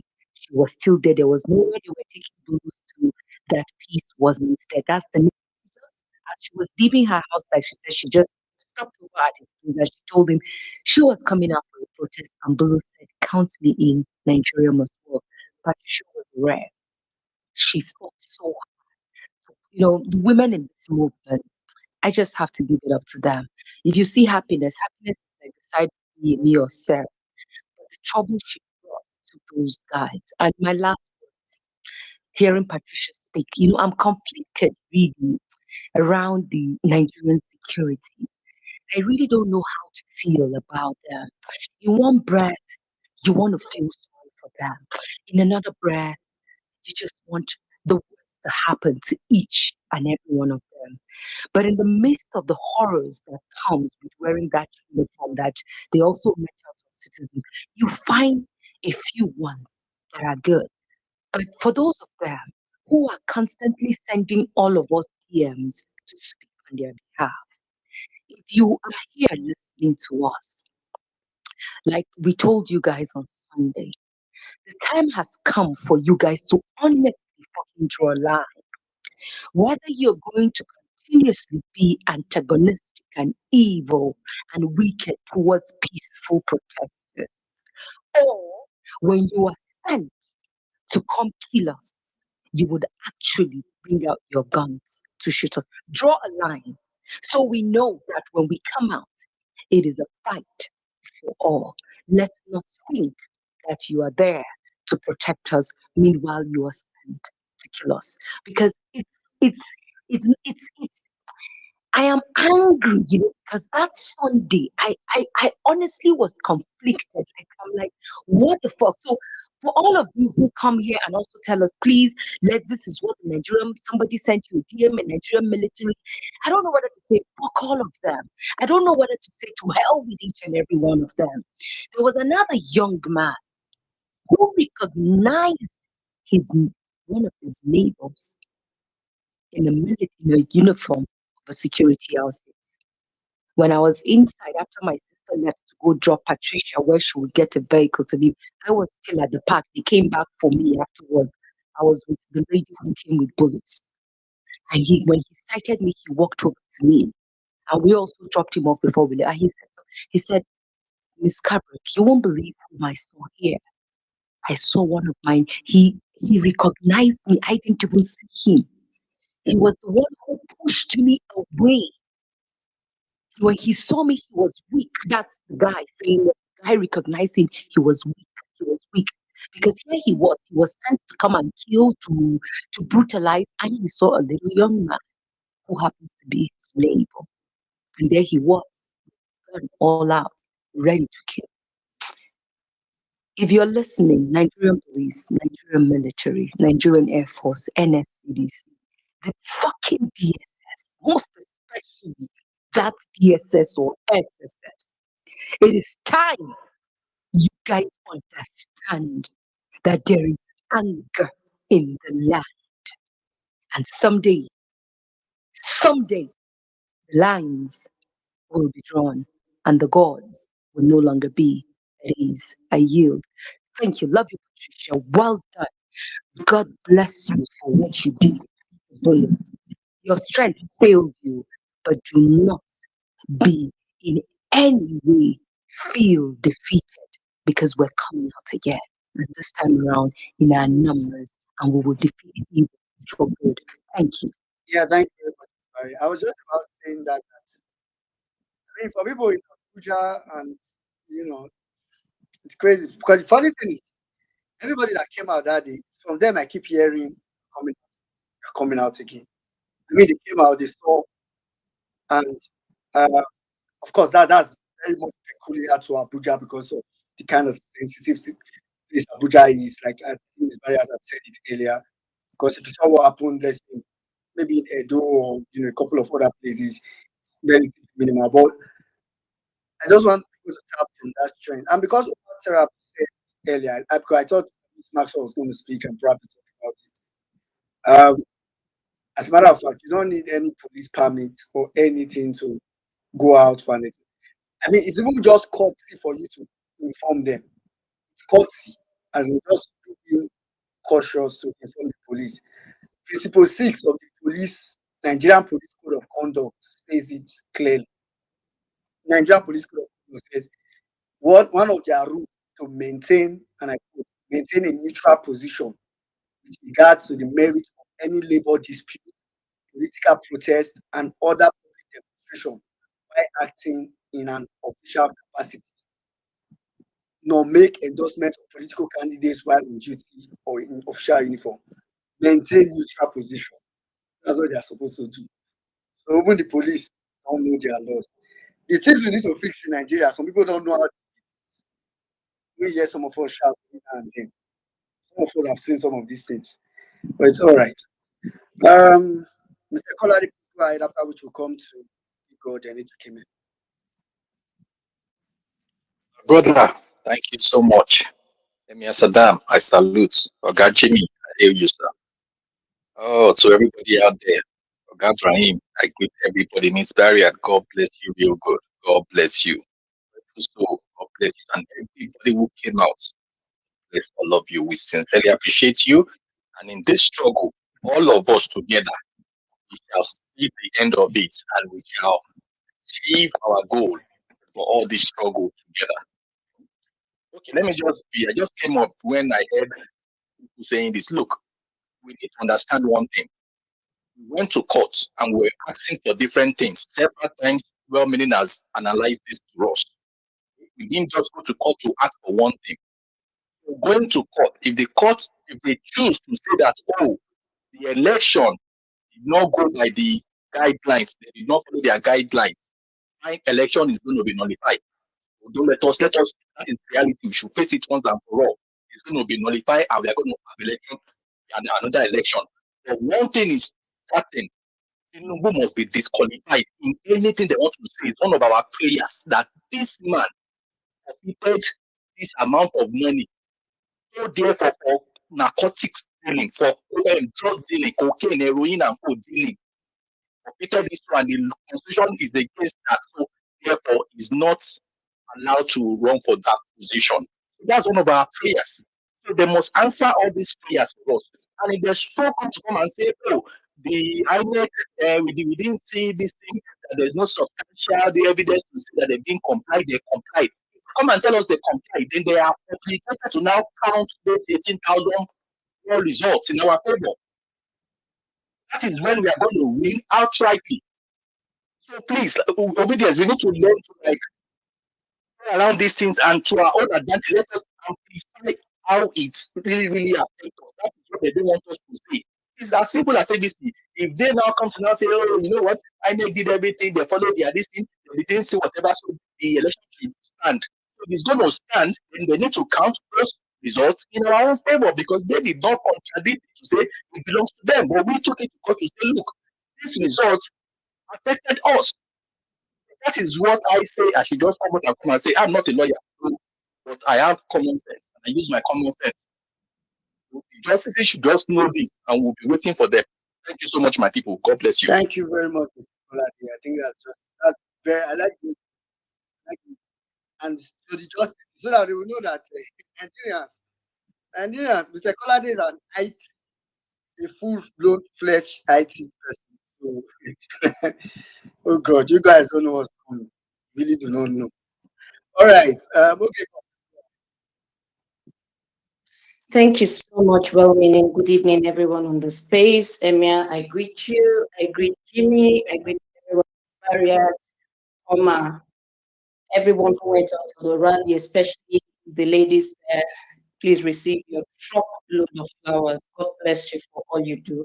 Okay, so I'm just here to talk about the LP Major Lamba, right? And my case is particular to obedience that are looking forward or that were, because I believe that by now, with all that has been said, that people are beginning to understand that that's actually a blunder to think that we can have a rerun and if ever that there's going to be a merger and then we replace that for a pump or so or for an article. See, I don't want to talk about article because I won't have enough time. So let me just talk about Concoso because I know more about Concoso. And I want to say to every obedient, especially those who do not have an experience of Concoso's governance.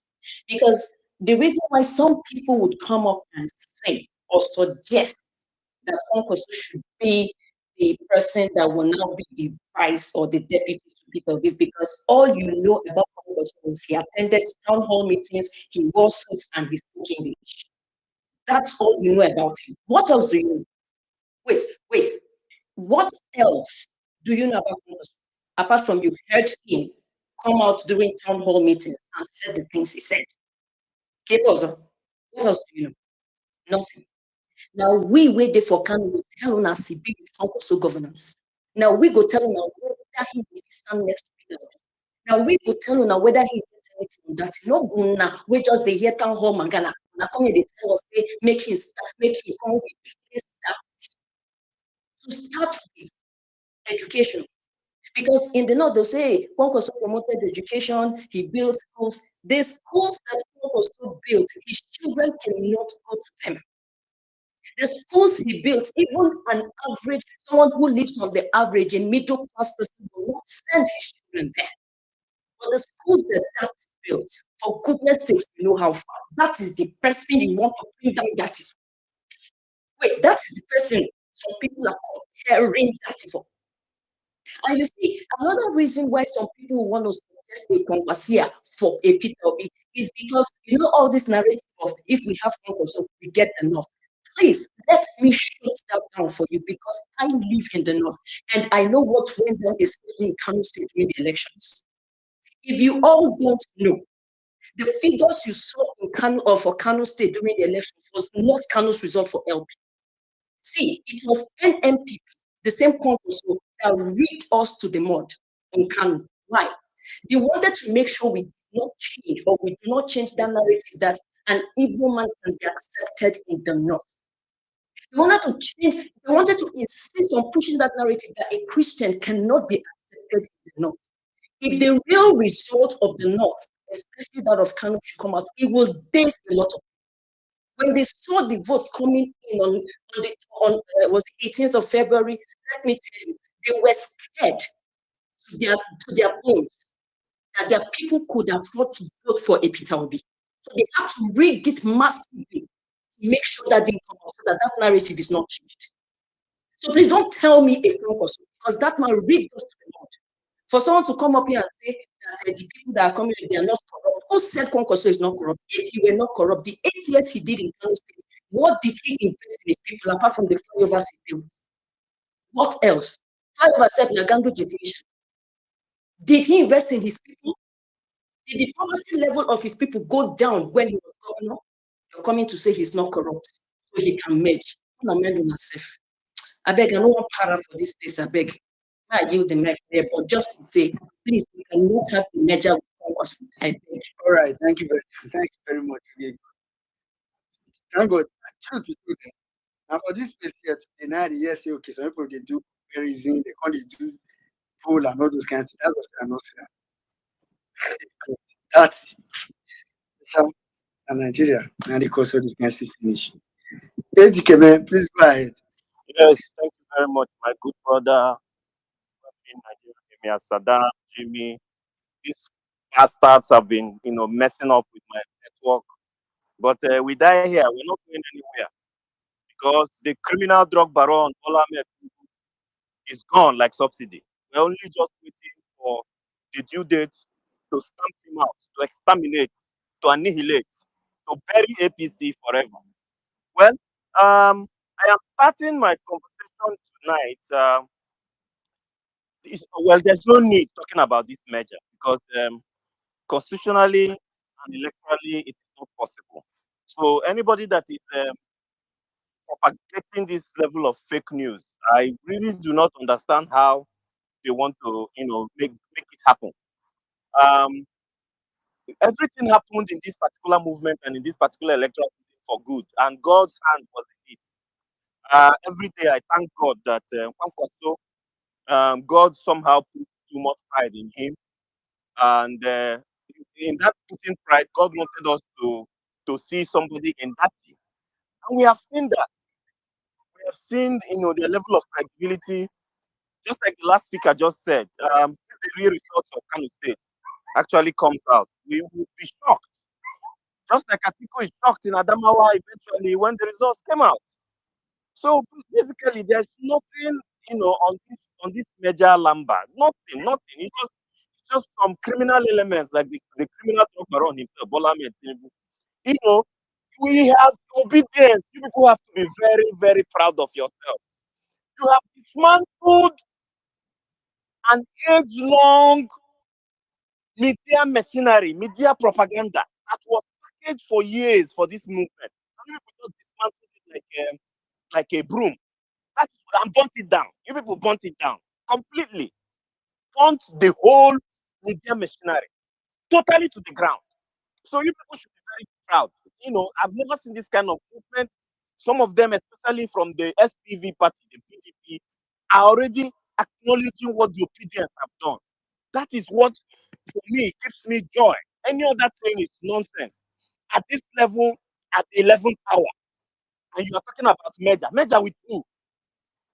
INEC they could not sum up this man's vote, the whole cancellation and the whole removal and the whole deletion of his vote. And yet, we had 6.something million, according to the criminal Mahmoud Yakubu and Festus that must be in jail. They still gave us 6 million. Imagine if they allowed the real results to drop.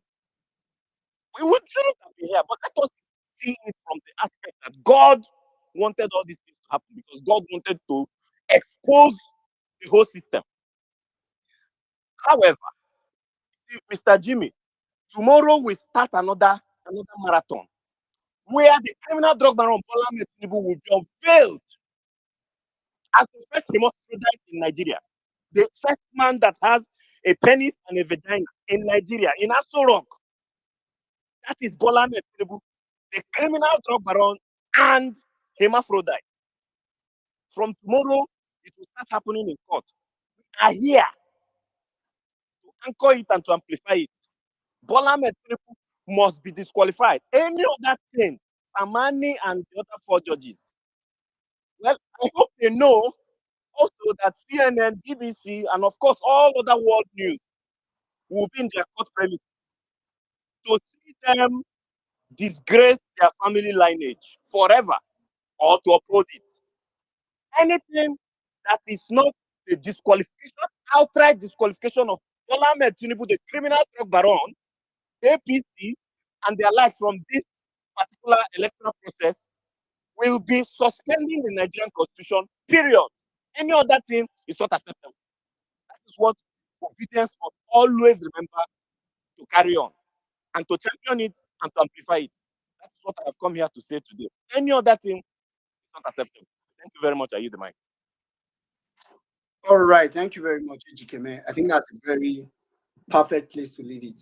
Truth is that at the end of it all, after all said and done, I said it earlier, Tinubu has, at the very least, 6 reasons why he should be disqualified. Each of them being enough.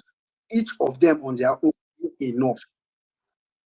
So there is absolutely no reason why Tinubu should not be disqualified in this court. I've said it so many times, and I'm not saying it for jokes, that even if, like we've said that, oh, let's make things easy. They want to uphold the election and declare Peter Obi the winner by counting the free votes. Even if that's what they want to do, before they give that judgment, they must first establish that Tinubu have been disqualified.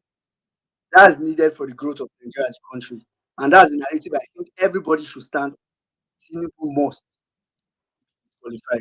At that point, I just thank everybody for coming. I'll yield now to Saddam. Thank you very much, my brother. Well in Nigeria. Thank you, Jimmy. Thank you, Isaiah. Thank you, guys. Thank you, every single one of you. It's been an amazing space as usual. We had long deliberations, long discussions. Thank you to every single one of you that I see all the receipts. God bless you all. Thank you. I think that's a form of encouragement to him. God bless you all. Thank you so much. Thank you to all of you, the Violence Peace team, cast and crew behind the scenes, the Power Facts team behind the scenes, writers, editors, all our readers. God bless you all. Thank you to everyone that came today again. Hopefully, we'll be back here on Thursday or Saturday, as the case may be. Um, Please keep staying on the issue as we have been staying here all through. Tinubu has to be disqualified. He must be disqualified because there is no reason why a man with so much debt, so much packaging should even in the first place. It is how useless our system has been that gave him the effrontery and the courage to even step out in the first place. Such a man with such qualities should be hiding somewhere, eating his ill-gotten wealth. But no, he has to come out and rub it on our faces that despite how bad a past he has, bad the present he has, he can also use that everything he has accumulated over the period to also vie for the highest office in our land. As long as Nigeria has a constitution, as long as we are still a democratically run nation, Tinubu has no business in us to rock. And I'm saying this with my own chest that the moment the judiciary fails to do their work and to uphold the constitution, that is their job. Honestly speaking, there is no longer a country. We have no country because that means there is no law anymore in the land. Anybody can do whatever he seems or whatever they feel like doing, and that's a recipe for disaster for the biggest black people on earth. So it is important our judges stand up for once, do what is right. Do what is right. Do what you went to school to read. Do what you have spent years of your lives growing up to become. So it is important we should narrative this way. Please, guys, there are still matches going on across the country. This Saturday ahead and Kaduna, Enugu, and some couple of places that we having our matches. Please reach out, ginger out, come out and mark in your numbers. Do not sit down at home and wait. Let the solidarity march keep going on. Let us keep pushing ourselves. Let us keep encouraging our people and also keep